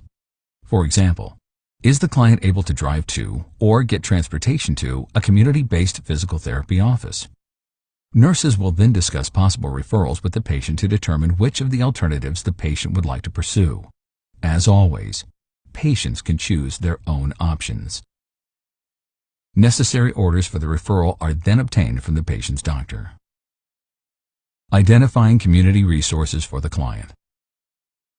Common referral needs include resources and/or assistance, including those related to transportation, meal preparation, such as Meals on Wheels, parenting resources, child daycare, psychological support, financial support, physical, occupational, and speech therapies, respite for caregivers, emergency housing and shelter, crisis intervention, and elder care and elder daycare. Identifying and using appropriate documents when referring a client. All nurses in healthcare facilities that refer a patient to a receiving healthcare provider or health-related facility provide the receiver with all the necessary information and patient data. This way, they can provide the care and services according to that data and information. Participating in client data collection and referrals. Some facilities use a special referral form to transmit and provide the receiver with this data. Some receiving agencies require additional specific data, and information is collected at your facility prior to seeing the patient. Nurses often participate in collecting this data and documenting it on the agency's forms in addition to participating in other stages of the referral process, such as participating in a multidisciplinary patient care conference to plan the patient's discharge and/or necessary patient referrals. Resource management. Resource management and resource allocation are essential to the provision of care that is justified by medical need, appropriate, efficient, and consistent with the guidelines and criteria that are established with third-party payers, including Medicare and Medicaid. Utilization review includes identifying things like the need for medical services in terms of daily visits, operative procedures and/or assessments, and orders for treatment which justify the patient's stay in an acute care facility. The need for nursing care because professional decision-making and complex treatments justify acute care, and the patient's unstable, unpredictable, biopsychosocial needs and conditions. Resource management and the utilization of healthcare services is very closely aligned to the proper movement of a client along the continuum of care, from one level of care to another as based on and justified with the patient's current needs without compromising quality and positive patient outcomes.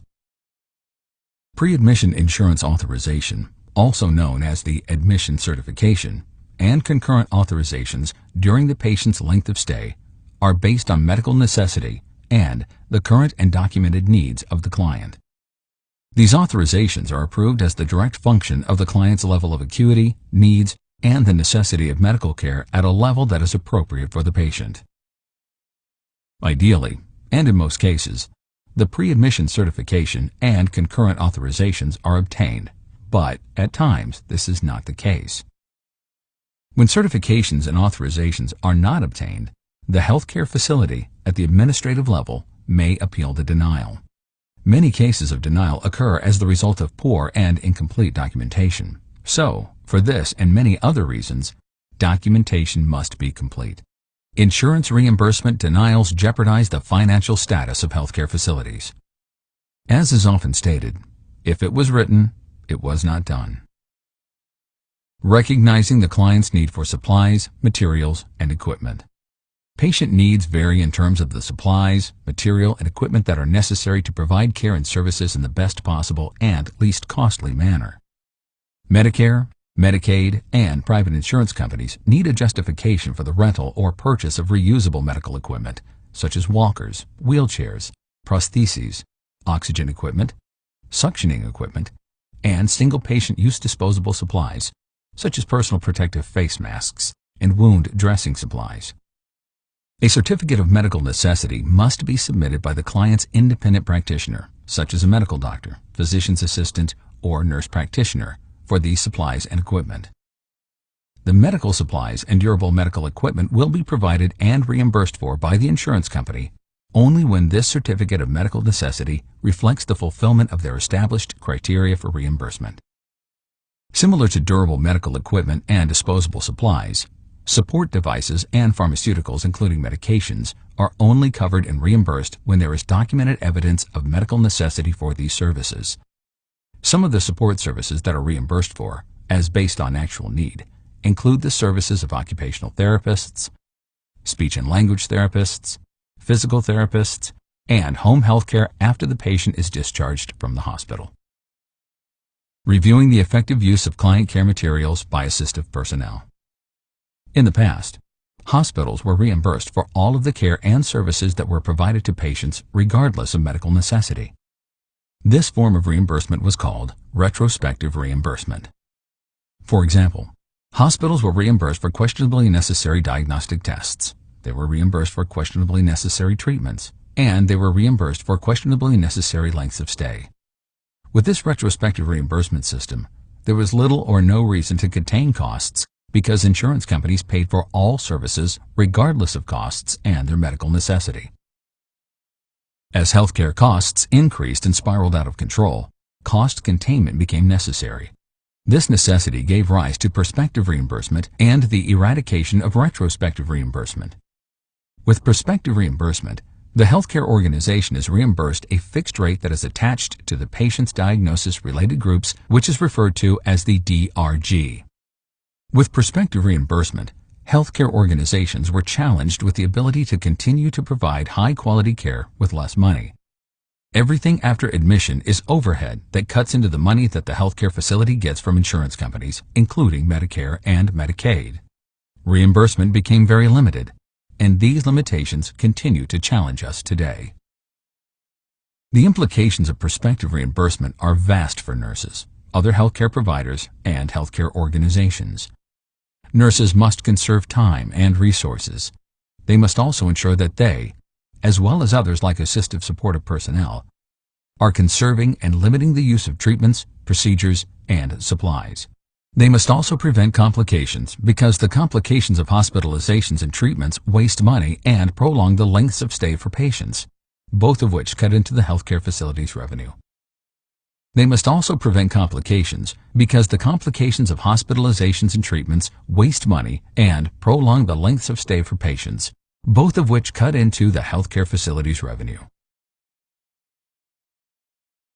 Safety and infection control. The practical vocational nurse contributes to the protection of clients and healthcare personnel from health and environmental hazards.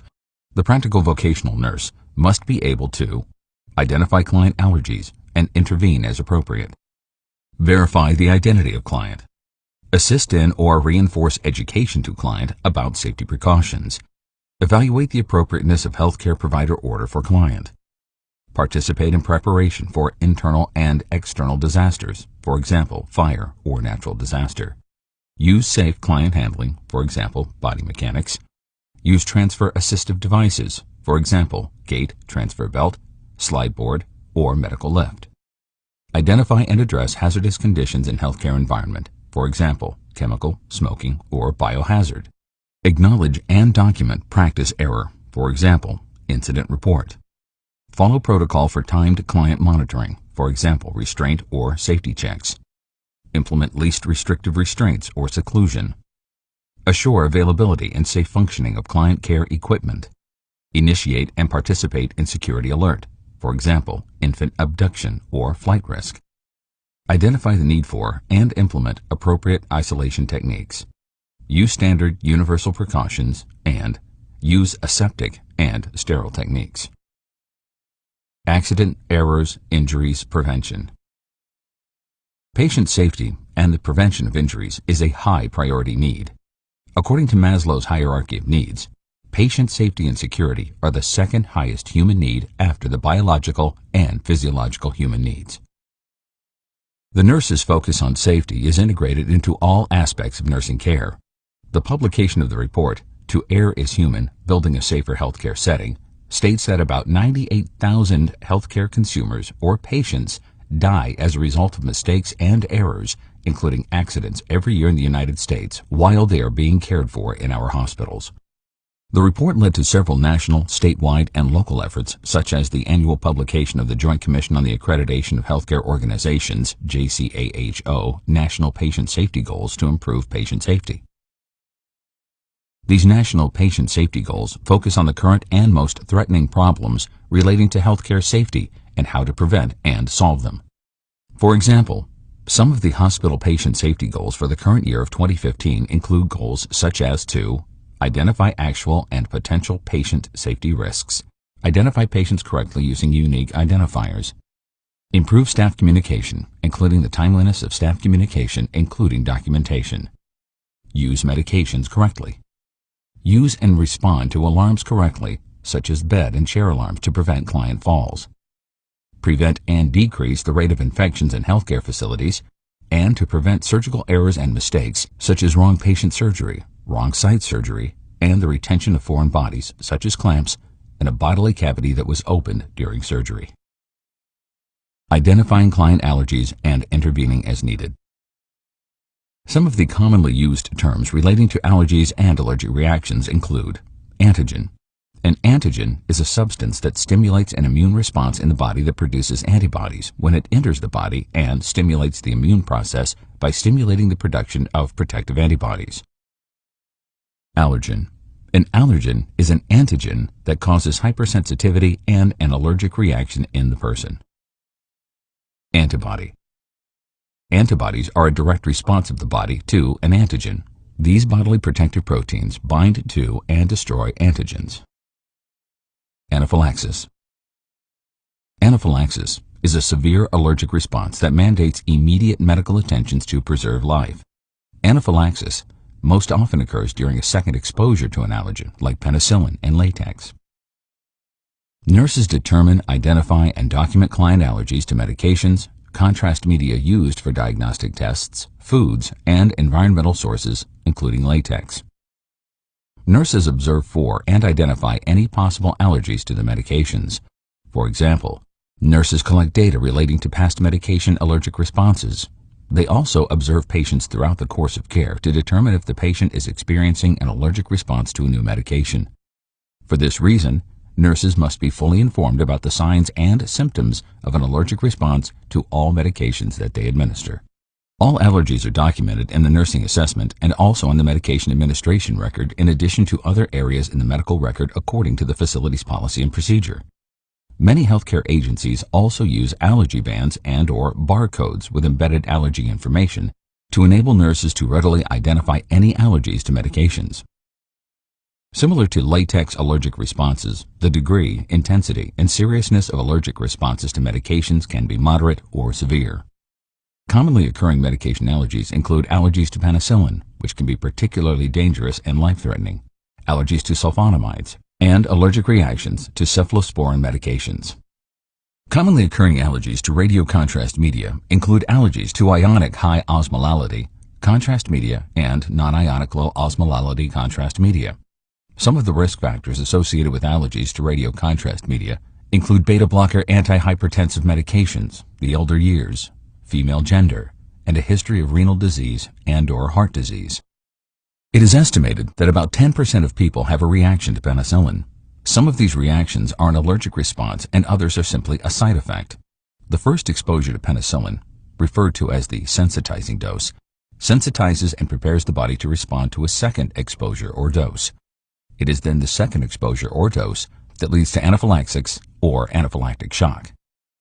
The signs and symptoms of anaphylaxis and anaphylactic shock, a type of distributive shock, are a massive collapse of venules and arterioles in the body's circulatory system, decreased cardiac output, histamine release, a drop in blood pressure, pooling of venous blood, laryngeal edema, respiratory distress, a rash, a rapid bouncing heartbeat, and death unless it is immediately treated.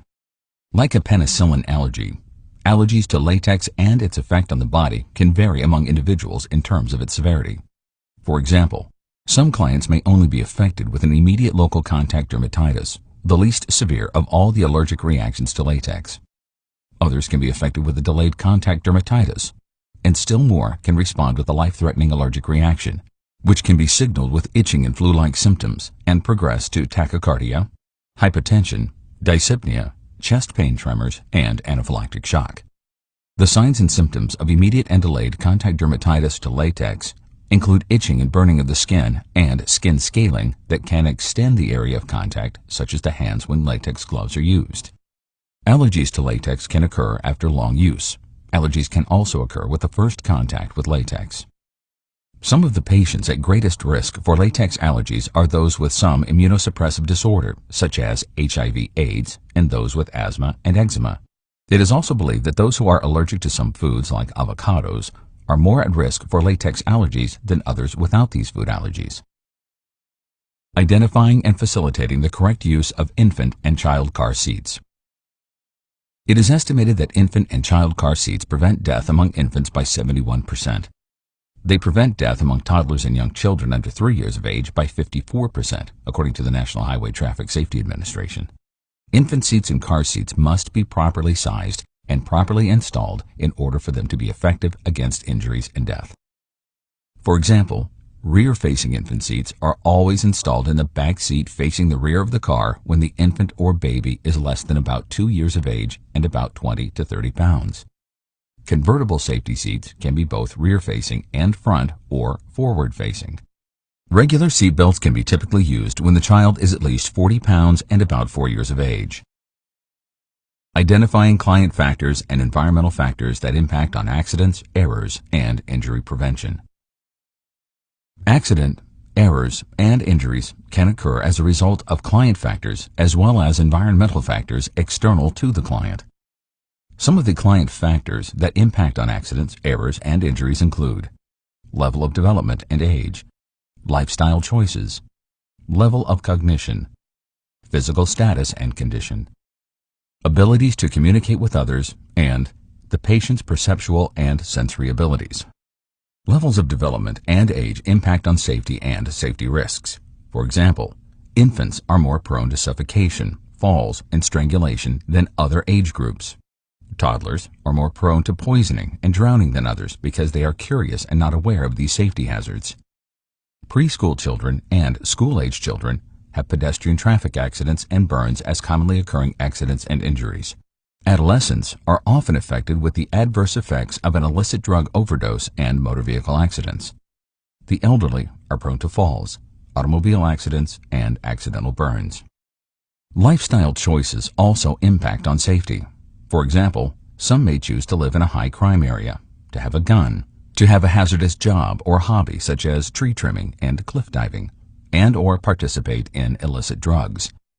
These patient lifestyle choices place patients at risk for injuries and accidents. Level of cognition affects the patient's judgment and insight. For example, confused patients may drink a cleaning agent or another poison left carelessly and unsecured on the nursing care unit because they are confused, and they lack insight into the dangers of drinking cleaning agents and poisons. Patients' physical status may be impaired in such a way that they become at risk for accidents. For example, patients who lack functional abilities, balance, and muscular strength are more prone to falls than other patients without these disorders. Similarly, patients' emotional, psychological status may be impaired in such a way that they become at risk for accidents. For example, patients with severe psychological disorders, those who are sleep-deprived, and those with high levels of stress and anxiety are more prone to incidents and accidents than those without these emotional problems. Abilities to communicate with others may affect their ability to read a sign that says "no smoking" when oxygen is in use. They may also not be able to report their safety concerns to nurses and other healthcare providers.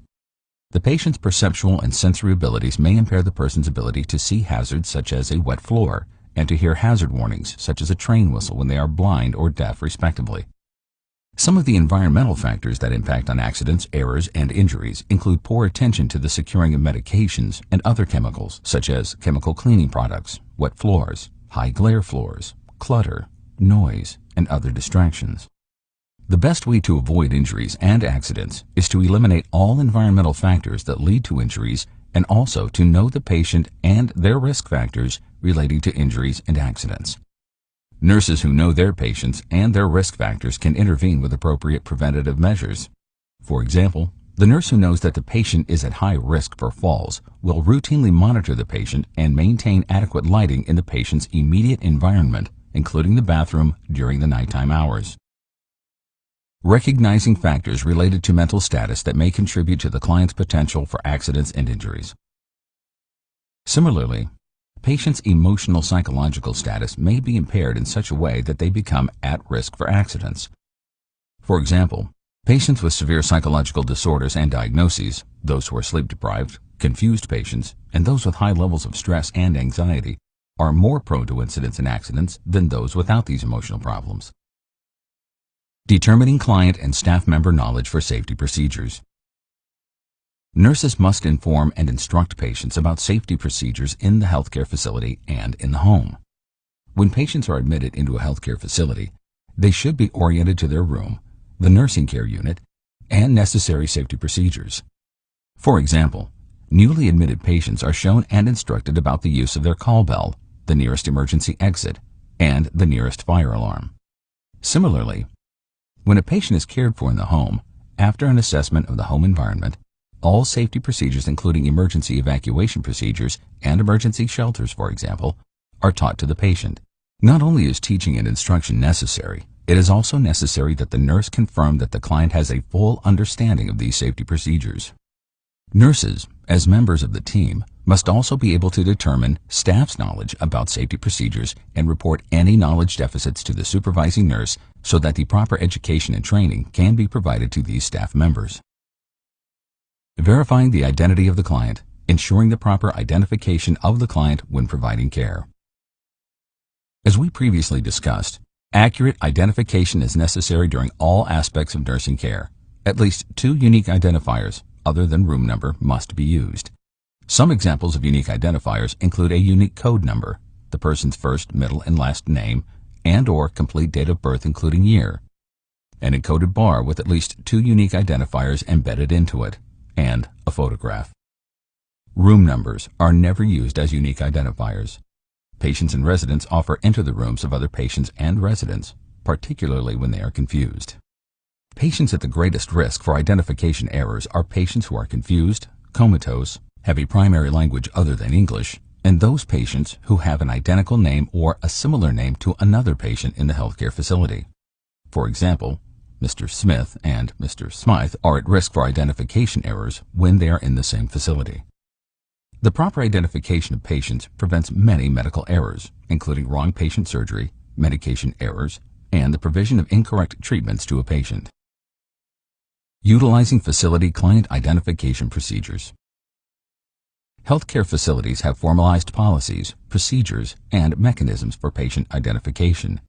In addition to the use of 2 unique identifiers, some healthcare facilities also have patient identification wristbands that include any patient allergies. They may even have wristbands to alert staff that the client is a code patient or a patient who chooses to not have cardiopulmonary resuscitation. Monitoring client care environment for safety hazards and report problems to the appropriate personnel. Nurses must, on a continuous and ongoing manner, surveil the environment for a wide number and variety of safety hazards throughout the course of their shift. All safety hazards must be immediately reported and corrected unless the nurse can deal with a particular hazard without the help of others. For example, a puddle on the floor can be immediately eliminated by drying it off without the help of others, but a malfunctioning piece of medical equipment cannot be corrected by the nurse. The need of another, such as a member of the biomedical or maintenance department, is needed for the repair of medical equipment. Some of the most commonly occurring environmental safety hazards include wet and slick floors, high glare floors, unattended medications and chemicals, poor and absent lighting, cluttered and blocked hallways that cause trips and falls, the blockage of hallways that are needed for emergency evacuations, and electrical extension cords and/or frayed wires. Assisting in and reinforcing education to the client about safety precautions. Licensed practical nurses are often asked and assigned to assisting with and reinforcing education with the patient about safety precautions when the need arises. For example, when a licensed practical nurse observes a fall risk patient attempting to get out of bed without assistance, the licensed practical nurse will remind the patient to call for assistance prior to attempting to get out of bed. Removing fire hazards from the client care areas. Fire hazards, including electrical hazards that can lead to fires, must immediately be identified and corrected in the home and in the healthcare environment. Some fire hazards include extension cords, the lack of smoke alarms and/or working batteries, the lack of properly charged and inspected readily accessible fire extinguishers, the blockage of sprinkler systems, oxygen use hazards, and malfunctioning pieces of equipment that could catch fire. More about fires and fire safety will be discussed later in the internal disasters section of this review. Protecting the client from accidents, errors, injuries. The prevention of accidents, errors, and injuries is imperative. For example, the prevention and management of disturbed and aggressive behaviors protects other patients, staff, and visitors from injuries. Implementing preventive measures such as bed alarms and chair alarms can prevent falls. Observing the environment can prevent many injuries and accidents, and checking shower and bathwater temperatures prevent patient burns. Providing clients with appropriate methods to signal staff members. Many patients have the mental and physical abilities to use the nurse call bell system.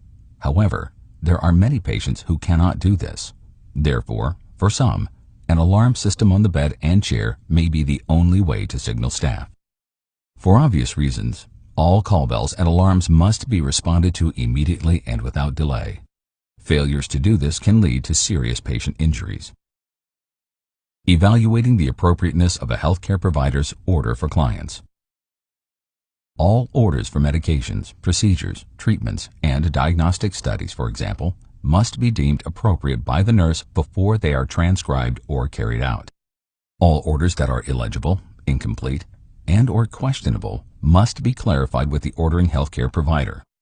For example, medication orders must be appropriate in terms of the dosage, form, route, and time in terms of the patient's characteristics, needs, and conditions.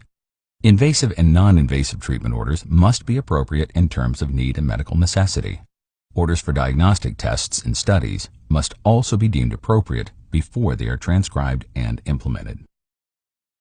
Emergency response plans. One of the major roles of healthcare facilities entail the authorship, review, and implementation of emergency response plans for all possible and anticipated circumstances. Many components of these internal and external disaster plans are driven by the regulations and requirements of external regulatory bodies such as the U.S. government, the states, and the Joint Commission on the Accreditation of Healthcare Organizations. The two major categories of disasters that require an emergency response plan are internal disasters and external disasters. Internal disasters are events within the facility that jeopardize the health and safety of patients, staff, visitors, and others. Examples of internal disasters include fires, utility failures, workplace violence, tornadoes, cyclones, hurricanes, and other severe storms and flooding, explosions and bomb threats, radiation contamination, and acts of terrorism and bioterrorism in the healthcare facility. External disasters are serious events which occur in the nearby community that leads to mass casualties and people in need of medical attention and care. A crash of a jumbo jet and a major train derailment are examples of external disasters. Tornadoes, cyclones, hurricanes, and other severe storms and flooding are examples of both internal and external disasters. For example, Hurricane Katrina is an example of a catastrophic event that can be considered both an internal disaster and an external disaster. It was an internal disaster because many healthcare facilities in New Orleans were adversely affected with flooding and power losses. It was also an external disaster because there were many injured and ill patients in the community that required care and services of the healthcare system. Other examples of external disasters include acts of terrorism and bioterrorism in the community, such as the Boston Marathon terrorist bombing and radiation spills and accidents. Identifying nursing and assistive personnel roles during internal and external disasters. Nurses, assistive personnel, and other personnel in healthcare facilities have specific roles in internal and external disasters, as outlined and detailed in the healthcare facilities' emergency preparedness plans. It is highly important that all staff know their roles and responsibilities before a disaster occurs because there is little time to read a policy and procedure when a disaster occurs. Immediately and competently executed actions are necessary. Actions that must be taken for various internal disasters will be discussed now. Fires and fire prevention. Fire prevention in healthcare facilities includes the education and training of staff, smoke detectors, sprinkler systems, fire doors, and policies and procedures relating to fires and fire threats, including no smoking policies, oxygen and medical gases use, maintenance and storage, and electrical safety policies and procedures. The procedure for dealing with and managing patients during a fire is easily remembered with the acronym RACE. You must race when a fire starts. RACE includes these elements in correct sequential order of priority. Step number 1 is rescue everyone in danger. Get all clients and visitors out of danger by following the fire plan set up by the facility you work in. Step number 2 is pull the fire alarm. Step number 3 is to contain the fire in the smallest possible area by closing all windows and doors. This prevents the fire from spreading to other areas of the healthcare facility. Step number 4 is extinguishing the fire when it is small enough to do safely. Step 1, which is rescuing everyone in danger, may mean that nurses and other members of the nursing team must follow instructions for a vertical or horizontal evacuation of patients. When patients are moved from one level or floor of the healthcare facility to another floor, it is a vertical evacuation. When you move patients from one area of the floor to another area of the same floor, it is a horizontal evacuation. Elevators must never be used to evacuate because elevators are for the exclusive use of firefighters and the equipment that is necessary to extinguish the fire. All medical facilities and households must have fire extinguishers. The different type of fire extinguishers and their uses will now be discussed. A Type A fire extinguisher is used to put out fires of common solid things like paper, mattresses, and cloth, including clothing. This type of fire extinguisher is somewhat limited. A Type B fire extinguisher is used to fight oil, gasoline, and grease fires, including kitchen grease fires. It too is limited in terms of use. For example, a Type B fire extinguisher cannot be used to combat an electrical fire. A Type C fire extinguisher is used to extinguish electrical fires. Type AB fire extinguishers combine the uses of a Type A and Type B fire extinguisher. They can be used on solids like paper, wood, and cloth, as well as oil, gasoline, and grease. Type ABC fire extinguishers are a combination of A, B, and C uses. They are used for all types of fires. They are the ideal choice for home and in most areas of a healthcare facility. It is required for all fire extinguishers to be checked regularly and see that they are fully charged and ready to use in an emergency. Using a fire extinguisher is quite simple if you remember and use the acronym PASS, which is pull the pin on the fire extinguisher, aim at the bottom of the fire, squeeze the trigger on the fire extinguisher to release the spray, and then sweep the spray from side to side over the base of the fire until it is extinguished. When a person has clothing that is caught on fire, the person should stop, drop, and roll. Tell the person to stop, drop, and do not run, and roll as you also cover the person with a blanket to smother the fire. Get low and go. If a room fills with smoke, smoke and heat rise, so get to the floor and crawl out. The major complications of utility failures are the abrupt cessation of electrical power to essential medical equipment, such as a mechanical ventilator, suctioning apparatus, and oxygen supplementation systems, as well as a disruption of communication systems. Telephone, fax, and computer abilities are hampered. Even the patient's ability to communicate with staff using their bedside intercom system and their call bell is inactivated. When this occurs, the nursing team must continuously visually monitor patients by walking up and down the hallways and also provide patients with other forms of communication, such as a mechanical bell. Workplace violence can occur among and between workers, patients, and visitors. Disturbed, aggressive behaviors that threaten others must be addressed by de-escalating the situation whenever possible and by preventing these episodes of violence with security measures, such as deterring video surveillance and security guards. When an episode of workplace violence is possible or actually occurring, the nurse must follow the procedures that address this internal disaster. The prevention and management of disturbed behavior will be discussed later in this course with a section entitled Psychological Integrity. Generally speaking, severe storms such as tornadoes and cyclones are addressed by moving to the center of the area away from windows, closing windows, curtains, blinds, and interior doors to protect patients from flying debris, and evacuating the area and/or building when you are officially told to do so. Explosions can occur as the result of both nefarious and accidental means. For example, terrorists may plant a bomb in the facility, and an accidental explosion of a medical gas can also occur. Additionally, bomb threats can be called into the facility. If you receive a bomb threat by telephone, stay on the line with the person as long as possible while you are alerting others to this threat.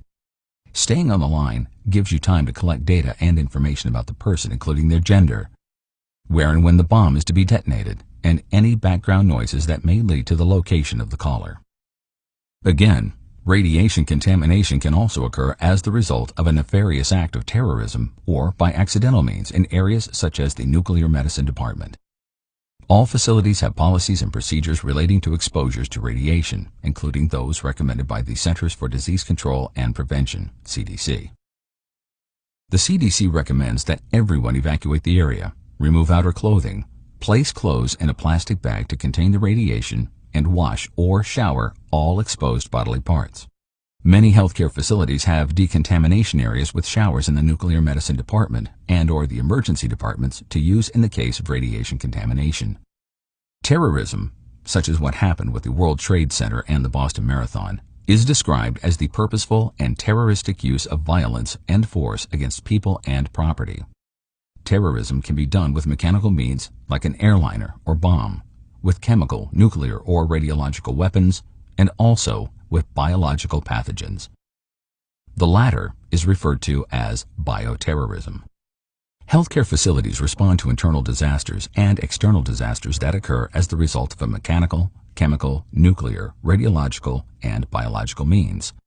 Physical injuries that affect large numbers of people are triaged according to the severity of their injuries and their prognosis in terms of certain death or the possibility of sustaining life with treatment. Triage is a method of prioritizing care during massive external and internal disasters. Color-coded tags are often used. These tags alert the staff to the severity of all arriving victims and their potential for survival. Triage-colored tags that are black identify the expectant group of victims that is expected to die. This group of victims is given pain medications to provide comfort. Red-colored triaged tags are the immediate care group that requires immediate medical attention for life-threatening injuries. This group has a greater possibility of survival than the black-tagged group. The yellow triage color indicates that treatment can be somewhat delayed until the red group's needs are addressed. This group is referred to as the yellow-tagged group. Lastly, the green triage group, referred to as the minimal care group, has only minor injuries. Like the yellow group, their needs can be delayed. Agents of bioterrorism, their signs, symptoms, and treatments are too complex and extensive to cover in this review. However, you should be familiar with those that are most likely. Some of these agents include anthrax, botulism, plague, smallpox, tularemia, and viral hemorrhagic fevers like yellow fever and Ebola. General guidelines in terms of responding to a bioterrorism attack include the basic principles of isolation, standard precautions, cleaning, disinfection, and sterilization as indicated by the bioterrorist microbe. Participating in the preparation for internal and external disasters. Nurses must be highly prepared to fulfill their roles and responsibilities in terms of all internal and external disasters, including those just discussed. One way to prepare is to review the policies and procedures relating to your role on a regular basis. Another way to prepare is by participating in mock drills and practices within the organization. Some facilities have secret code names for disasters and other emergencies. These secret code names, like Code Blue for a cardiac arrest, communicate the nature of the emergency or disaster to staff without alarming patients, visitors, and others who are not staff. Whenever you hear this announcement, you must act as if it is a real emergency rather than taking it lightly. If you learn later that it was a drill, you have gotten the opportunity to practice. If you learn later that this announcement indicated a real emergency, you have acted in a way that you should have to fulfill your assigned roles and responsibilities. In addition to Code Blue for cardiac arrest, many facilities also use Code Red for fire, Code Gray for a severe weather storm, cyclone, or hurricane, Code Orange for a chemical spill, and Code Pink for an infant abduction. Contributing to the selection of clients to recommend for discharge in a disaster situation. Like triage in the community field, facilities have to determine which clients should be discharged and/or relocated should an internal disaster occur or an external disaster which requires the facility to free up beds for community victims who will be coming to the facility. In descending order of priority from the most severe to the least severe type of patient, the following clients should be selected for discharge and relocation. Medical unstable and unpredictable critical care patients are the most severe of all patients. They are not candidates for discharge and relocation except under highly severe and threatening intra-facility crisis and disasters as occurred among healthcare facilities in New Orleans. Stable clients who need assistance are the second priority. Therefore, stable patients are not discharged until the lowest priority clients are discharged and a continued need for more discharges persists. Ambulatory clients who need no assistance are the first clients to be safely discharged and relocated. Ergonomic principles. Ergonomics is a scientific discipline that addresses the human being in the environment to facilitate human well-being. For example, ergonomically designed computer mice and ergonomically correct chairs that curve to conform to our normal lumbar curve are examples of ergonomic principles applied to products that are used in the home and in the workplace. Body mechanics is the safe use of the body using the correct posture, bodily alignment, balance, and bodily movements to safely bend, carry, lift, and move objects and people. An example of a good body mechanics principle is to push rather than pull objects and people. Using safe client handling. Safe patient handling and the application of the principles of body mechanics protects the patient, and they also protect the nurse. Patients benefit because they are being lifted and transferred by one or more people who are using the strongest muscles of the body. Nurses benefit because they have avoided patient injury, and they have also protected themselves from sometimes severe and permanent injuries, particularly to their back. In addition to getting the assistance of another or using a mechanical life, nurses should follow these principles of safe patient handling and body mechanics. Take the time to do a little bit of muscular warm-up and stretching before you attempt to lift or transfer a person or object. Plan your approach before you attempt to do it. Explain what you will be doing and how you will perform the lift or transfer. Instruct the patient about what you will be instructing them to do. For example, tell the patient to bend their knees and press their feet into the mattress. Then, on the count of 3, tell the patient that they should push up on the top of the bed as you assist them. Even very weak patients can help you with a lift or transfer when they know what you are about to do. Remain as close to the person or the object, such as a large box, when you are about to lift and while you are lifting. Face the person or object that you are about to lift. Keep your spine, neck, and back straight and aligned throughout the lift or transfer. Do not twist. Tuck your chin in and keep your neck and head aligned. Maintain a wide and secure base of support by keeping your feet apart. Pivot on your feet in the direction of the move and not against it. Get a secure and good grip on the object or person that you are about to lift. Use the long and strong muscles of your arms and legs to lift. Do not use back muscles, and use slow, smooth, and non-jerky movements. If your facility requires the use of a back support and/or you choose to use it, please understand that these back supports are useful. However, they will not protect you unless you also use good body mechanics. Using transfer assistive devices. There are a number of assistive devices that can be used to safely lift and transfer patients. Mechanical lifts are used mostly for patients who are obese and cannot be safely moved or transferred by 2 people, and also for patients who are, for one reason or another, not able to provide any help or assistance with lifts or transfers, such as a person who is paralyzed. A gate or transfer belt is also used to assist with transfers and lifting.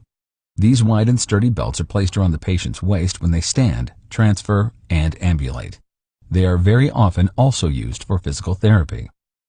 Slide boards are particularly useful to move a patient from one flat surface to another. These boards reduce friction and, therefore, make the move easier and less irritating to the patient's skin. Providing instruction and information to the client about body positions that prevent stress injuries.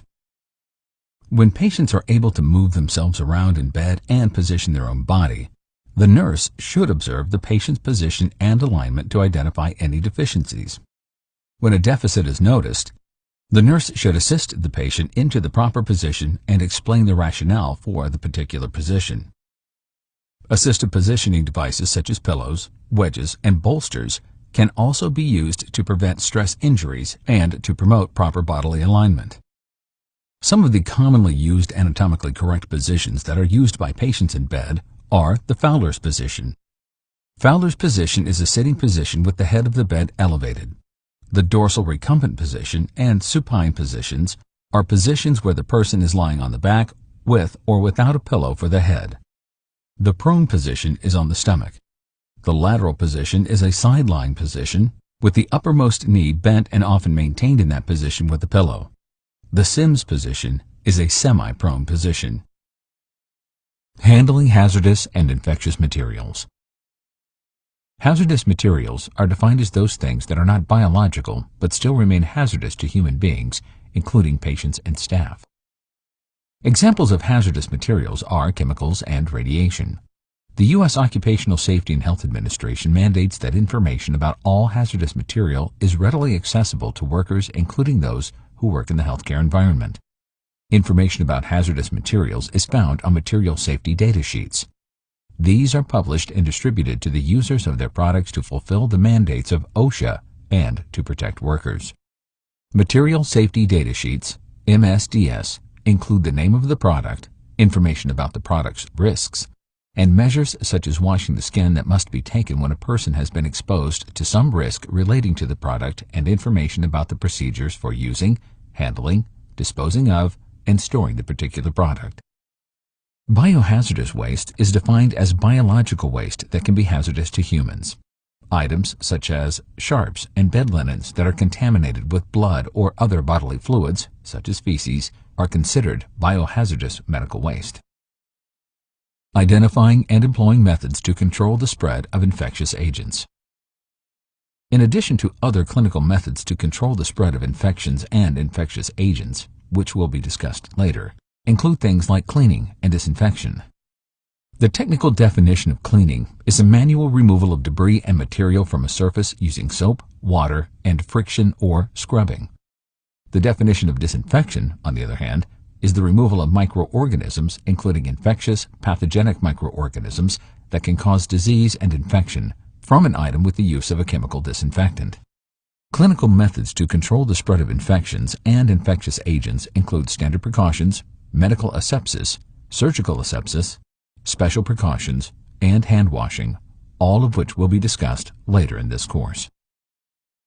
Identifying and addressing hazardous conditions in the healthcare environment. As with all other safety risks, nurses must identify, address, and report all hazardous conditions, including those related to chemicals, harmful gases, smoke, and the poor management of biohazardous waste. Demonstrating knowledge of facility protocols when handling hazardous and infectious materials. Nurses must be fully knowledgeable about and strictly adhere to their facility's policies, procedures, and protocols related to the storage, use, and disposal of all hazardous and biohazardous materials. Home safety. Identifying fire and environmental hazards in the home. Sadly, many homes in the United States are hazard houses. Nurses who provide care in the home must be acutely aware of these hazards. They must identify these hazards, and they must also address and correct them. Some of the most commonly encountered fire and environmental hazards in the home include poor electrical outlets, frayed electrical cords including extension cords, tripping hazards like scatter rugs and clutter, dangerous oxygen therapy practices, inadequate footwear, the lack of necessary non-skid bathing surfaces, the absence of grab rails and handrails, poor indoor and outdoor lighting, the lack of a fire extinguisher and smoke alarms, and hazardous food handling and food preparation practices. Oxygen therapy safety should include instructing the patient and significant others about the dangers of smoking, flammable materials, other electrical equipment, and open flames around oxygen. The necessity for placing a no smoking sign at all doorways and entrances, and the need to use only cotton fibers and not synthetics near the oxygen to avoid static electricity. Foodborne illnesses are quite common in the United States. Most, if not all, can be prevented. Escherichia coli and Salmonella are the most commonly occurring foodborne infectious agents. The elderly, the very young, the immunocompromised, and and pregnant mothers are at greatest risk for foodborne infections. Some of the preventative measures to decrease the risk of these infections include hand washing, cooking foods like meat and fish to the proper temperature, labeling open foods with an expiration or disposal date, handling different foods such as raw meats, fish, and vegetables separately, and using the FIFO rule. The FIFO rule is first in, first out. The first foods in the pantry, refrigerator, or freezer are the oldest foods. Therefore, they should be the first foods out and used. The adequacy of lighting is assessed in order to determine whether or not the lighting in the home is adequate enough to ensure safety, particularly in areas such as the bathroom, the sleeping area, and outdoor areas. Many home care clients have weakness and functional impairments, so the home is assessed for the presence of handrails, grab rails, raised toilet seats, and other devices to promote safety and prevent falls. Additionally, a fall alert system should be worn by clients at risk for falls. All homes must have an adequate number of working smoke alarms and at least one carbon monoxide alarm. The batteries in these emergency alarms should be replaced at least every 6 months. The patient's home is also inspected and assessed for frayed wires, overloading of electrical sockets, and other electrical hazards such as electrical items in the presence of water. Again, all deficits must be addressed and corrected. Determining the client's understanding of home safety needs. As with all aspects of care, nurses must determine the client's level of understanding in terms of home safety needs. Teaching should occur when a learning need has been identified. For example, when a home care patient tells you that he warms his car in the garage for half an hour before getting into it so it will not be cold, it is apparent that this client is not knowledgeable about the dangers of carbon monoxide and how it builds up in garages when cars are left running in this enclosed place. Providing the client with information on home safety. In addition to teaching patients about carbon monoxide poisoning, all other educational needs must be addressed. Some of the information that you provide to the client, in addition to the safety hazards just discussed, includes community-specific information about such things as the local evacuation route and emergency shelters that can be utilized by the patient as based on their healthcare needs. Reinforcing client education on home safety precautions. Nurses provide information, either orally or in written, printed form, including all the content covered above and the proper home disposal of syringes, which will be discussed later in this course. Restraints and restraint use. A restraint is anything that prevents a person from complete freedom to move about and something that cannot be easily removed by the patient and one that is not a customary part of treatment, such as an intravenous arm board. Restraints can be physical and chemical. For example, a vest restraint to prevent a patient fall is an example of a physical restraint. A sedating medication to control disruptive behavior is considered a chemical restraint. Both restrict the person's ability to move about freely. Other examples of physical restraints are soft padded wrist restraints, a sheet tied around a person to keep them from falling out of a chair, side rails that are used to stop a person from getting out of bed, a mitten to stop a person from pulling on their intravenous line, arm and leg restraints, shackles, and leather restraints. Manufactured restraints, like a vest restraint, and improvised restraints, like tying a bed sheet around the client, were far more frequently used in the past than they are now. The Centers for Medicare and Medicaid and the Joint Commission on the Accreditation of Healthcare Organizations highly regulate restraints. All healthcare facilities should have a goal of a restraint-free environment. Although the goal is a restraint-free environment, this goal does not prohibit the use of restraints and/or seclusion for some extraordinary reason and with stringent policies and procedures. Demonstrating a knowledge of the appropriate application of restraints, safety devices. Knowledge about the appropriate application of restraints is in the cognitive domain and in the hands-on skills domain of knowledge. You must know the policies and procedures prior to and during the application of a restraint, and you must also have the skills to place the restraint on the patient. Restraints must be snug, but not tight. You should be able to slide 2 fingers under a restraint between the restraint and the person's body. Bony prominences should be padded to protect the skin. The restraint is secured and tied to any movable part of the bed or chair so it is not pulled snugger when the part of the bed or chair is moved, and the restraint is secured with a quick-release half-bow knot. The cognitive domain of knowledge related to restraints includes knowledge about alternative and preventative measures to prevent the use of restraints, using restraints as a last resort, using the least restrictive restraint possible, orders relating to the application of restraints, and the monitoring and care that must be done when a patient is restrained. The most common uses for restraints are to prevent falls, to prevent the patient from pulling out lines and catheters such as central lines and urinary catheters, and also to prevent dangerous behaviors that pose imminent danger to the patient and/or others. In order to prevent the use of restraints for falls, a number of preventative measures should be used and deemed not adequate to prevent falls before a restraint for falls prevention should be used. Some of these preventative interventions, in addition to maintaining environmental safety as discussed previously, include bed alarms, chair alarms, more frequent patient monitoring and observation, keeping the call bell in place, responding to the call bell immediately, and anticipating the patient's toileting needs, particularly during the night when the lighting is low.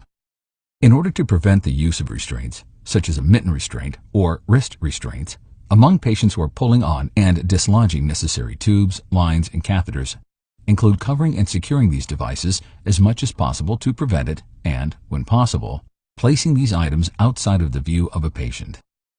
The prevention of seclusion and restraint for dangerous behaviors includes all removal of all possible triggers, de-escalation of problematic behaviors, and separating the person from any triggers. Restraints are used only as the last resort after all possible preventative measures have been tried and they have failed. They are never used for punishment, and they are never used for the convenience of staff. A complete doctor's order is needed to initiate the use of restraints except under extreme emergency situations, when a registered nurse can initiate the emergency use of restraints using an established protocol until the doctor's order is obtained and/or the dangerous behaviors no longer exist. Restraints without a valid and complete order are considered false imprisonment.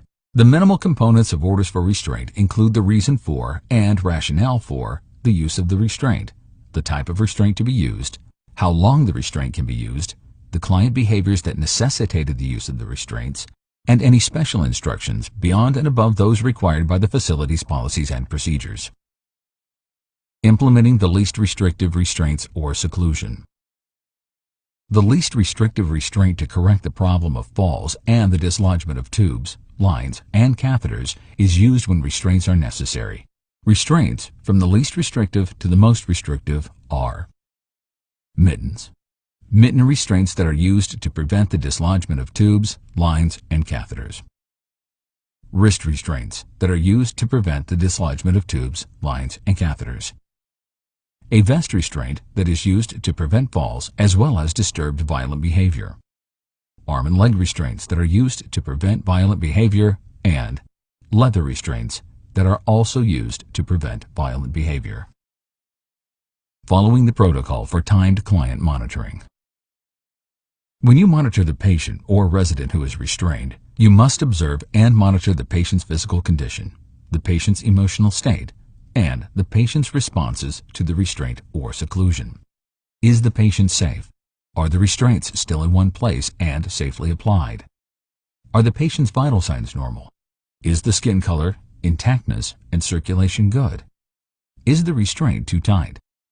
Is the patient comfortable and without any physical needs that you can attend to like toileting, food, and/or fluids? Is the person confused? Is the patient or resident angry, upset, or agitated? Is the person afraid or fearful? The licensed practical nurse observes, monitors, and documents data and information about the patient's emotional and physical status, the reapplication and application of a restraint, and all the care provided to the patient in restraint or seclusion. The patient is monitored and provided with necessary care at least every half hour. Documenting the use of restraints and safety devices and client responses. Some facilities use restraint flow sheets to document and record the use of restraints and the responses of the patient who is restrained or in seclusion. When these flow sheets are not used, the nurse must document all monitoring and care elements in the progress notes. Checking for the proper functioning of restraints and safety devices. There are physical and psychological dangers associated with restraint. For example, a client may become entangled between side rails with a vest restraint and strangled to death. An agitated patient may become even more agitated with restraints. The doctor must be immediately notified when restraints and seclusion are not effective in terms of their intended function and outcome. Reporting of incidents, accidents, irregular events, and variances. Although risk management and performance improvement are similar and complementary in nature, they are also different in terms of their ultimate purposes and goals. The primary purpose of performance improvement, as previously discussed, is to improve the quality of care provided by the healthcare facility by proactively identifying opportunities for improvement and ways with which processes can be enhanced and improved in a blame-free and non-punitive environment to positively impact the outcomes of care and services that are provided to the patients. On the other hand, the primary purpose of risk management is to reduce liability and the legal financial consequences associated with patient neglect, negligence, and malpractice. It is reactive to errors, incidents, and accidents rather than being proactive in terms of preventing them. Data and information relating to risk management concerns are often documented and transmitted with the completion of a facility-required incident or accident report. Most of these incidents, accidents, and risks occur as the result of medical errors, including the untimely provision of care, suicides, medication errors, falls, hospital-acquired infections, infant abductions, wrong site surgery, wrong patient surgery, and retained surgical items. Reported risk management concerns are addressed individually and as soon as they occur. But these concerns are also tracked continuously over time to identify patterns and trends that are occurring. These dangerous patterns and trends must be reversed and corrected in order to prevent future liability. Identifying situations requiring the completion of an incident, event, irregular occurrence, variance report. Nurses must immediately report a client care issue, concern, or problem to the supervising nurse, the charge nurse, and/or the performance improvement or risk management department, according to the reporting policies and procedures of the particular facility. Generally speaking, all incidents, accidents, adverse events, irregular occurrence, and variances require the completion of a report that will be sent to the risk management and/or performance improvement department as per the specific facility's established policies and procedures. Simply stated, incidents, accidents, and events that must be reported and documented include occurrences that are not expected, not normal, irregular, and potentially or actually harmful to the patient, staff, visitors, and others. Variances or deviations from practice that lead to a quality defect or problem are reported. Variances can be classified as a practitioner variance, a system institutional variance, a patient variance, a random variance, and a specific variance. A practitioner variance is an irregularity that is associated with the care and/or service provided by a healthcare provider. For example, an untimely medical assessment upon admission is considered a practitioner variance. A system institutional variance is an irregularity that is associated with the care and/or service given by the facility. For example, the lack of necessary supplies and equipment to adequately and safely care for patients and the lack of staff education and competency validation are considered system institutional variances. A patient variance is an irregularity that is associated with the patient themselves and not the healthcare provider or the facility. For example, the development of a pressure ulcer secondary to the patient's immobility and poor nutritional status is an example of a patient-related variance. Variances can also be classified as random and specific. A random variance is a quality defect. An irregular deviation occurs as the result of some thing or factor that is part of the established process. Random variances occur each time the process is followed. A specific variance is a variance that occurs randomly. Both of these variances must be identified and corrected. Acknowledging and documenting practice errors. All nurses and other healthcare providers must identify, acknowledge, report, and document all practice errors without fear of punishment and reprisal. Despite the fact that the purpose of reporting errors is to improve processes to prevent future errors, Many nurses do not report errors not only because of fear of punishment and reprimand, but also because they do not realize that a mistake has been made.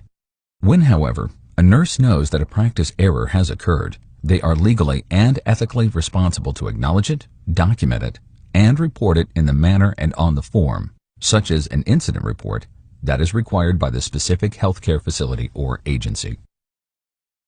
Monitoring the client responses to an error, event, or occurrence. The priority when an error, adverse event, occurrence, or variance occurs is the patient and their physical as well as psychological health and well-being.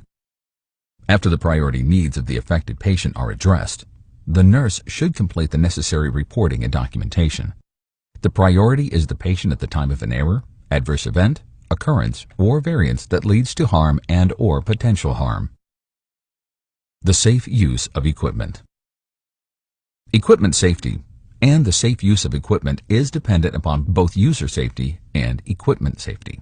User safety can be ensured when all users of equipment, including nurses, are instructed on proper use on all pieces of equipment and are then deemed as validated as competent to correctly and safely use a piece of equipment prior to using it, without direct supervision and guidance. User safety is also ensured when the healthcare provider asks for assistance and re-instruction when they believe that they are not competent to use a specific piece of equipment, as well as when they inspect the equipment prior to using it with a patient. Some of the safety inspection components include the inspection of the piece of equipment for frayed cords, malfunctioning, and documented evidence of preventative maintenance and safety inspections by those who perform these tasks. All equipment that is even possibly unsafe or questionably safe must be immediately taken out of service and sent to the department that is responsible for ensuring its safety. Following facility protocols and procedures for the safe use of equipment. All healthcare facilities have established protocols and procedures for the safe use of equipment. These include staff education, competency validation, preventative maintenance, and safety inspections. Most healthcare facilities prohibit the patient's use of their own equipment like a radio, television, or electric razor. Others permit it, but only after it has been inspected and deemed safe by personnel who have the knowledge and skills to do so. These personnel do not include nurses. This inspection is typically done by the maintenance or equipment department. Providing safe equipment for client care. Safe and effective equipment, such as electrical oxygen supplementation therapy and continuous passive motion devices, in addition to non-electrical equipment such as walkers, canes, and other mobility aids, must be safe and deemed safe prior to use. The rubber tips on a walker, cane, and crutches should be inspected often. All tips that are uneven or worn out must be replaced immediately. Preventative maintenance is done by replacing all tips at least once a month, even when they are not worn out. Clients, in addition to staff, must also be educated about the safe use of equipment, particularly when they are performing self-care in the home. Safety and security are closely aligned. Healthcare facilities have security plans, as mandated, similar to the necessity for emergency preparedness plans. Security plans are consistent with the regulations and recommendations of the Joint Commission, the Centers for Medicare and Medicaid, and the International Association for Healthcare Security and Safety. Some of the most commonly occurring security risks in healthcare facilities include infant abduction, client elopement, the entry of dangerous and violent people, and information data theft. Nurses must be fully knowledgeable about security plans and their assigned responses to security threats so that they can act rapidly and without delay. Even though preventative security measures, such as secured and alarmed doors and staff identification badges, are routinely used, there are times that these serious and dangerous events occur. Initiating and participating in security alerts. Similar to emergency preparedness plans, all nurses must be prepared to act with security threats and security breaches. One way to prepare is to review the policies and procedures relating to your role on a regular basis. Another way to prepare is by participating in mock drills and practices within the organization. Using the principles of triage and evacuation protocols and procedures. In descending order of priority from the most severe to the least severe type of client, the following clients should be selected for discharge and relocation. The need for this may occur, for example, when a shooter is loose in the building and on a rampage. Medical unstable and unpredictable critical care patients are the most severe of all patients. They are not candidates for discharge and relocation except under highly severe and threatening intra-facility crises. Stable clients who need assistance are the second priority, and, therefore, not discharged until the lowest priority clients are discharged. Ambulatory clients who need no assistance are the first clients to be safely discharged and relocated. Monitoring the effectiveness of security plans. The effectiveness of security plans can be monitored by determining whether or not security breaches were prevented with measures such as infant maternal alarms and whether or not security crises were dealt with. This monitoring and evaluation is often done by a committee such as the Safety Committee. Infection control, standard precautions, transmission-based precautions, and asepsis. Some of the commonly used terms and terminology associated with infection control include those relating to the chain of infection, the modes of transmission of infectious microorganisms, asepsis, types of infection, and personal protective equipment. The chain of infection includes the infectious microorganism, the reservoir or location where the pathogen lives, the port of exit from the reservoir, the mode of transportation from the reservoir, and the portal of entry into the person or host. Airborne transmission is defined as the mode or means with which a microorganism is moved and transmitted via air and inhaled into the respiratory tract by the susceptible host. These infections are found in droplets and dust in the air. Airborne precautions are indicated in the presence of a pathogen that is transmitted via the airborne mode of transmission. Contact transmission is defined as the mode or means with which a microorganism is moved and transmitted via direct or indirect contact with the infected person or an object that has been contaminated with the pathogen respectively. Indirect contact transmission is sometimes referred to as vehicle-borne transmission. Contact precautions are indicated in the presence of a pathogen that is transmitted via contact transmission. Vector-borne transmission is defined as the transmission of a pathogen from an animal or insect to a human being. Transmission-based precautions are special measures that are put into place to prevent the spread of infection. Transmission-based precautions are based on the pathogen's mode of transportation. Examples include contact and airborne precautions. Standard precautions are measures that are used to prevent the spread of infection among all patients whether or not they have a known infection. Standard precautions protect healthcare workers and patients from the spread of infection secondary to contaminated blood and other bodily fluids. Asepsis is defined as not septic. That is, asepsis is the absence of disease-causing organisms. The two types of asepsis are medical asepsis and surgical asepsis. Medical asepsis is defined as the absence of disease-causing microorganisms. Medical asepsis is often referred to as clean, which is more than sanitary. Medically aseptic techniques are used to maintain medical asepsis. Surgical asepsis is defined as the absence of all microorganisms. Surgical asepsis is often referred to as sterile. Surgically aseptic techniques are used to maintain sterile asepsis. Contaminated is defined as some contact with a microorganism. Sterile items and clean or medically aseptic items are contaminated differently. A medically aseptic item is contaminated when it comes in contact with pathogenic microorganisms. Sterile items become infected when they are touched with any item that is not sterile. Decontamination, according to OSHA, is defined as the use of physical or chemical means to remove, inactivate, or destroy blood-borne pathogens on a surface or item to the point where they are no longer capable of transmitting infectious particles, and the surface or item is rendered safe for handling, use, or disposal. Disinfection is defined as the destruction of pathogens, but not spores, using a chemical or physical means of disinfection. Sterilization is defined as the process with which all pathogens, including spores, are destroyed. Sterilization can be done with moist heat, a combination of heat and pressure, gas, radiation, and boiling water. An antiseptic is a germicidal solution that inhibits the growth of some microorganisms. Examples of antiseptics include hexachlorophene, iodine, alcohol, and antiseptic hand washes. Many can be used directly on the skin. A healthcare-associated infection is any infection that occurs during the time that the patient is being cared for in a healthcare facility. Most of these infections are infections of the urinary tract. Iatrogenic infections are those that occur as the result of some diagnostic test or a therapeutic procedure. For example, atelectasis after a diagnostic bronchoscopy is an iatrogenic infection. An occupational exposure is the exposure to a pathogen by a healthcare worker during the course of their work. Post-exposure prophylaxis is the prevention of an infection after an individual has been exposed to it. Personal protective equipment, PPE, is specialized equipment and attire that is used by employees in healthcare to protect against infections.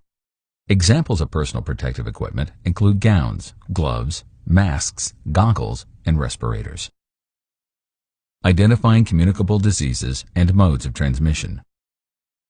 Communicable diseases occur as the result of many fungi, bacteria, viruses, parasites, and prions. Prions are protein particles without nucleic acid that can cause neurological diseases like Creutzfeldt-Jakob disease and scurvy. Modes of transmission, or transportation, are the part of the cycle of infection that moves a pathogen from its reservoir to its susceptible host. There are several modes of transmission including direct, indirect, airborne, vehicle, and vector modes of transmission. Direct transmission occurs when a pathogen comes in direct contact with the susceptible host's skin or mucous membrane. Indirect transmission is the movement of an infectious agent from the reservoir to an object which is then passed to the susceptible host when the host touches the object. Droplet transmission occurs when a pathogen is spread with a spray or splash of infectious microorganism, which can occur when coughing or sneezing, for example. Airborne transmission occurs when the pathogen is carried in dust or droplets in the air. Measles is an example of a virus that is transmitted with the airborne mode of transmission. Vehicle transmission is defined as contact with an infection in things like contaminated soil and water. Vector transmission is the movement of the pathogen with live things like insects which infect humans with their sting or bite. Some patients are more susceptible to infection than others. Some of the things that increase the patient's or host's susceptibility to infection are high levels of stress and cortisol levels, old age, infancy, poor nutrition, particularly when the patient is affected with a protein deficit, the presence of physical disorders and diseases, immunosuppression, some medications such as chemotherapy and steroids, and some treatments like radiation therapy for cancer. Briefly stated, people get infections when their natural bodily defenses against infections fail. The human body's first line of defense against infection is intact skin. Other bodily defenses include the inflammation process and antibody-mediated defenses, including active and passive immunity. Active immunity is present as a response to an antigen. Passive immunity is present when antibodies to an antigen are present. Both active and passive immunity can be either natural or artificial. Artificial active and passive immunity are given with an injection of an antibody like immune globulin, which produces artificial passive immunity, and the injection of an antigen, which reacts with the formation of antibodies against the infection. This is artificial active immunity. Natural active and passive immunity occurs when the person gets the infection and later produces antibodies against it, which prevents future occurrences of this specific infection, and when the neonate naturally gets antibodies in utero during pregnancy. These immunities are natural active and natural passive immunity, respectively. When the body's defenses against infection are not sufficient to combat it, infections occur. The signs and symptoms of infection, generally speaking, are local and systemic. The local signs of infection, like the signs and symptoms of the inflammatory process, are site pain, redness, heat, swelling, and some bodily part dysfunction. The systemic signs and symptoms of infection include fatigue, chills, hyperthermia, prodromal malaise, tachypnea, tachycardia, nausea, vomiting, anorexia, confusion, incontinence, abdominal cramping, and diarrhea, among other signs and symptoms as based on the infection. For example, urinary infection signs and symptoms can include urgency, dysuria, urinary frequency, and hematuria. Respiratory infections lead to coughing, dyspnea, and adventitious breath sounds. Identifying the client's knowledge of infection control procedures. Clients must be knowledgeable about the principles of asepsis, the importance of hand washing, protective and transmission-based precautions, and standard precautions. They do not have a need to be knowledgeable about the complex terminology and scientific intricacies of infection control policies and procedures, but they must have sufficient knowledge about those infection control procedures that affect their personal health and well-being. They must be aware of the fact that infections are common during hospitalizations, in the home, and in the workplace. They must know the importance of immunizations in terms of preventing communicable diseases. They must be able to wash their hands in the appropriate manner. They must know about the procedures and restrictions associated with any transmission-based precautions and how it impacts on the healthcare staff, the patient, and themselves. They must also know what personal protective equipment is used and why it is used. Among other things, they must know how to apply basic infection control procedures when they are performing self-care, such as irrigating a colostomy and changing a surgical site dressing, for example. Identifying the need for and implementing appropriate isolation techniques. Contact precautions prevent direct and indirect contact transmissions of infectious pathogens like those found in infected wounds, infectious diarrhea, and infections such as herpes simplex. Droplet precautions are used to prevent the transmission of pathogens that are transmitted with a cough or sneeze. Therefore, face masks are indicated for these precautions. Airborne precautions are used for airborne transmission microbes like tuberculosis, which requires a negative pressure private room and a HEPA mask. Using standard and universal precautions. Standard precautions are infection control measures that are used to prevent the spread of infection among all patients, whether or not they have a known infection. Standard precautions protect healthcare workers and patients from the spread of infections secondary to contaminated blood and other bodily fluids, using aseptic and sterile techniques. Asepsis prevents the spread of infection. The two types of asepsis are medical asepsis, or clean procedure, and surgical, or sterile asepsis. Medical asepsis reduces the number and growth of microorganisms, including pathogens. Medical asepsis includes things like hand washing, skin preparation prior to the injection of a subcutaneous medication, and the administration of all medications except those given intravenously. Surgical asepsis eliminates all microorganisms. Surgical asepsis is used for wound care during all invasive procedures, including surgical procedures and other invasive procedures such as endoscopy, for the administration of intravenous medications, and for the insertion of an indwelling urinary catheter and other internally placed tubes like central lines and peripheral intravenous lines. Using appropriate supplies to maintain asepsis. Sterile gloves are used for care that requires surgical asepsis.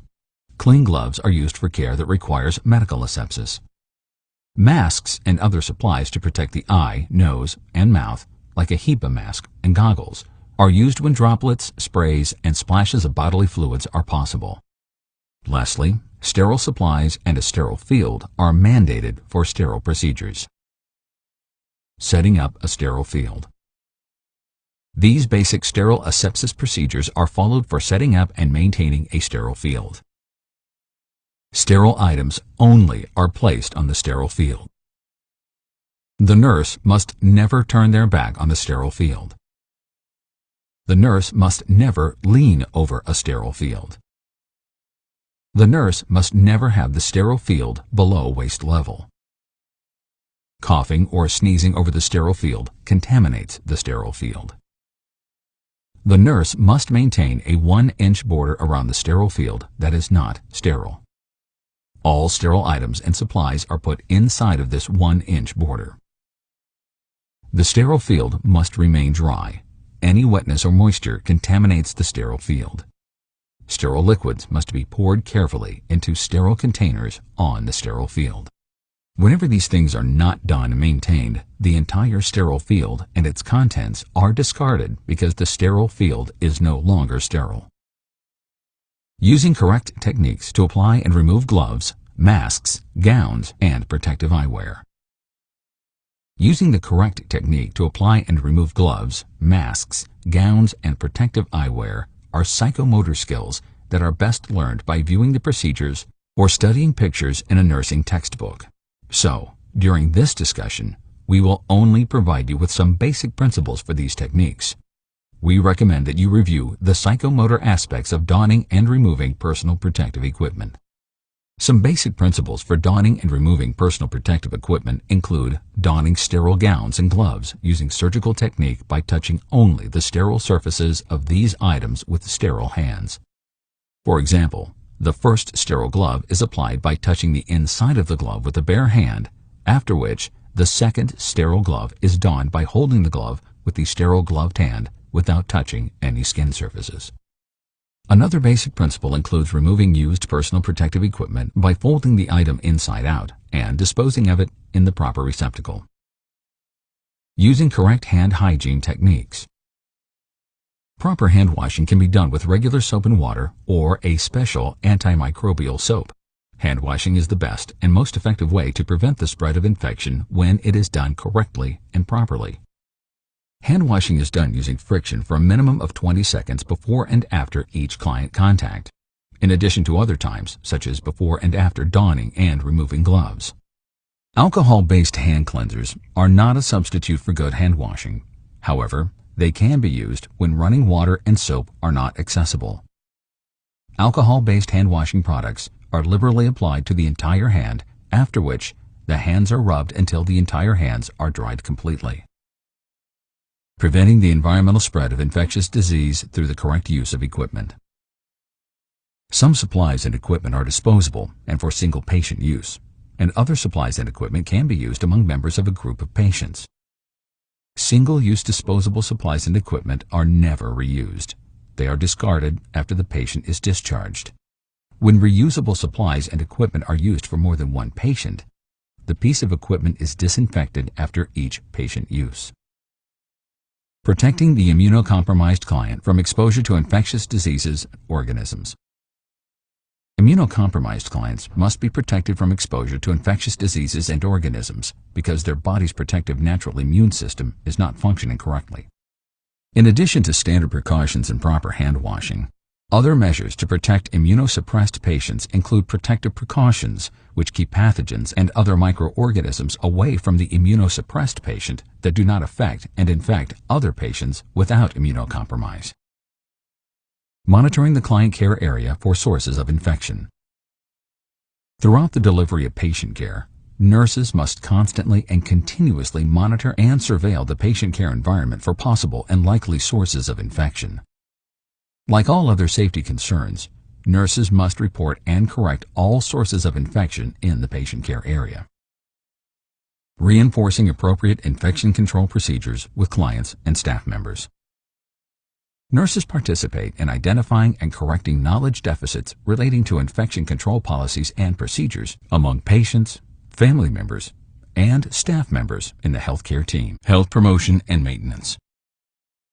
The practical vocational nurse provides and directs nursing care of the client that incorporates knowledge of expected growth and development principles, prevention and/or early detection of health problems, and strategies to achieve optimal health.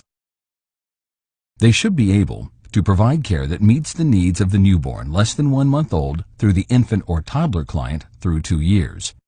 Provide care that meets the needs of the preschool, school age, and adolescent client ages 3 through 17 years. Provide care that meets the needs of the adult client, ages 18 through 64 years.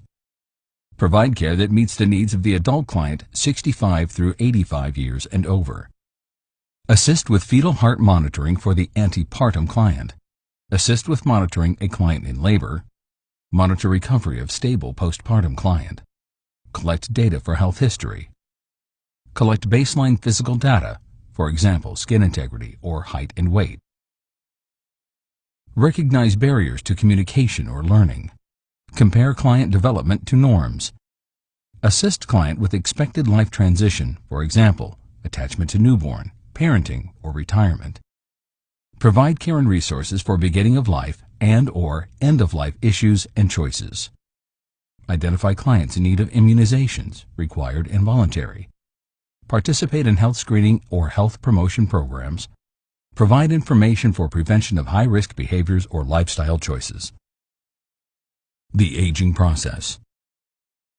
identifying the client's knowledge on the aging process, and assisting in the reinforcement of teaching relating to the expected changes related to aging along the lifespan.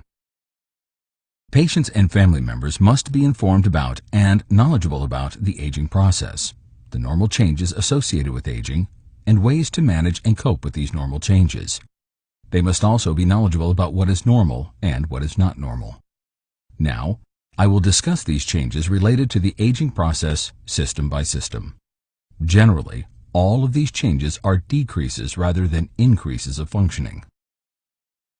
Sensory and neurological changes include decreased vision, hearing, smell, and touch, lowered reaction times, and night blindness. Cardiac changes include decreases in cardiac output, stroke volume, venous return, and the cardiac output.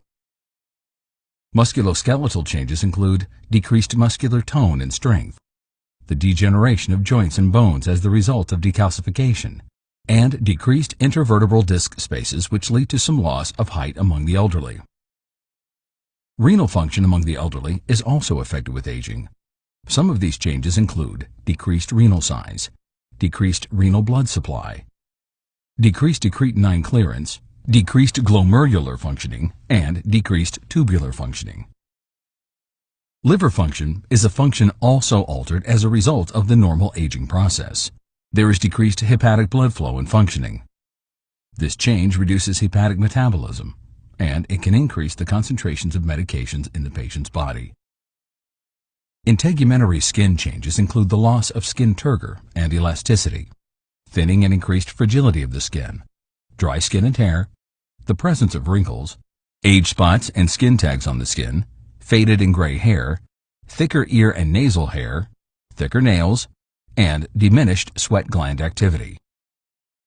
Age-related respiratory changes include decreases in lung expansion and air exchanges, dry and more fragile mucous membranes, a diminished cough reflex, and a decrease in the efficiency of the body's natural protective immune system, which may place elders at greater risk for respiratory infections than their younger counterparts.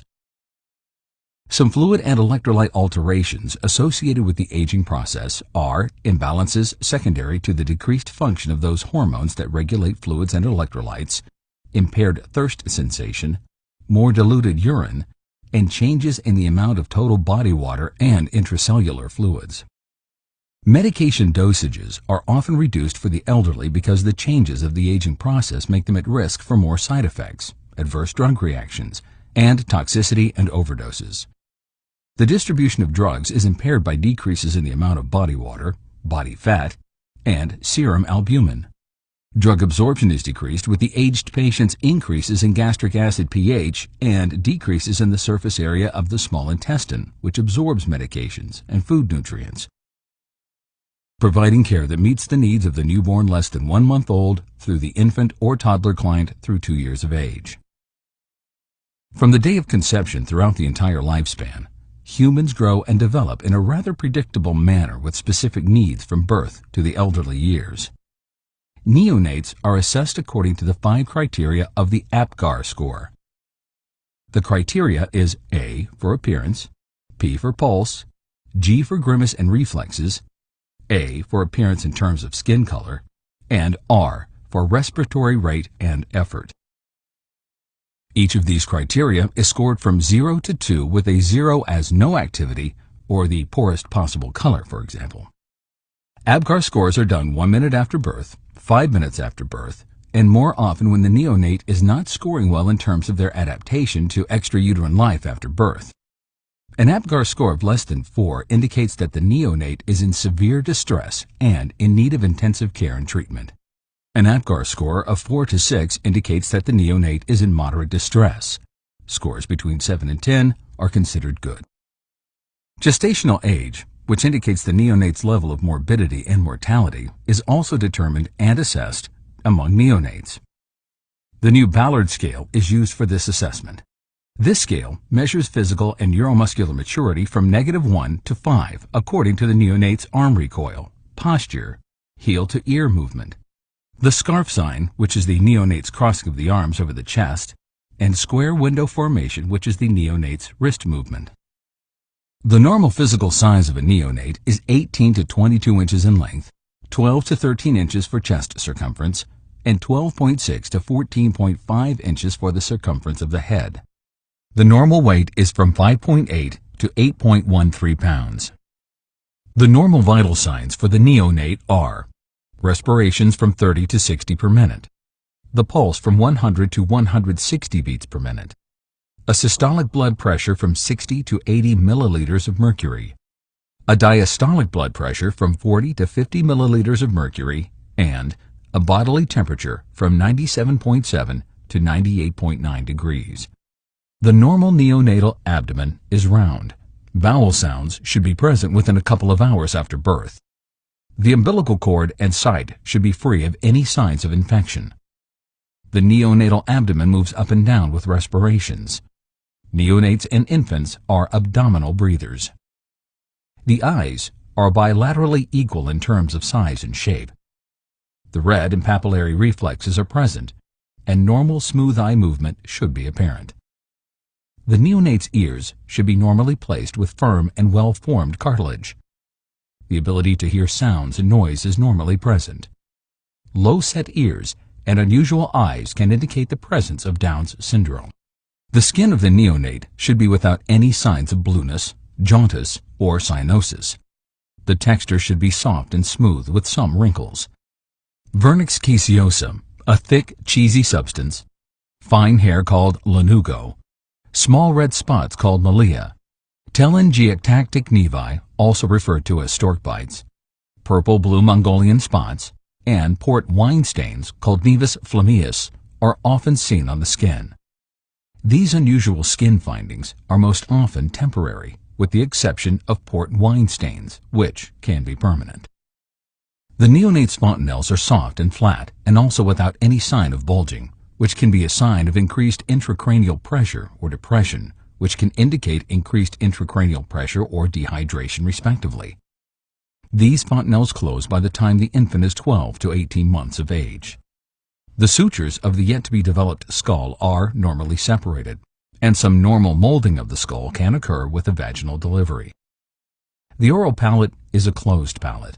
The mouth has pink oral mucosa, symmetrical lip and tongue movements, possible small white oral cysts called Epstein pearls on the tongue, and little saliva when the neonate's mouth is assessed.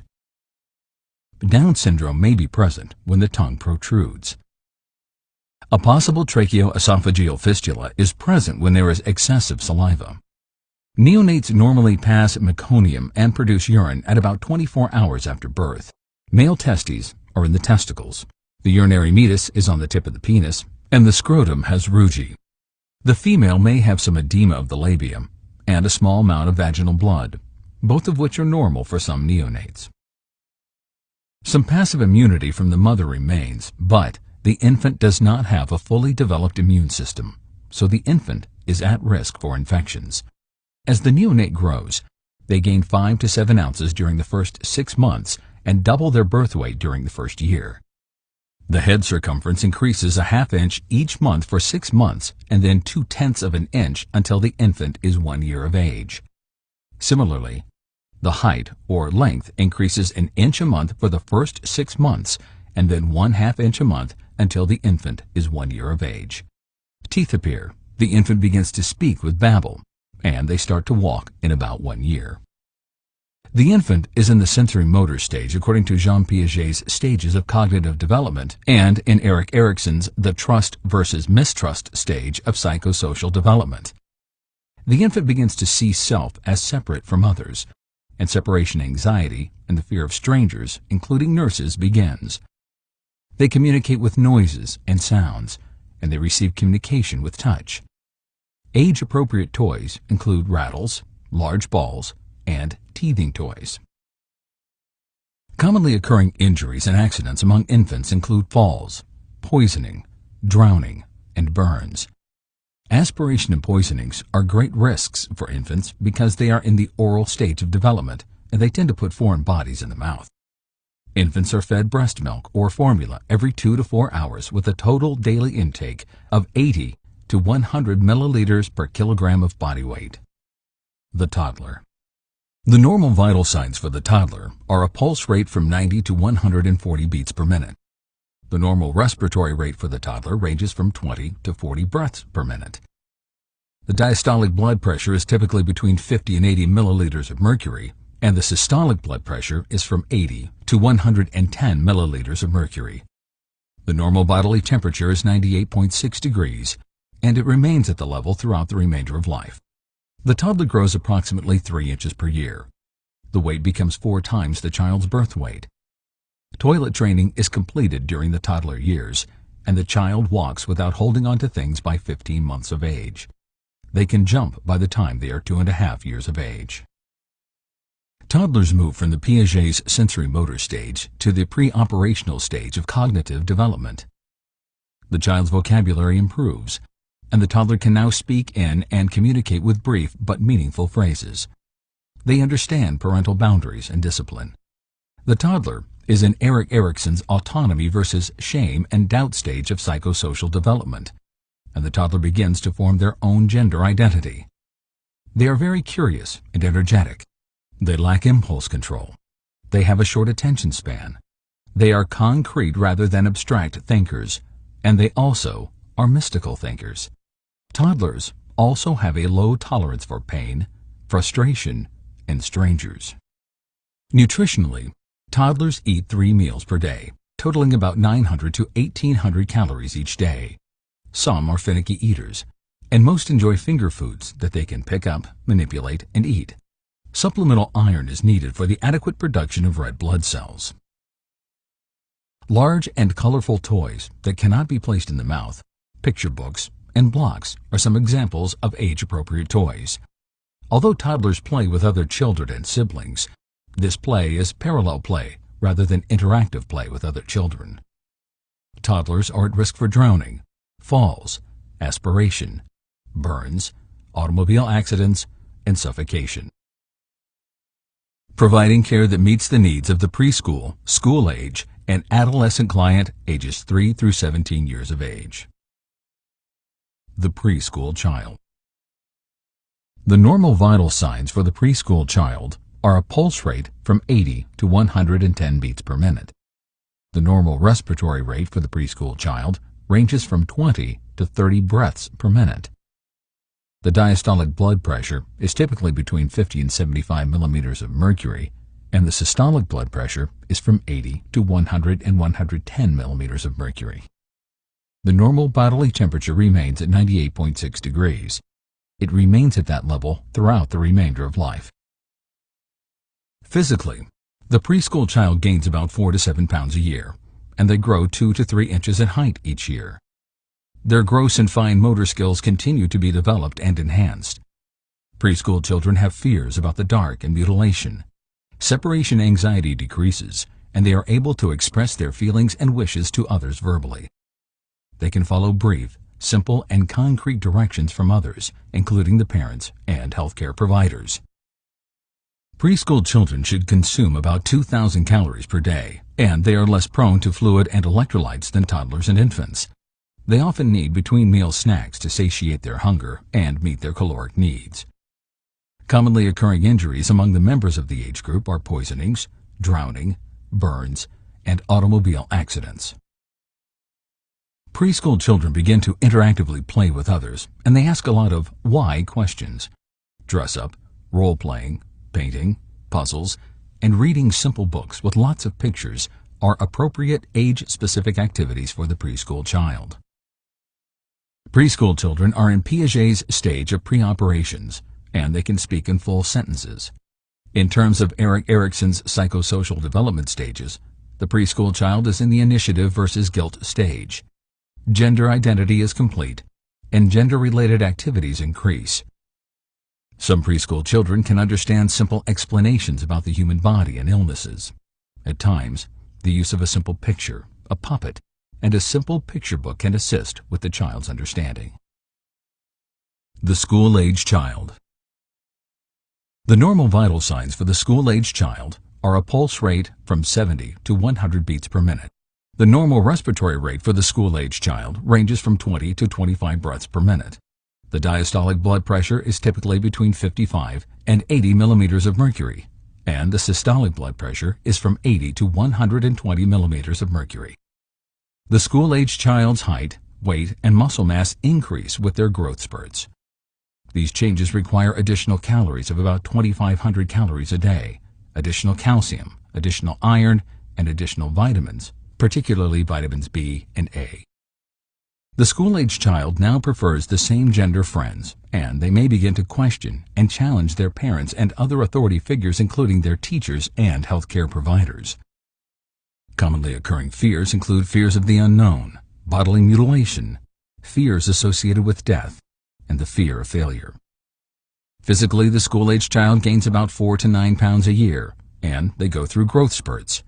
Permanent teeth begin to appear. Secondary sex characteristics, puberty, and menarche can occur. Their stage of cognitive development is concrete operations and a full command of their native language. Vocabulary is almost complete by the age of 12. Erikson's stage of industry versus inferiority marks the school-age years.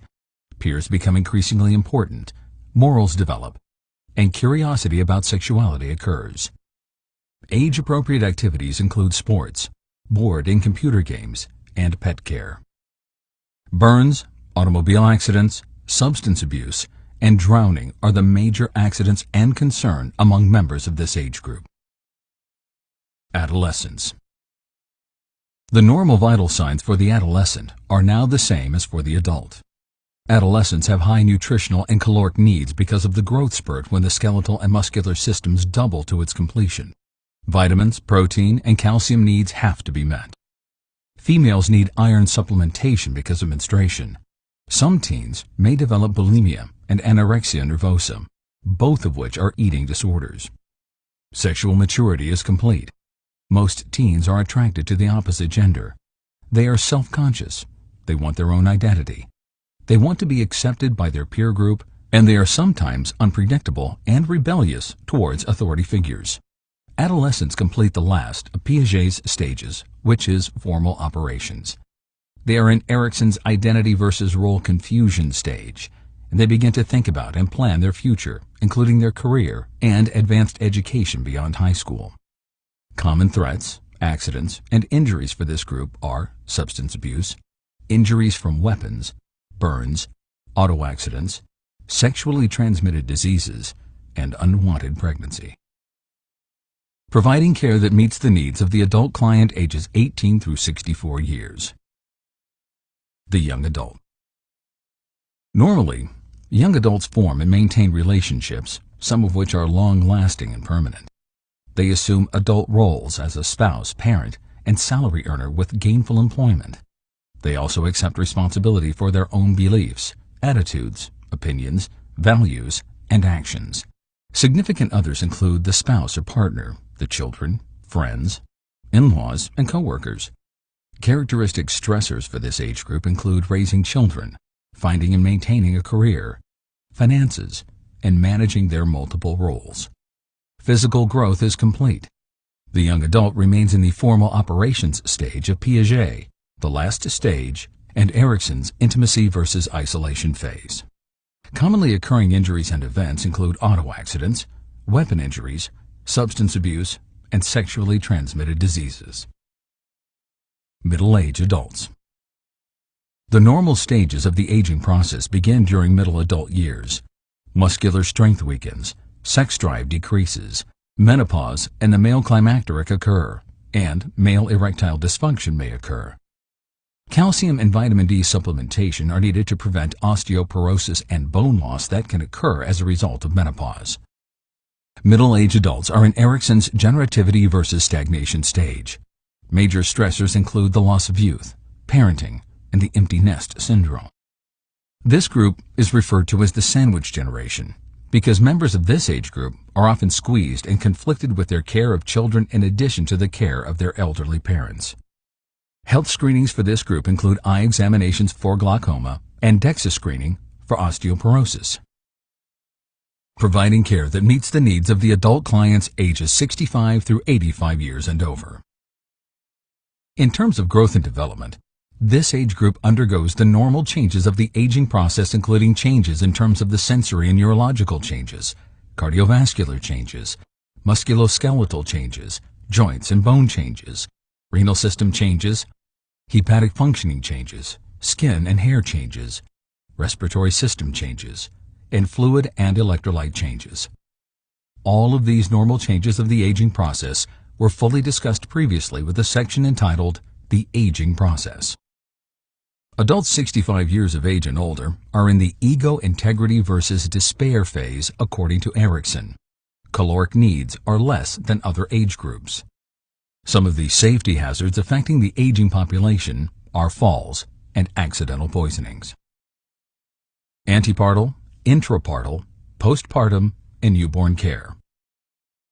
The internal organs and structures of the female reproductive system are the uterus, uterine ligaments, vagina, fallopian tubes, ovaries, and the bony pelvis, which consists of two innominate bones, the sacrum and the coccyx.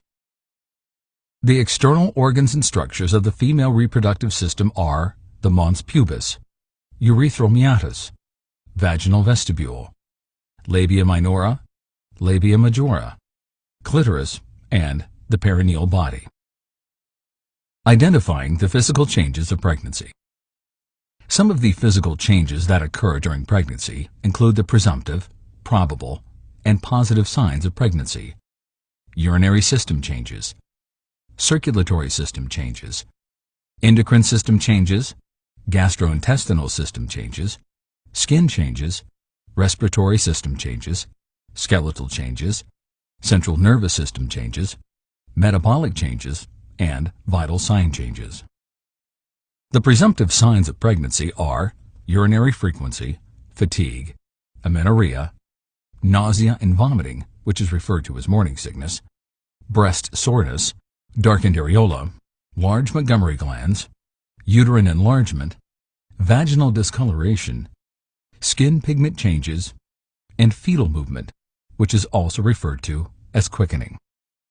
The probable signs of pregnancy include Hegar sign, which is changes to the lower portion of the uterus, abdominal enlargement, a positive human chorionic gonadotropin or HCG test, Braxton Hicks contractions, Chadwick's sign, which is a blue tinge to the vagina and cervix, Goodell sign, which is the softening of the cervix, the ability to palpate the fetus, which is referred to as fetal ballottement, and cervical and uterine changes in terms of consistency, size, and shape. And lastly, the positive signs and symptoms of pregnancy are fetal heart tones, ultrasound evidence of a fetus, and the objective assessment of fetal movement. Identifying the client's emotional preparedness for pregnancy. Nurses identify the client's emotional as well as physical responses to the preparedness for pregnancy. Many emotions and different perceptions can occur as a response to pregnancy. Some of these emotions include joy, fear, mood swings, anxiety, financial concerns, depression, and adverse emotional reactions to the bodily changes of pregnancy. The father may also have similar reactions. Some women may have a lot of social supports during this maturational milestone in terms of family members and their spouse or partner. Others may have little or no support. This is particularly true when the partner is absent and/or not welcoming of an unwanted pregnancy. Pregnancy leads to emotional disequilibrium for the pregnant woman and the family unit. Nurses must facilitate effective and successful coping to meet the emotional needs of the woman and the family unit, and also the utilization of available social supports and resources. Assisting in performing a client's non-stress test. Non-invasive non-stress tests to determine the status of a fetus are routinely done during the last trimester of pregnancy. A non-stress test is particularly important when increased maternal age, hypertension, diabetes, post-maturity, intrauterine growth restrictions, abnormal fetal movements, sickle cell disease, and/or a history of previous obstetrical complications are present. A non-stress test is performed by placing a transducer on the pregnant female's abdomen, which is attached to a Doppler. This test measures the fetal heart rate during movements of the fetus the functioning of the fetus's central nervous system, and their overall well-being. An abnormal non-stress test occurs when the fetus's heart rate does not increase by at least 15 beats per minute for at least 15 seconds during fetal movements. A normal reactive non-stress test occurs when the fetus reacts to movement with a heart rate increase of 15 beats per minute or more for at least 15 seconds when fetal movement occurs and on at least 2 occasions during this non-stress test. Assisting with fetal heart monitoring for the antepartum client. Now, we will discuss monitoring the fetal heart rate during the antepartum period of time. Some of the terms used in respect to fetal heart rate monitoring will be defined now. The baseline fetal heart rate is the average fetal heart rate per minute during a 10-minute period of time without any periods of significant variability or any period when the rate varies by more than 25 beats per minute. A wandering baseline fetal heart rate is a fluctuating fetal heart rate from the baseline. This abnormal fetal heart rate pattern can indicate disorders like a congenital abnormality or metabolic acidosis. An acceleration is defined as an increased fetal heart rate over the fetal heart rate baseline with a less than 30-second duration from the onset to the peak. Accelerations can be prolonged, episodic, or periodic. A prolonged acceleration is an acceleration of the fetal heart rate that lasts more than 2 minutes. An episodic acceleration is defined as an assuring fetal heart rate pattern that normally occurs with fetal movements. Periodic acceleration is an acceleration that occurs with contractions. They are normal. A deceleration is a fetal heart rate that is less than the baseline. Decelerations can be early, late, variable, or prolonged. The onset of deceleration is the point where the fetal heart rate falls below the baseline. The nadir of deceleration is the lowest point of the deceleration. The descent of deceleration is the time between the onset and the nadir of deceleration. The depth of deceleration is the number of beats per minute that occur during a deceleration until it reaches its nadir. The duration of a deceleration is the time elapsed from the onset of the deceleration to the fetus's baseline fetal heart rate. The recovery of the deceleration is the time elapsed from nadir to the fetus's baseline fetal heart rate. A late deceleration is a gradual decrease of the fetal heart rate below baseline during contraction. An early deceleration is a gradual increase of the fetal heart rate below the baseline during contraction, which occurs during the peak of the contraction. Variable decelerations occur when the fetal heart rate suddenly decreases by at least 15 beats per minute that lasts at least 15 seconds before it returns to the baseline. A prolonged deceleration is defined as a decrease in the fetal heart rate of 15 or more beats per minute that persists more than 2 minutes from its onset to its return to the baseline. Variability is classified as with minimal variation when it varies by less than 5 beats per minute. Moderate variability occurs when fetal heart rate varies by 6 to 25 beats per minute. And marked and severe variability occurs when the fetal heart rate varies by more than 25 beats per minute. Non-reassuring fetal heart rates and heart rate patterns include the absence of any variability, late decelerations, variable decelerations, fetal trachycardia, and fetal bradycardia. Non-invasive fetal heart rates are monitored on a continuous or in an intermittent basis. The necessity of fetal heart monitoring is underscored when the mother has complications such as abnormal uterine contractions, hypertension, diabetes, a post-term pregnancy, renal disease, and/or the fetus is at risk as the result of one or more factors such as fetal distress, meconium-stained amniotic fluid, multiple gestations, placenta previa, abruptio placentae, an abnormal contraction stress test, an abnormal non-stress test, bradycardia, and intrauterine growth restriction. Non-invasive external fetal monitoring is advantageous over invasive internal fetal heart monitoring because there is less risk of infection, there is no need for the rupture of the membranes or the dilation of the cervix at 2 or more centimeters, and there is no need for the fetus to have a descended presenting part. Invasive internal fetal monitoring, when compared and contrasted to external fetal monitoring, is advantageous because it provides a higher quality and more accurate reading that is also not impaired with factors such as maternal obesity, fetal positioning, and maternal positioning. Normally, fetal heart rate baselines are from 110 to 160 beats per minute, excluding any decelerations, accelerations, or episodes of variability over a 10-minute period of time. Assisting with the monitoring of a client in labor. Labor is the natural process or induced process that consists of involuntary rhythmic uterine contractions that increase in terms of frequency and intensity. Labor leads to the necessary effacement and dilation of the cervix that is needed for the vaginal delivery of the baby after pregnancy. Effacement is the thinning and shortening of the cervix. Dilation is the opening of the cervix. Labor usually begins about 2 weeks prior to the expected delivery date. Labor usually lasts from 12 to 18 hours. The stages of labor and delivery include the first, second, third, and fourth stages of labor. The first stage of labor consists of the latent, active, and transition phases. The latent phase typically lasts for several hours, and the contractions are mild. During the active phase, the contractions become more frequent and severe. The cervix dilates up to 7 centimeters, and the fetus begins to descend in the birth canal.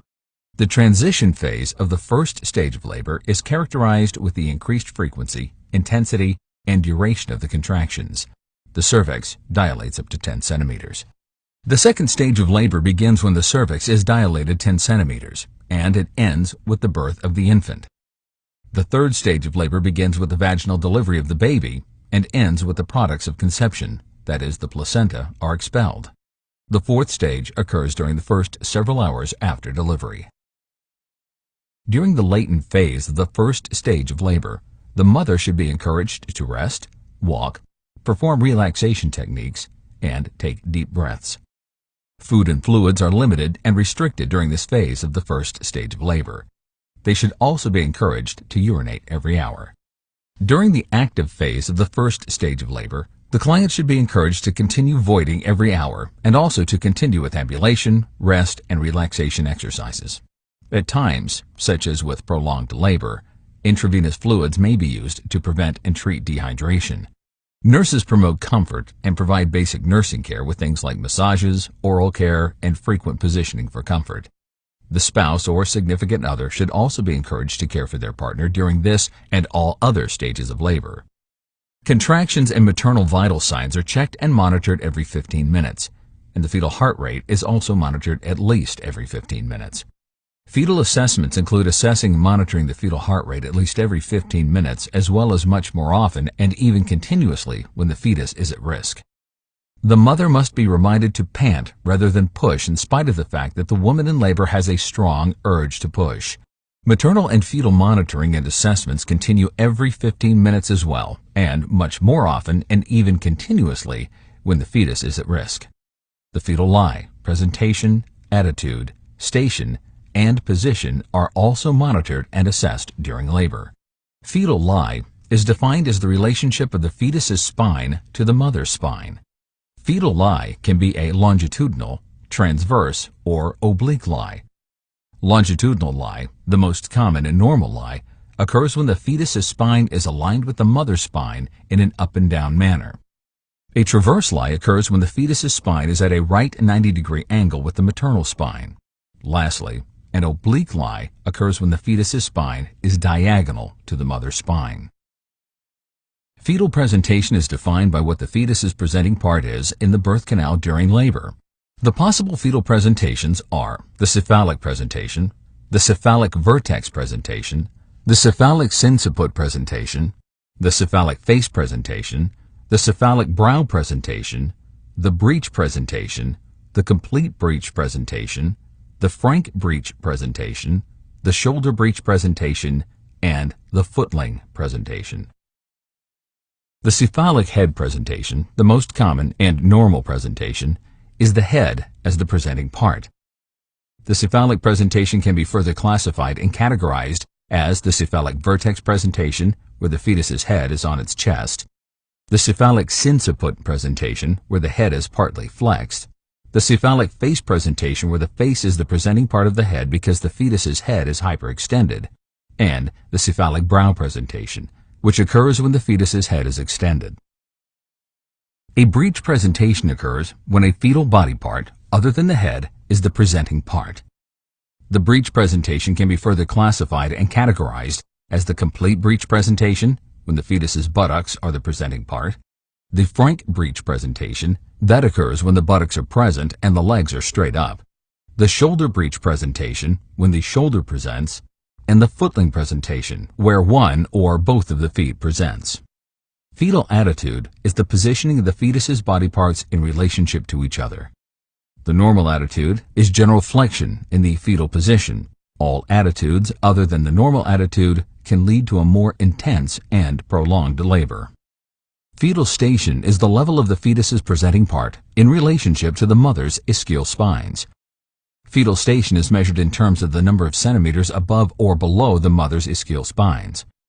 Fetal station is -1 to -5 when the fetus is 1 to 5 centimeters above the ischial spines.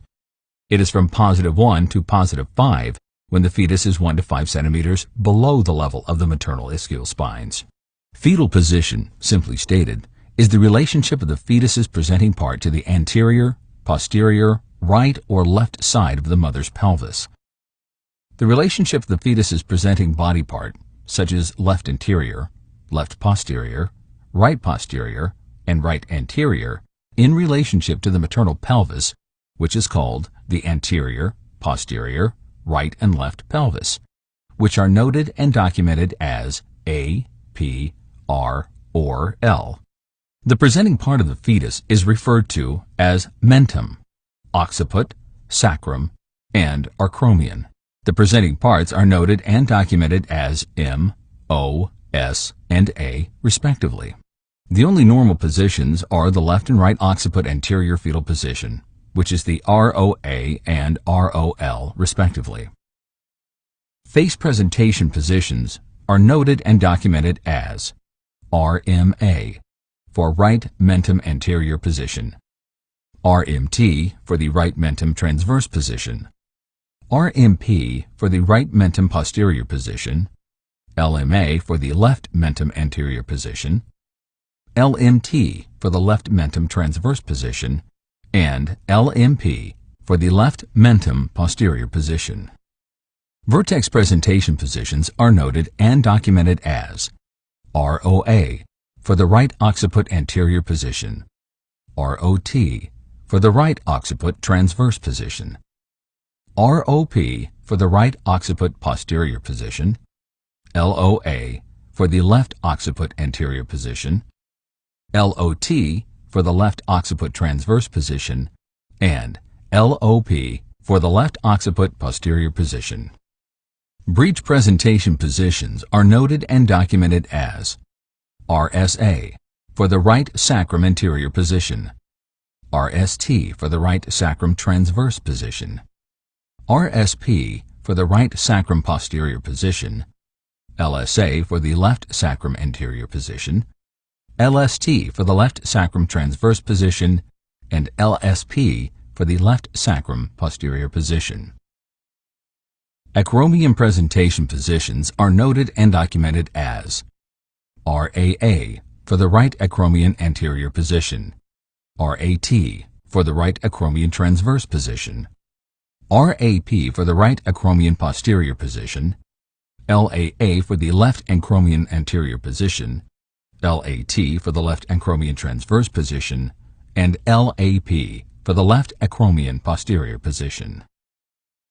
There are several types of delivery, including vaginal deliveries, operative deliveries such as a forceps delivery, a vacuum delivery, and a cesarean, and a vaginal birth after a cesarean section. Vaginal deliveries are the most common form of delivery. Vaginal deliveries can be done with or without an episiotomy. An episiotomy may be indicated when the baby is excessively large, when there is shoulder dystocia, and/or maternal or fetal stress is present. Forceps facilitate the delivery of the baby by providing traction. They can also facilitate the rotation of the fetus's head to the vertex position.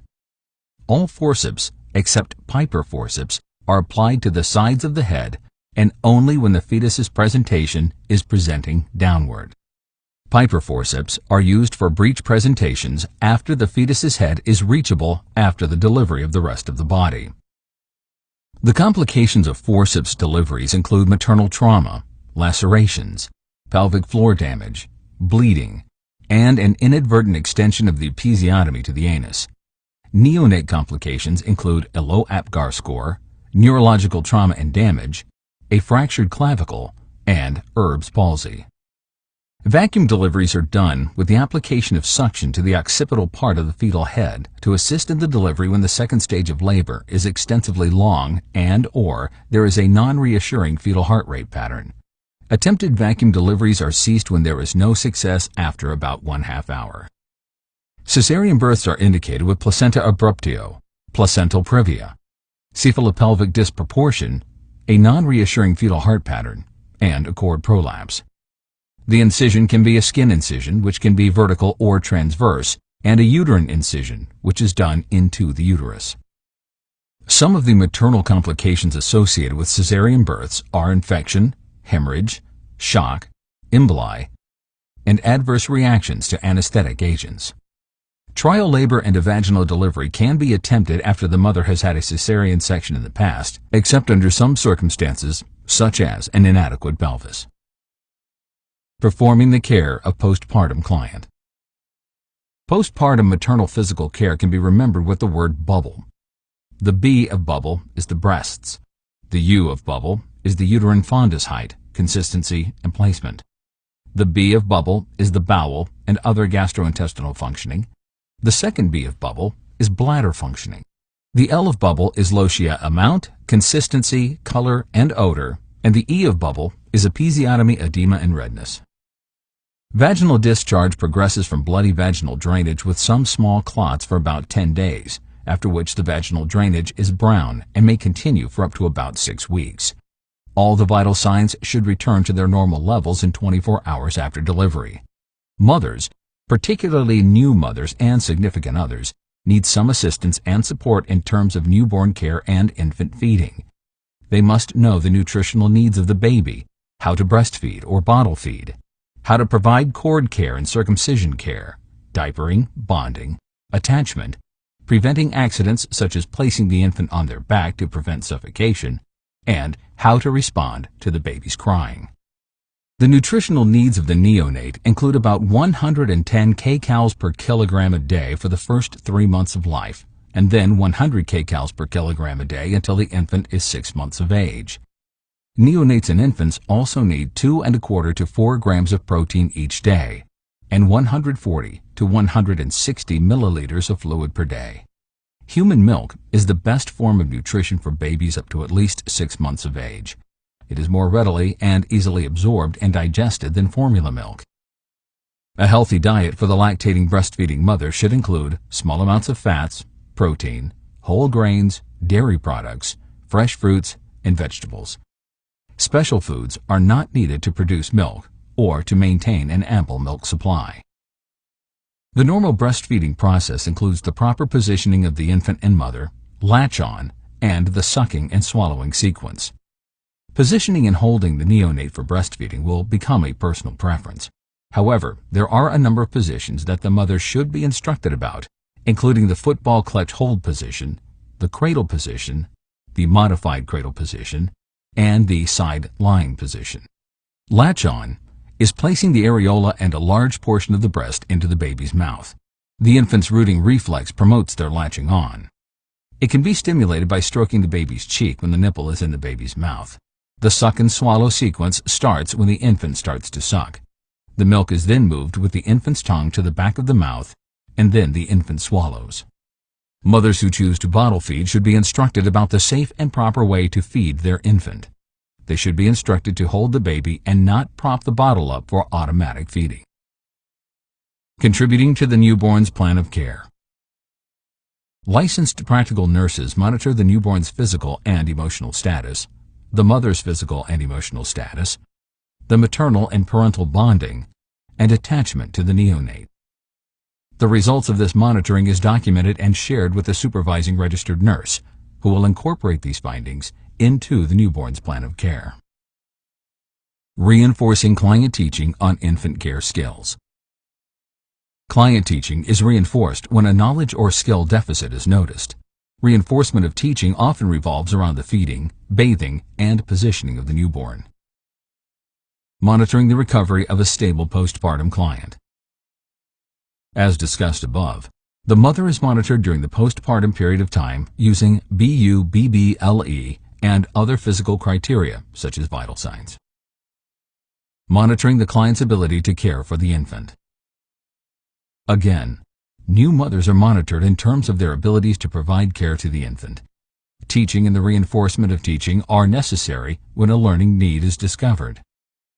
The essentials of newborn care include bathing, feeding, quieting strategies, swaddling, diapering, cord care, and circumcision care.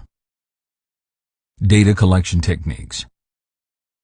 The purpose of the health history is to collect data and information about the patient's and family's current and past states of health, their risks, their strengths, weaknesses, and their needs. Collecting data for the health history. This data can be primary or secondary data. It can be subjective or objective. It can be quantitative or qualitative. An example of primary data is information that you get directly from the patient. Secondary data is information that you collect from sources other than the patient, such as progress notes from the patient's last acute care hospitalization. Objective data is measurable and observable, like a patient's blood glucose level that you can see on a blood glucose monitoring machine. Subjective data consists of the patient's own words, such as, "I am in pain." Quantitative data is numerical data, like laboratory results. Qualitative data is narrative information, like the patient's description of the pain in terms of its location. Data and information is collected using the interview process. Two kinds of questions are used during the interview to collect data. These questions are open-ended and close-ended questions. Close-ended questions are answered with a simple no or yes answer. An example of a closed-ended question is, "Are you married?" The answer will be yes or no. On the other hand, an open-ended question gets more data and information than a simple yes or no. An example of an open-ended question is, "Tell me about what you were doing when your pain started." Open-ended questions give us fuller and deeper data and information than closed-ended questions. A complete health history consists of demographic data, the patient's chief complaint, the patient's past medical history, the family's current and past medical history, lifestyle choices, the patient's utilization of and access to healthcare services, medication reconciliation, other data such as spiritual, religious beliefs, and cultural background. Some demographic data and information that is collected during the health history are the patient's name, address, contact information, health insurance information, age, marital status, and occupation. Nurses collect data and information about the patient's chief complaint by asking an open-ended question, such as, "Why did you come to the emergency room today?" The patient will likely respond to this question with data and information about their chief complaint. Data included with past medical history includes immunizations, prior surgeries, previous hospitalizations, any healthcare adverse events like a latex reaction or a reaction to anesthesia, allergies, chronic illnesses, and the current medications, supplements, and over-the-counter preparations that they are currently taking. The current medical history is a further exploration of the patient's chief complaint in terms of the patient's symptoms, when the symptoms began, things that make the symptoms worse, things that precipitate the symptoms, things that decrease the severity of the symptoms, the location of the symptoms, and how often the symptoms occur. During the family history phase of the health history, the nurse collects data and information about relatives' health histories, including the presence of any heart disease, psychological and social disorders, genetic disorders, hypertension, cancer, diabetes, the ages, current states of health, or age and cause of death for grandparents, parents, siblings, and children. Additional data and information about lifestyle choices are collected to determine risks and risk factors. Lifestyle choices include choices relating to the diet, activities of daily living, consumption patterns relating to drugs, alcohol, and caffeine, exercise, sleep and rest patterns, and occupational choices.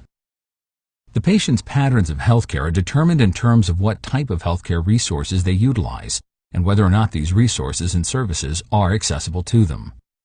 Other data and information that is collected includes psychological, emotional data, cultural data, functional abilities information, spiritual or religious data, advanced directive information, any healthcare surrogate or proxy, and a medication reconciliation and medication history. Some of the psychological data collected include things like the parent's stressors, coping mechanisms, mood, affect, thought processes, and any history of an acute or chronic psychological disorder or abuse and neglect. Some of the cultural data that is collected include the person's ethnic and cultural customs, beliefs, practices, and preferences. Religious and spiritual data includes customs, beliefs, practices, and preferences. Developmental stages and developmental tasks, as previously discussed, are determined, and these findings are then compared to the expected level of development. Some of the functional data that is collected relates to the patient's biological, psychological, and social status, and how these factors impact on the patient's ability and motivation to perform their activities of daily living. Standardized tests of functional ability, such as the Barthel Index, the Klein-Bell Scale, the Assessment of Motor and Process Skills Test, the Functional Independence Measure, and the Get Up and Go test, can also be used. Social data includes support systems, the family unit, economic status, level of education, and employment. Collecting baseline physical data. Baseline data that is collected after the health history and before the complete head-to-toe examination includes the patient's weight, height, body build, posture, gait, obvious signs of distress, level of hygiene and grooming, skin integrity, and the patient's actual age compared and contrasted to the age that the patient actually appears like. For example, does the patient appear to be older than their actual age? Does the patient appear to be younger than their actual age? Preparing the client for physical examination. Nurses prepare and position clients for physical examinations. Nurses provide privacy, explain and reinforce the procedures to the client, and ensure that the client is as comfortable as possible during the physical examination. Documenting findings according to agency facility policies and procedures. As with all other aspects of nursing care, all data and information that is collected with the health history and the physical examination is documented according to the particular facility's policies and procedures. Some facilities use special forms for this data and information. Reporting client physical examination results to the healthcare provider. Registered nurses, advanced practice nurses, such as nurse practitioners, and doctors typically do the complete head-to-toe physical assessment and examination and document all of those details in the patient's medical record. However, licensed practical nurses review these details and compare this baseline physical examination data and information to the current patient status as they are providing ongoing care. They also report and document all their significant physical examination results to the supervising registered nurse and/or the patient's healthcare provider. The four basic methods or techniques that are used for physical assessment are inspection, palpation, percussion, and osculation. Inspection is the visual examination of the patient. Palpation is done when the person doing the assessment places their fingers on the body to determine things like swelling, masses, and areas of pain. Percussion is tapping the patient's bodily surfaces and hearing the resulting sounds to determine the presence of things like air and solid masses affecting internal organs. The sounds that are heard with percussion are resonance, which is a hollow sound, flatness, which is typically heard over solid things like bone, hyperresonance, which is a loud booming sound, and tympany, which is a drum-type sound. A thorough physical assessment consists of the general survey, vital signs, the assessment of the thorax and lungs, including lung sounds, the assessment of the cardiovascular system, including heart sounds, the assessment of the head, the assessment of the neck, oxygen saturation, the integumentary system assessment, the assessment of the peripheral vascular system, the assessment of the breast and axillae, the assessment of the abdomen, the assessment of the musculoskeletal system, the assessment of the neurological system including all the reflexes, the assessment of the male and female genitalia and inguinal lymph nodes, and the assessment of the rectum and anus. Developmental stages and transitions. This section will provide you with the expected stages of growth and development for all age groups, and how to modify and adjust approaches to care as based on these stages. The age groups along the lifespan and their age parameters are the neonate, which is the first 4 weeks of life; the infant, who is from 4 weeks old to 1 year old; the toddler, who is from 1 to 3 years of age; the preschool child, who is from 3 to 5 years of age; the school-age child, who is from 6 to 12 years of age; the adolescent, who ranges from 13 to 17 years of age; the young adult, who is from 18 to 25 years of age; the adult, who is defined as from 26 to 65 years of age; and lastly, the older adult, who is over 65 years of age. Age and developmental stages are assessed not only to determine if the client is at the expected level of development, but also to modify all aspects of care and communication according to the client's specific needs. Erik Erikson's developmental tasks and Piaget's stages of cognitive development were previously discussed for each of the age groups under the topic aging. The 5 stages of Sigmund Freud's stages of psychological development are the oral stage, the anal stage, the phallic stage, the latency stage, and the genital stage. Other developmental theories include those of Robert Havighurst, Stella Chess and Alexander Thomas, Roger Gould, Lev Vygotsky, and Robert Peck. Identifying and reporting client deviations from expected growth and development. As with all other nursing care, nurses must be able to identify and report client deviations from what is expected in terms of their growth and development. They must also be able to modify care and their approaches to care as based on these deviations. Identifying the occurrence of expected body image changes. The major expected bodily changes and bodily image changes are those that occur with puberty, menopause, pregnancy, and the aging process. Recognizing barriers to communication and learning. As fully discussed previously with the integrated processes of communication and documentation and teaching and learning, there are barriers that have to be overcome in terms of communication and learning. Comparing client development to norms. As discussed just now, nurses must be able to identify and report client deviations from what is expected in terms of their growth and development, and they must also be able to modify care and their approaches to care as based on these deviations. Assisting the client with expected life transitions. Some expected life transitions along the lifespan include transitions in terms of puberty, pregnancy, parenting, and retirement. All life transitions disrupt the patient's and significant other's physical and psychological balance and homeostasis. Nurses assist and support their patients during these expected life transitions. For example, the nurse may teach a parent about puberty. The nurse supports pregnant women and significant others throughout the intrapartum period as previously discussed. They promote and encourage bonding, attachment, and good parenting skills. Nurses also support and assist older patients who are affected with retirement and other stressors, such as the empty nest syndrome. Assisting the client to select age-appropriate activities. Communication, teaching, and the provision of leisure activities for adults and play activities for children of all ages were also previously discussed. For example, neonates and infants receive communication with the touch or coo of an adult.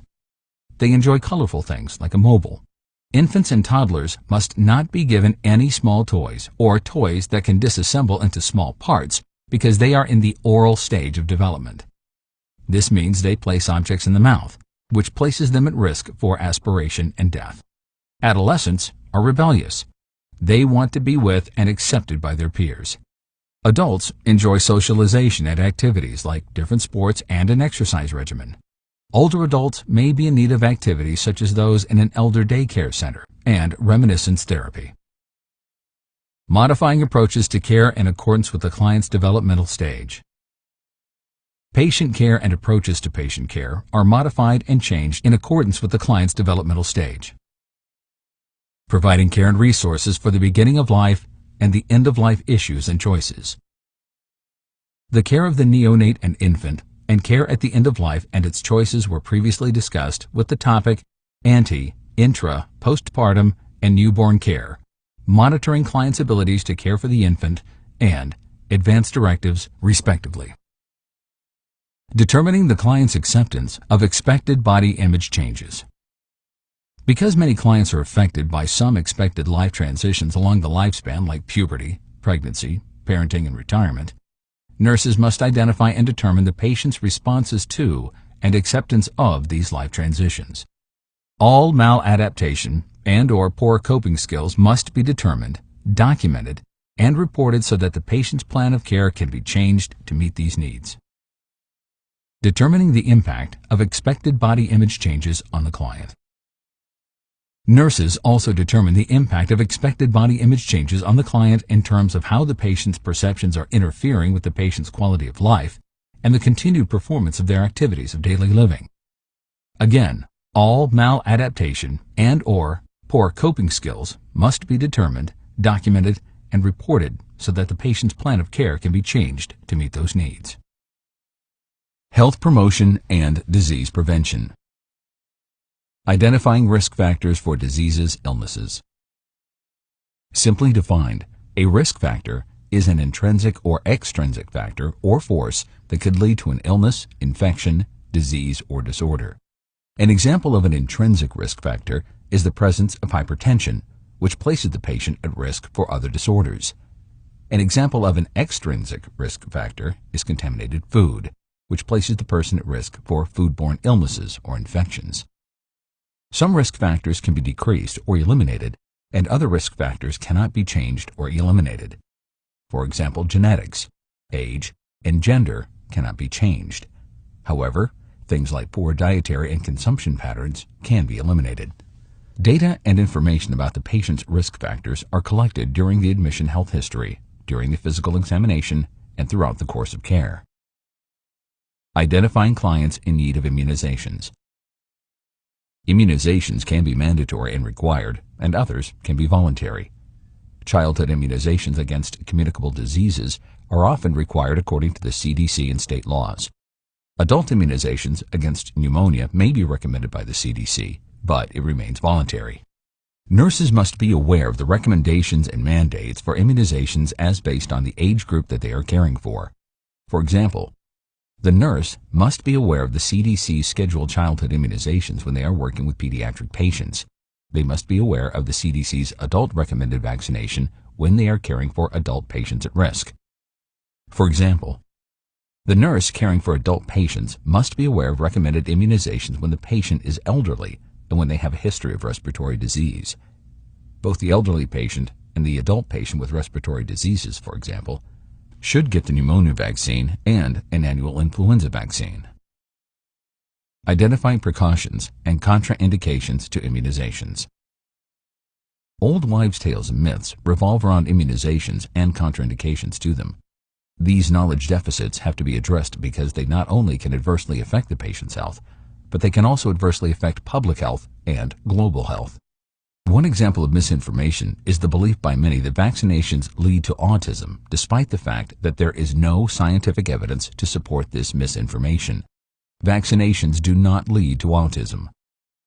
Some also believe that a child should not be vaccinated when they have a fever or a respiratory infection.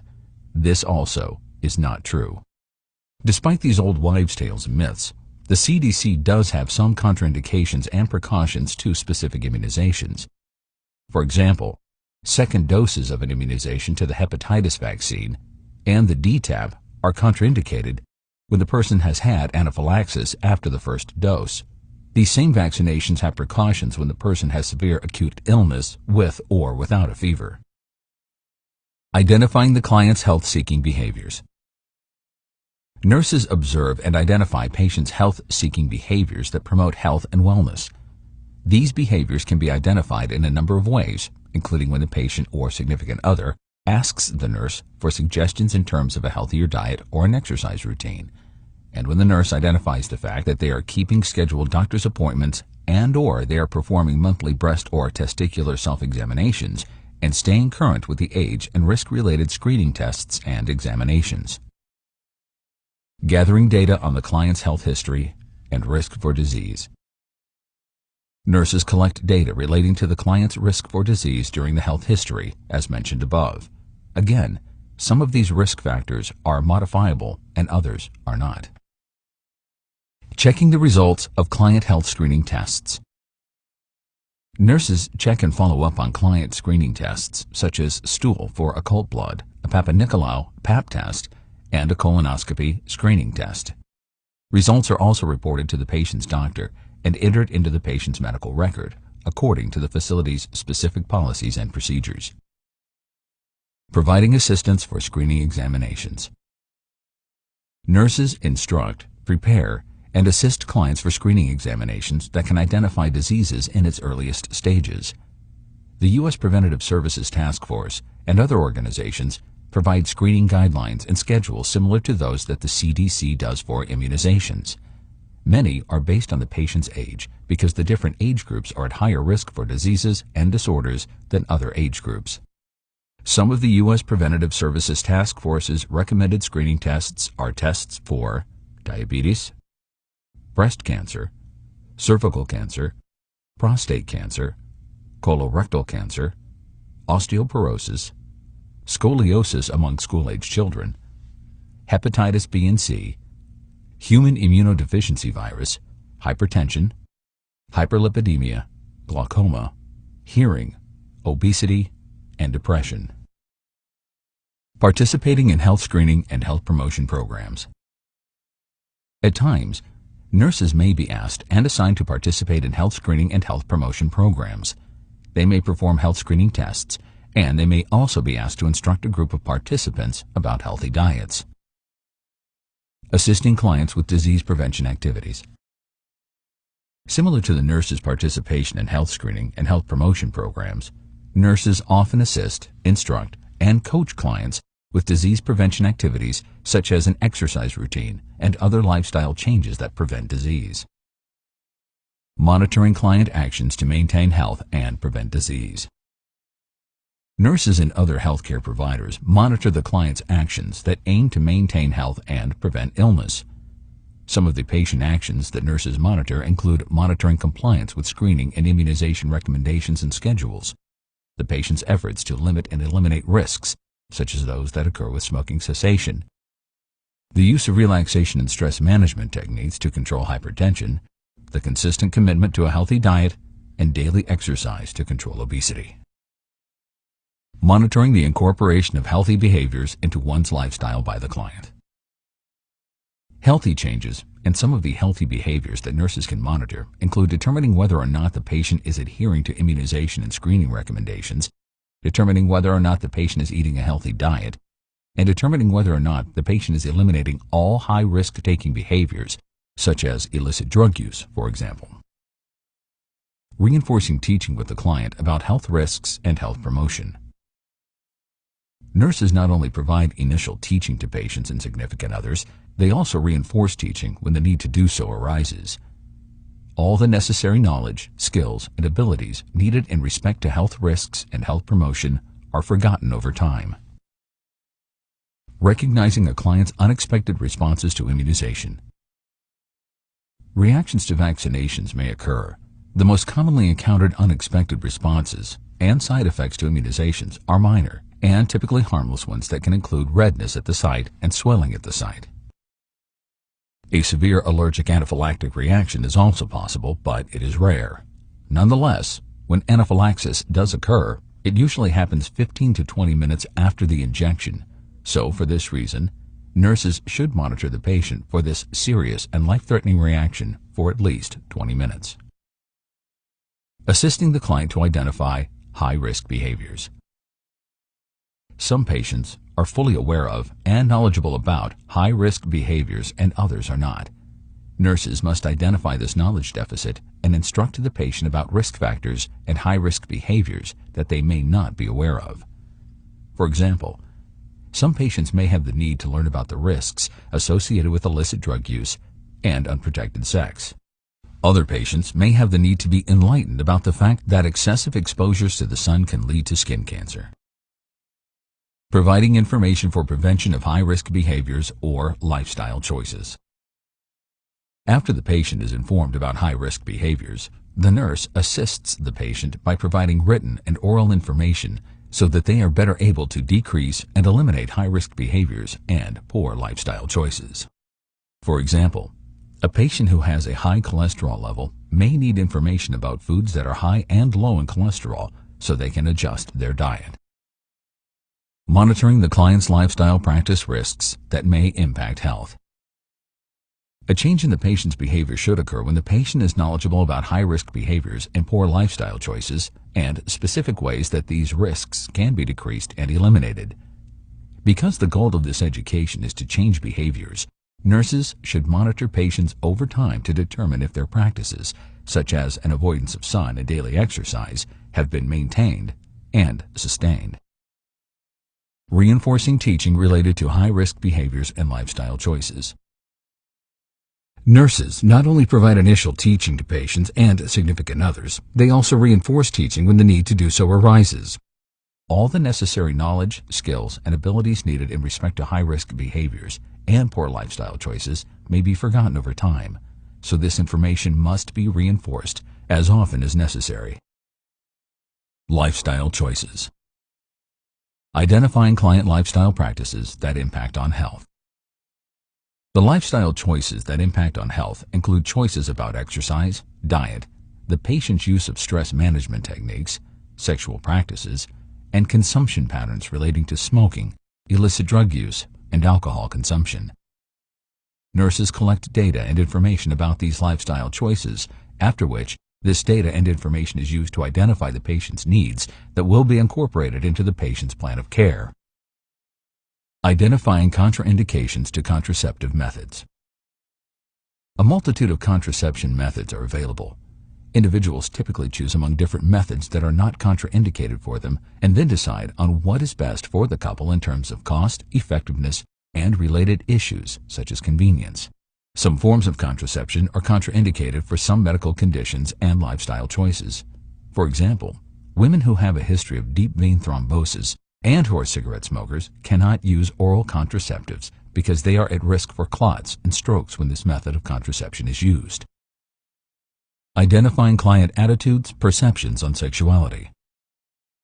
Attitudes and perceptions relating to sexuality vary among individual patients and also among those with a particular culture and/or religion that promote specific practices, beliefs, and values relating to sexuality and related issues such as same-sex unions, contraception, polygamy, premarital sex, and premarital cohabitation.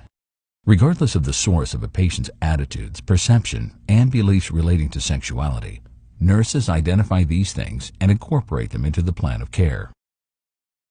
Recognizing client need and desire for contraception. When patients have the need and desire for contraception, the nurse must support their choices regardless of the nurse's own preferences, practices, and beliefs.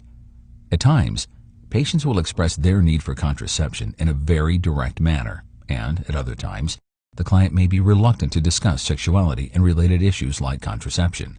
Nurses must, in these cases, establish trust with the patient and facilitate the client's open expression of thoughts without the fear of judgments and without embarrassment. Recognizing the expected outcomes for client family planning methods. The expected outcomes of family planning methods include the lack of unwanted pregnancies, having children when the time is right, and also having a sexually satisfying relationship.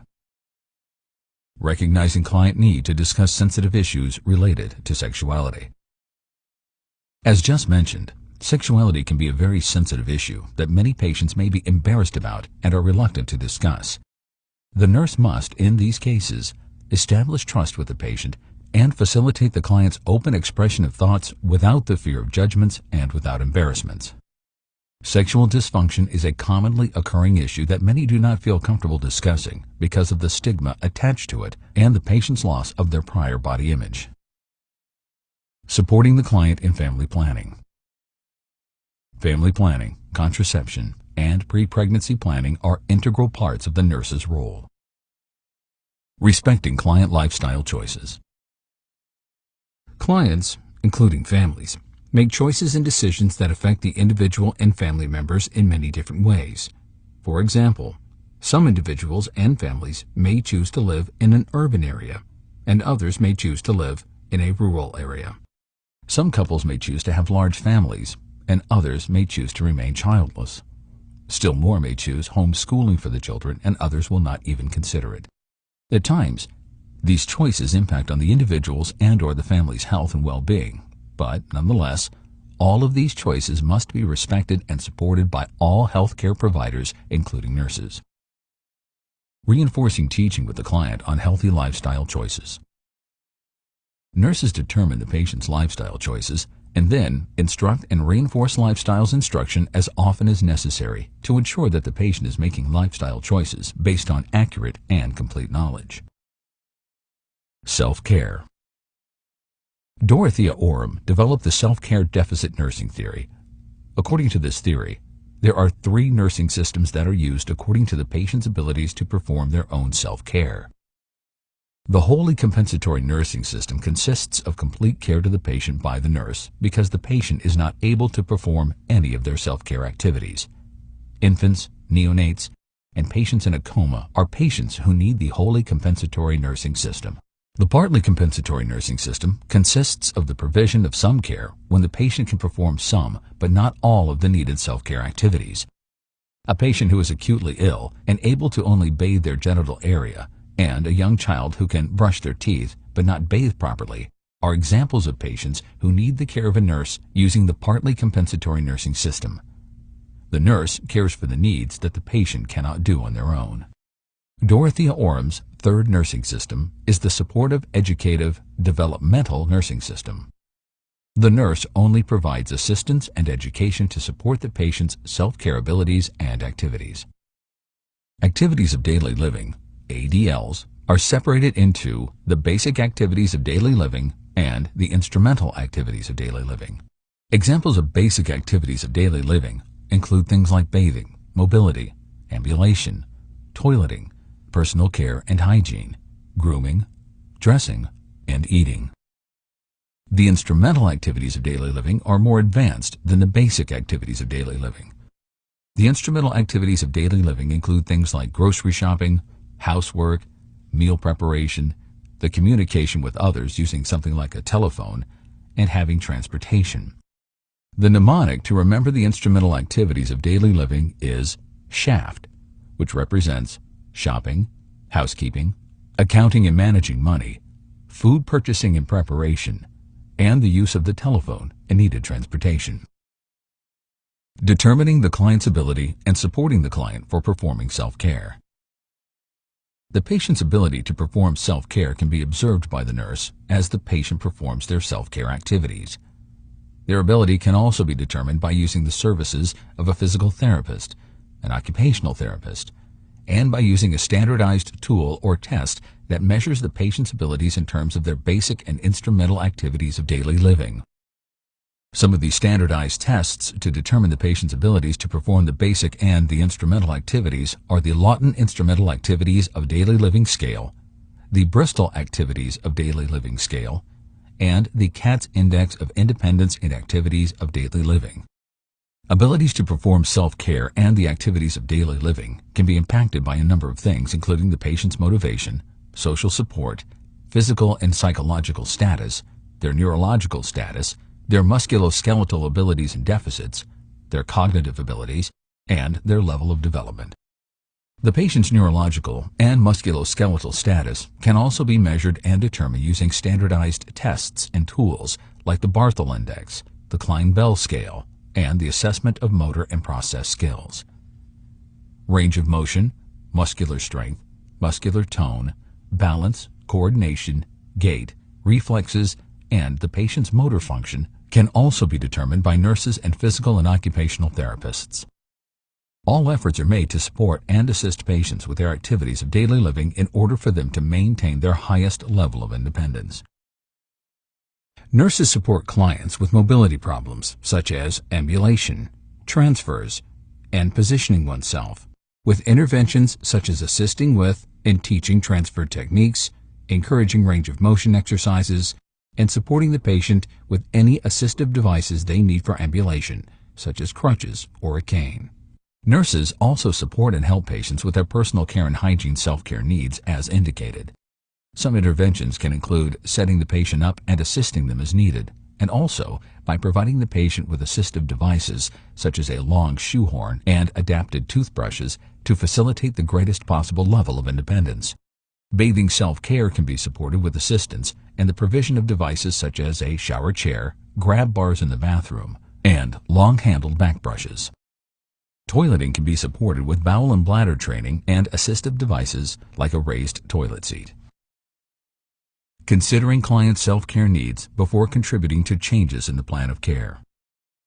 Nurses contribute to and consider the plan of care and changes to it as determined by their observations of the patient, their strengths, and their weaknesses. Monitoring the client's ability to perform the instrumental activities of daily living. As stated above, nurses observe patient behaviors and determine the patient's self-care needs in terms of the basic activities of daily living in the same manner as they do for the instrumental activities of daily living, including the client's ability to shop, prepare meals, and use the telephone. Psychosocial integrity.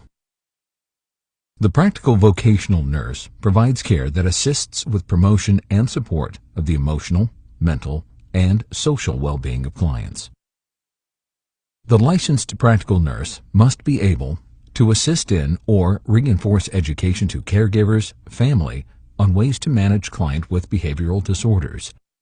Participate in behavior management program by recognizing environmental stressors and or providing a therapeutic environment. Participate in reminiscence therapy, validation therapy, or reality orientation. Participate in client group sessions. Identify signs and symptoms of substance abuse, chemical dependency, withdrawal, or toxicity. Collect data regarding client psychosocial functioning. Identify client use of effective and ineffective coping mechanisms. Identify stressors that may affect recovery, health maintenance, for example, lifestyle, body changes, or environmental.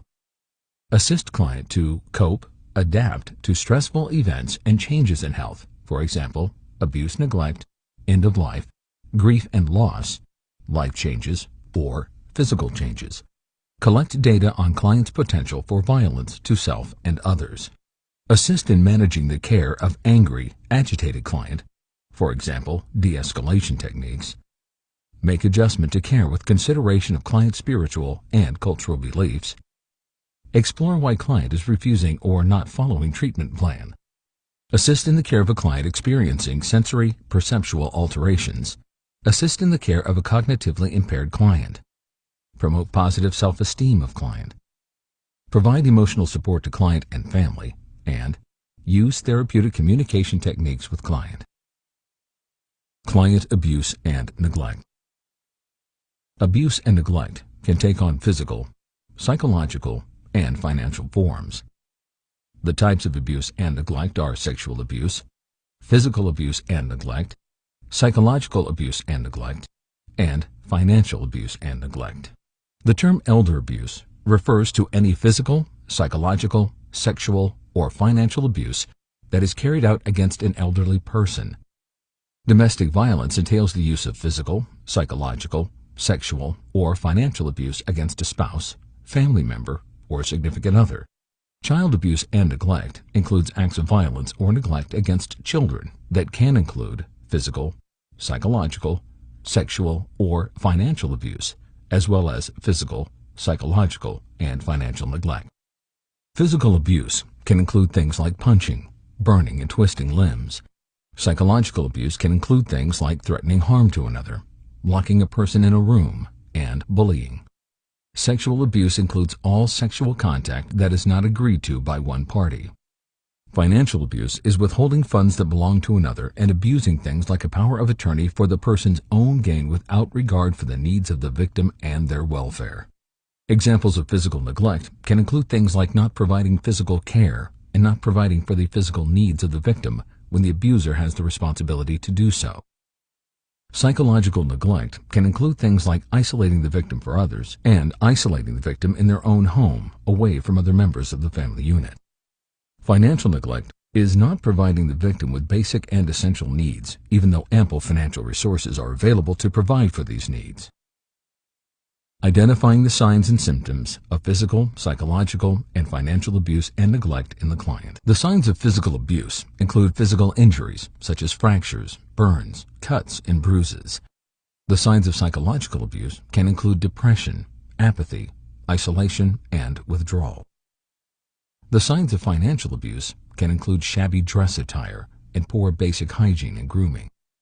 Signs like a weight loss or a failure of a child to gain weight according to the norms can indicate the presence of a physical, psychological, and/or financial abuse or neglect.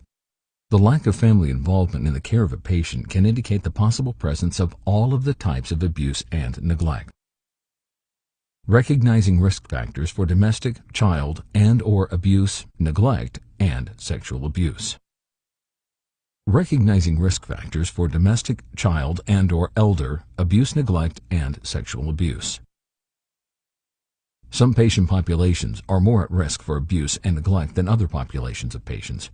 For example, females, pregnant women, infants, children, cognitively impaired individuals, the developmentally challenged person, those with physical or mental disabilities, and the elderly are at greater risk for abuse and neglect than other patient populations. Some of the traits and characteristics associated with abusers include substance abuse, a psychiatric disorder, poor parenting skills, poor anger management skills, poor self-esteem, poor coping skills, a personal history of abuse and/or neglect, poor impulse control, and the presence of a current crisis. The perpetrator's past history of their own abuse and neglect is perhaps one of the strongest forces that lead these people to abuse and neglect others. In terms of spousal abuse, the cycle of violence, also referred to as the cycle of battering, consists of the honeymoon phase of calmness and peace, the tension-building phase, the explosion phase in response to a trigger, and then finally, the reconciliation phase, which begins this endless cycle all over again unless treatments and interventions are successful in terms of preventing it. Providing a safe environment for abused and neglected clients. In addition to nurses' mandatory reporting, other interventions that provide a safe environment for abused and neglected patients include interventions such as safety planning, the identification of resources in the community, and psychosocial support of the nurse and other members of the healthcare team within a trusting, open, supportive, and non-judgmental professional relationship. Very often, neglected and abused children are removed from the home and placed in an alternative setting by law enforcement authorities. Abused spouses and intimate partners may be referred to a safe house. The elderly affected with abuse and/or neglect may be removed from their current home to protect these vulnerable victims. Providing emotional support to the client who has experienced abuse or neglect. Nurses and other healthcare professionals not only provide physical care to patients in terms of their physical care, they also provide emotional support and encourage enhanced coping skills among victims. The experience of abuse or neglect is a traumatic psychological crisis that must be addressed as such. The healthcare team must emphasize the fact that the victim has not done anything wrong. They must also emphasize the fact that the victim's life and the lives of their children can be in danger if the abuse is not addressed. It will not disappear with a lack of action. An order of protection against the perpetrator is often recommended. Reinforcing teaching related to coping and coping strategies. Abusers and victims alike need the reinforcement of teaching relating to coping and coping strategies. For example, abusers may need reinforcement about the need to attend anger management or parenting classes. Victims, on the other hand, may need reinforcement about the need to separate from the abuser to prevent the ongoing and endless cycle of violence. Evaluating client responses to interventions. The evaluation of the patient's responses to interventions determines how effective the care of the victim has been. For example, nurses determine whether or not serious and non-serious physical injuries are treated and stabilized. Nurses determine whether or not the patient has made decisions relating to their safety plan. Nurses also evaluate the patient's responses to psychological interventions and support. Were these interventions effective in meeting the patient's expected outcomes? Behavioral management. monitoring the client's appearance, mood, and psychomotor behavior and observing for changes. The client's appearance, mood, behaviors, and changes of these indicators gives nurses rich data and information about the patient, their current state, and possible adverse behaviors that have to be managed before they occur. Reactive behavior management is far less effective than proactive behavior management that prevents poor patient behaviors. The patient's appearance is monitored in respect to the person's posture, gait, hygiene, grooming, and other things like the appropriateness of their attire. The patient's mood and affect are mentioned by interpreting their verbal and nonverbal communication. For example, is the patient's mood happy, elated, somber, sad, depressed, or flat and without any emotion whatsoever? Is the patient making eye contact, making any facial grimaces or unusual sounds, and/or having any unusual bodily movements that can indicate the patient's mood? For example, pacing may indicate agitation, anger, hostility, and/or restlessness. Exploring the causes of inappropriate client behavior. As nurses explore the causes of inappropriate and dangerous behavior, they consider environmental, physical, psychological, and social factors that may trigger and provoke these behaviors for their patients. Some of these environmental forces and factors that can precipitate inappropriate and dangerous patient behaviors can include hot or cold ambient temperatures, noxious odors, noises, and lights. Physical forces and factors that can precipitate inappropriate and dangerous patient behaviors can include physical illness, pain, fever, fatigue, and sensory or perceptual disorder, such as impaired sight and hearing. Some of these psychological forces and factors that can precipitate inappropriate and dangerous patient behaviors can include the presence of an existing psychiatric mental disorder, delusions, delirium, psychological trauma and crisis, and abuse. Additional explorations into the causes of inappropriate and dangerous behavior include the determination of events and situations that were present just prior to the behaviors, where the behaviors occurred, when and what time of day the behaviors occur, and what environmental factors may have contributed to the triggering of the event. The best way to incorporate all of these forces and factors into your determinations is to know your patients and the things that tend to trigger them into poor and inappropriate behaviors. Assisting the client with achieving self-control of behavior. Nurses assist clients with achieving their own self-control of behavior with a number of different strategies, including behavior modification, modeling, desensitization, operant conditioning, contracting, and aversion therapy, among other strategies. Behavior modification is a planned and systematic intervention that aims to change the patient's behaviors with the consistent reinforcement of positive and adaptive behaviors with praise and rewards, and the consistent use of negative reinforcement for negative maladaptive behaviors, such as acting out.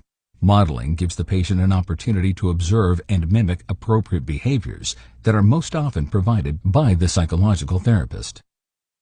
Desensitization is the purposeful and systematic exposure of the patient to progressively more provocative and intense stimuli so that the patient can learn how to cope with these stimuli in a progressive manner with the support of those involved in the care of the patient.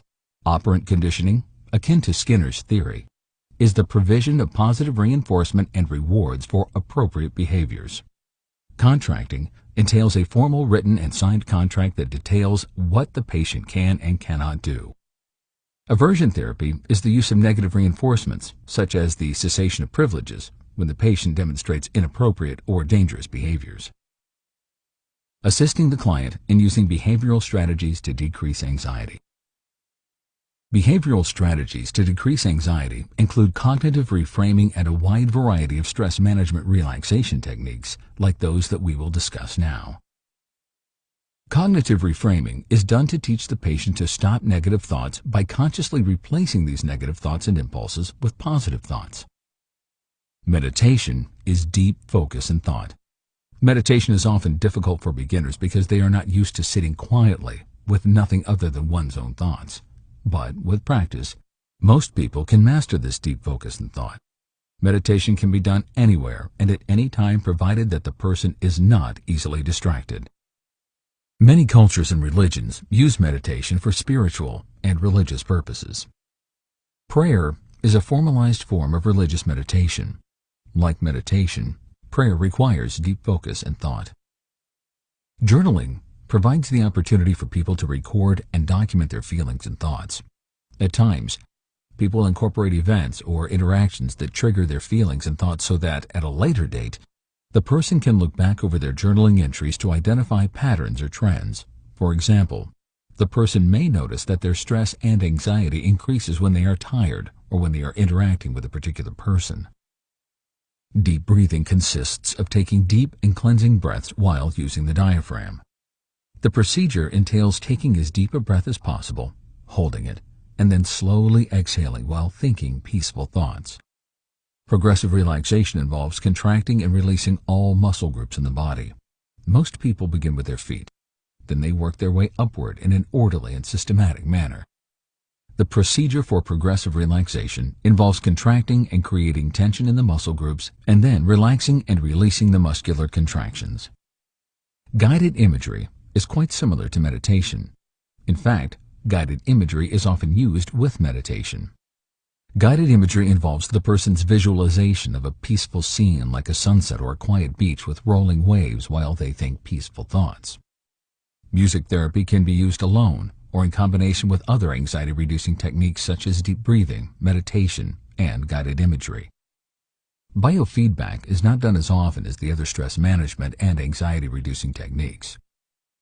Biofeedback involves the patients being hooked up to externally placed electrodes and then connected to a visual display of the patient's heart rate, pulse rate, body temperature, breathing, etc. when exposed to stressors. The patient then performs some relaxation techniques, such as deep breathing, as they watch their internal bodily control over these bodily responses to stress. Mindfulness entails becoming acutely aware of the environment and the person's immediate surroundings to gain insight into it as anxiety is reduced. Resetting priorities allows the person to think about and renumber their priorities so that things can be manageable and put into perspective. Assisting in and reinforcing education to caregivers, family, on ways to manage client with behavioral disorders. Caregivers, families, and friends often provide a support system for the client when it comes to coping with and adapting to psychological disorders, such as those requiring behavior management. These supports should encourage the patient to use positive behaviors. They should provide the patient with support and compassion. They should know how to prevent and de-escalate inappropriate behaviors. Nurses, therefore, should instruct and reinforce teaching for patients and their caregivers about all of these issues and the known triggers that precipitate the inappropriate behaviors for the patient, including environmental, physical, and psychological triggers.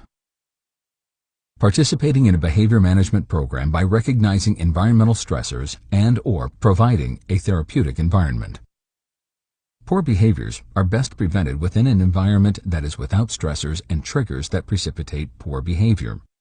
Milieu therapy, as well as the establishment and maintenance of a therapeutic relationship, can eliminate as many stressors and triggers from the environment as possible. Milieu therapy entails the planned and systematic changing of the patient's environment so that the patient has the opportunity to better cope and adapt when all extraneous variables in the environment are eliminated. When these factors are consistently eliminated, the patient is better able to identify and stay in keeping with the established boundaries and rules. They are better able to avoid stressful stimuli and triggers. They are better able to participate in appropriate activities and communication. Participating in reminiscence therapy, validation therapy, and reality orientation.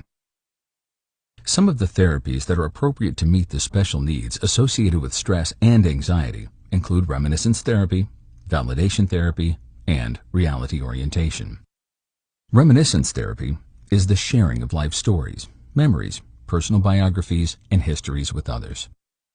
Reminiscence therapy gives the person who is sharing their story an opportunity to not only relate historical facts, but also to share how they felt about and coped with the events of their life.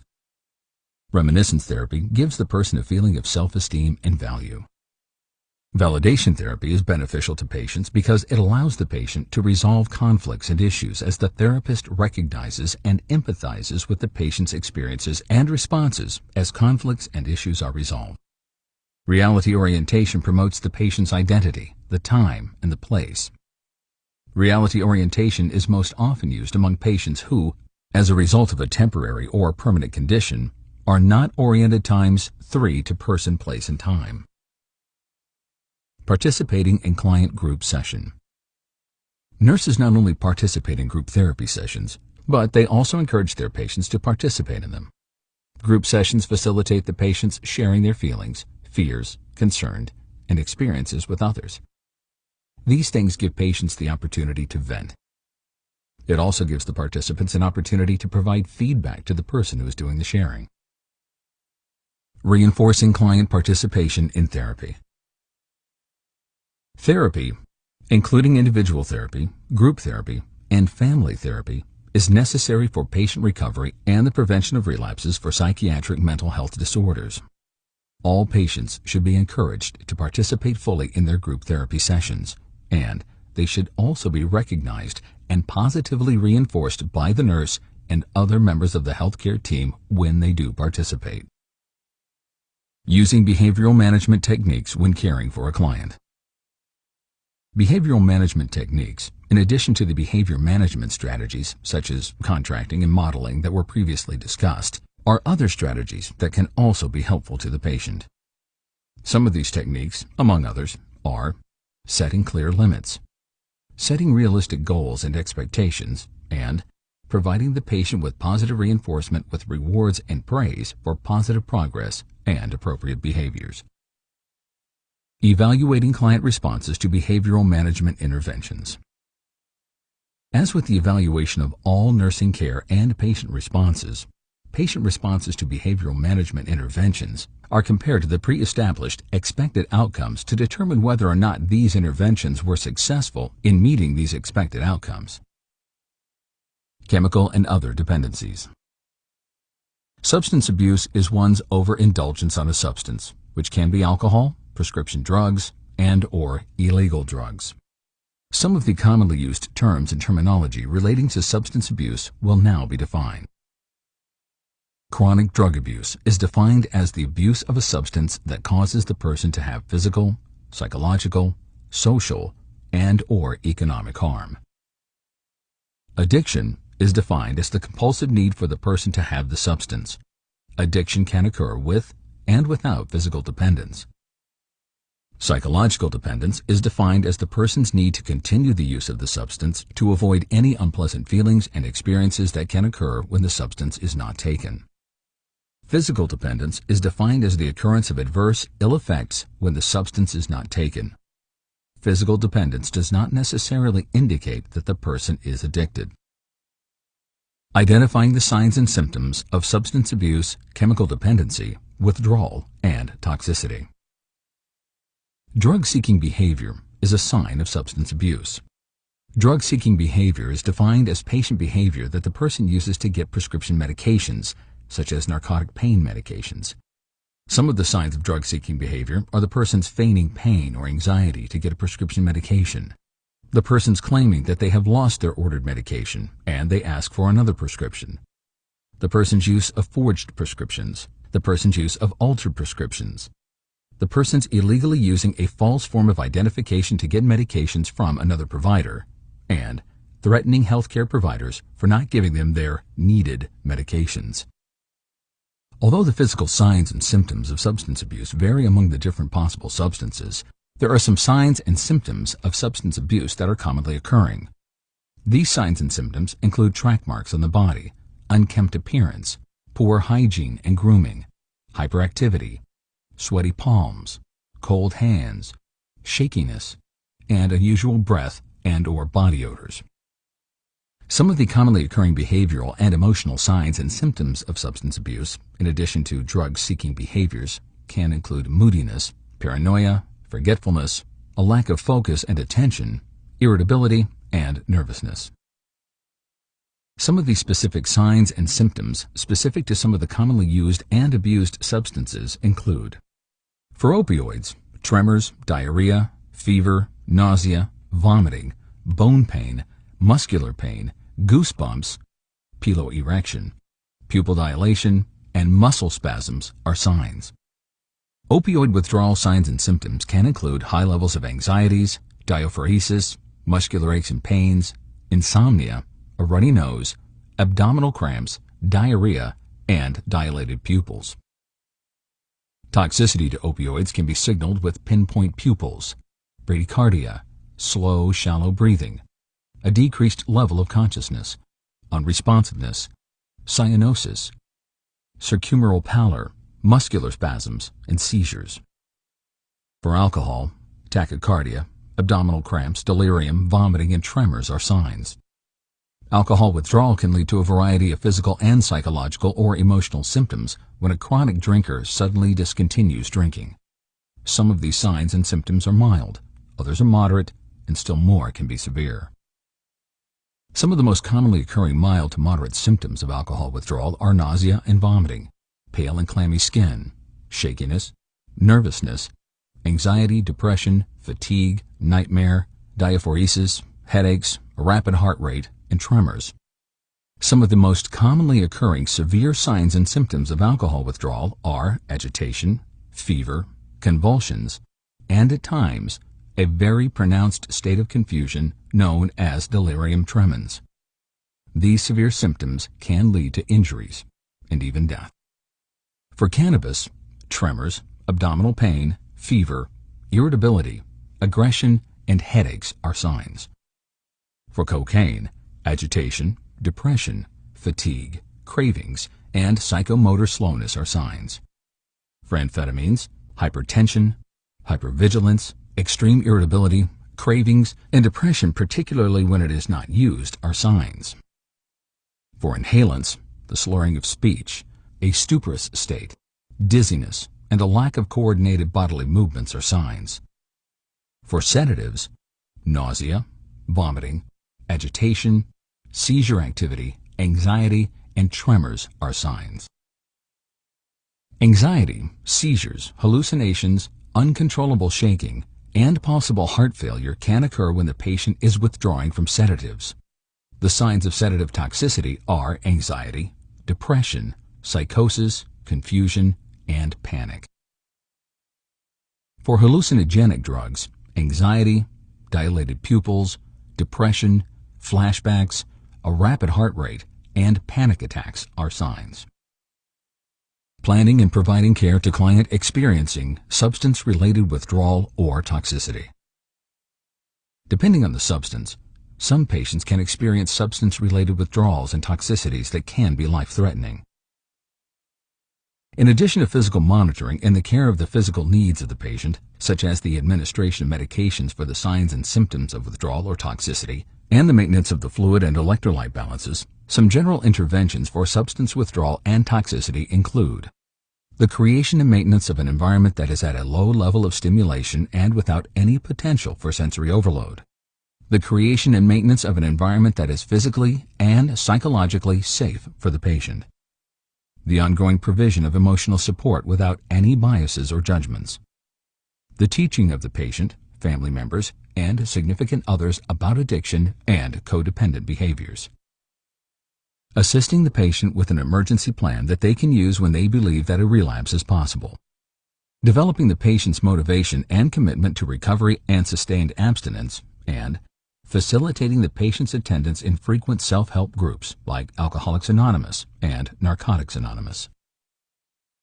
In addition to referrals to self-help groups like Alcoholics Anonymous and Narcotics Anonymous, other behavioral interventions for patients affected with substance abuse and misuse include individual and group therapy, the development of a contingency management strategy that the patient can use, the development and maintenance of a therapeutic milieu and a therapeutic community that provides the patient with the support that they need, aversion therapy, and the development of a relapse prevention strategy.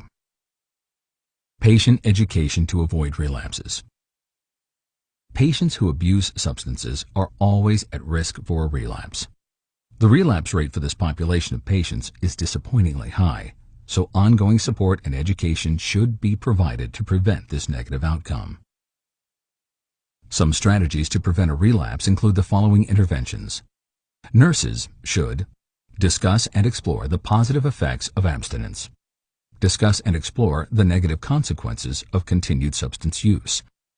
Discuss and explore ways that the patient can recognize and avoid high-risk situations that may place them at risk for a relapse. For example, many patients benefit from avoiding people and situations that they had in their past when they were using or abusing substances. Work with the patient to develop the skills necessary for them to avoid any trigger situations and to be able to or cope effectively with abstinence when these trigger situations occur. Develop a relapse emergency plan in order to limit the length of severity of relapses should they occur.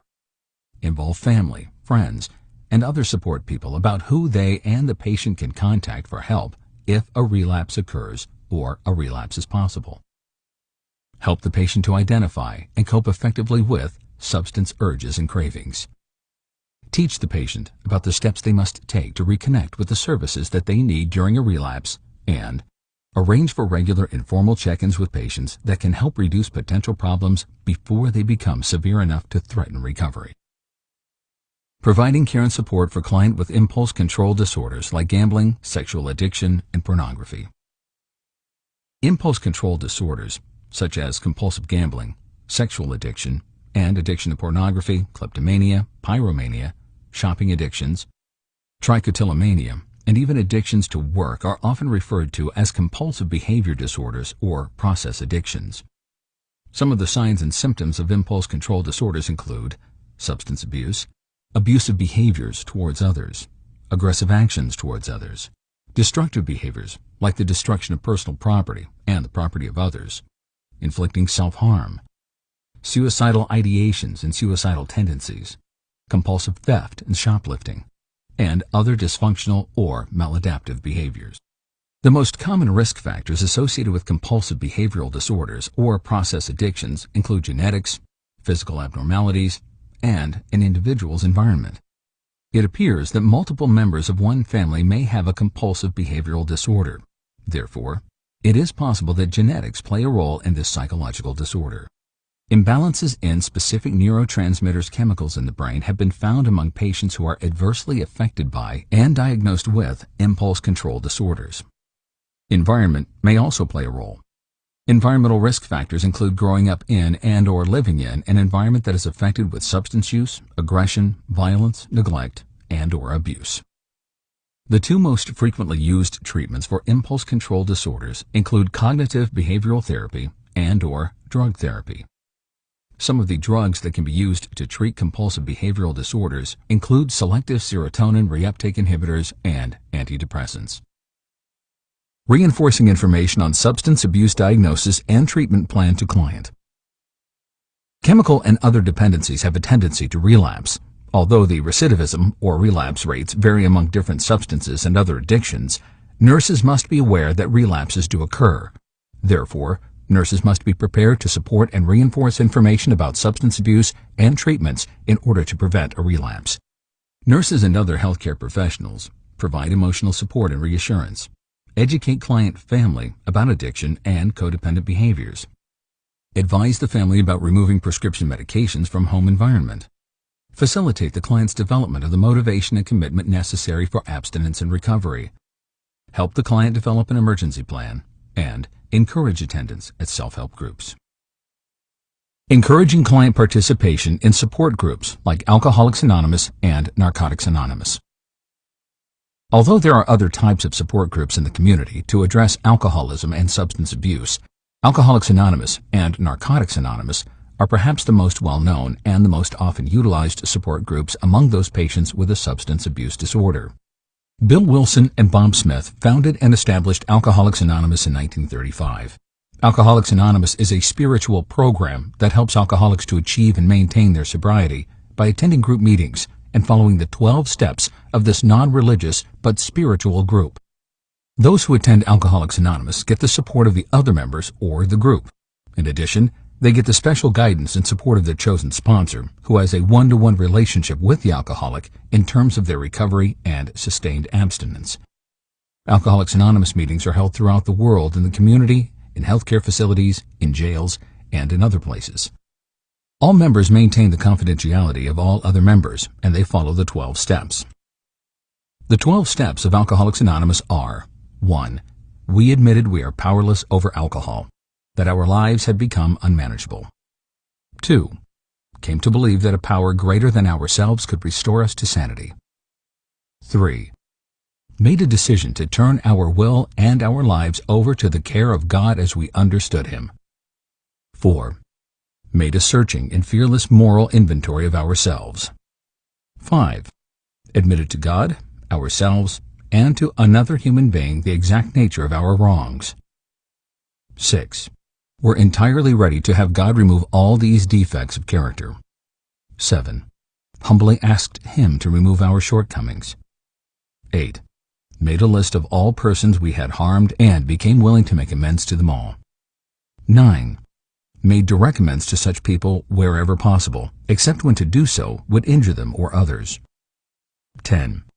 Continued to take personal inventory, and when we were wrong, promptly admitted it. 11. Sought through prayer and meditation to improve our conscious contact with God as we understood Him, praying only for knowledge of His will for us and the power to carry that out. 12. Having had a spiritual awakening as the result of these steps, we try to carry this message to alcoholics and to practice these principles in all our affairs. Narcotics Anonymous, similar to Alcoholics Anonymous, was founded in 1953. Narcotics Anonymous groups also follow the 12 steps. They also have group meetings throughout the world, and its members choose a sponsor. The group members, however, consist of those who have abused drugs. Some patients may be a member of both Narcotics Anonymous and Alcoholics Anonymous. Monitoring client responses to the treatment plan and contributing to the revision of the plan of care as indicated. Nurses monitor client responses to treatments, and they contribute data that can be used for the revision of the plan of care as indicated. Coping mechanisms. Coping, simply defined, is the patient's ability to maintain and regain psychological homeostasis. Coping can be adaptive, and it can also be useless and maladaptive. Coping is adaptive when it resolves the stress, and it is maladaptive when it leads to more problems and it does not resolve the stress. Collecting data regarding the client's psychosocial functioning. Data and information that should be collected in respect to the client's psychosocial functioning should include the patient's specific psychosocial disorder, the patient's age at the onset of the disorder, the number of episodes that required intense treatment, the duration of these acute episodes, and the family's history of any psychiatric mental health disorders. Two standardized measurement tools that can be used to collect psychosocial data and information are the Range of Impaired Functioning tool and the Integrated Longitudinal Interval Follow-up Evaluation tool. The Range of Impaired Functioning tool measures the patient's level of functioning in terms of their work, their interpersonal relationships, their recreational activities, and the patient's levels of satisfaction. The Longitudinal Interval Follow-up Evaluation tool integrates into the Range of Impaired Functioning results. It measures the patient's progress over time in respect to their psychosocial functioning in terms of their work, their interpersonal relationships, their recreational activities, and the patient's levels of satisfaction. Identifying client support systems and available resources. Psychosocial support consists of individual, group, and family therapies, as well as the utilization of available community resources. Nurses should be knowledgeable about a wide number and variety of available resources so that they can recommend ones that the patient can benefit from and those that are also affordable and accessible to the patient. They should encourage the client to participate in several of these external support methods as appropriate to their need, and they should also educate family, friends, and whoever else is supporting the client about psychosocial functioning disorders and ways they can assist and support the affected patient.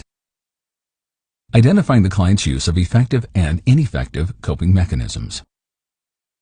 Coping strategies are perceptions, thoughts, behaviors, and emotions that a patient can use to cope with stress and any of their disruptions of psychosocial homeostasis. Stress is an important factor that greatly impacts on mental illness because it can worsen symptoms, it can lead to relapses,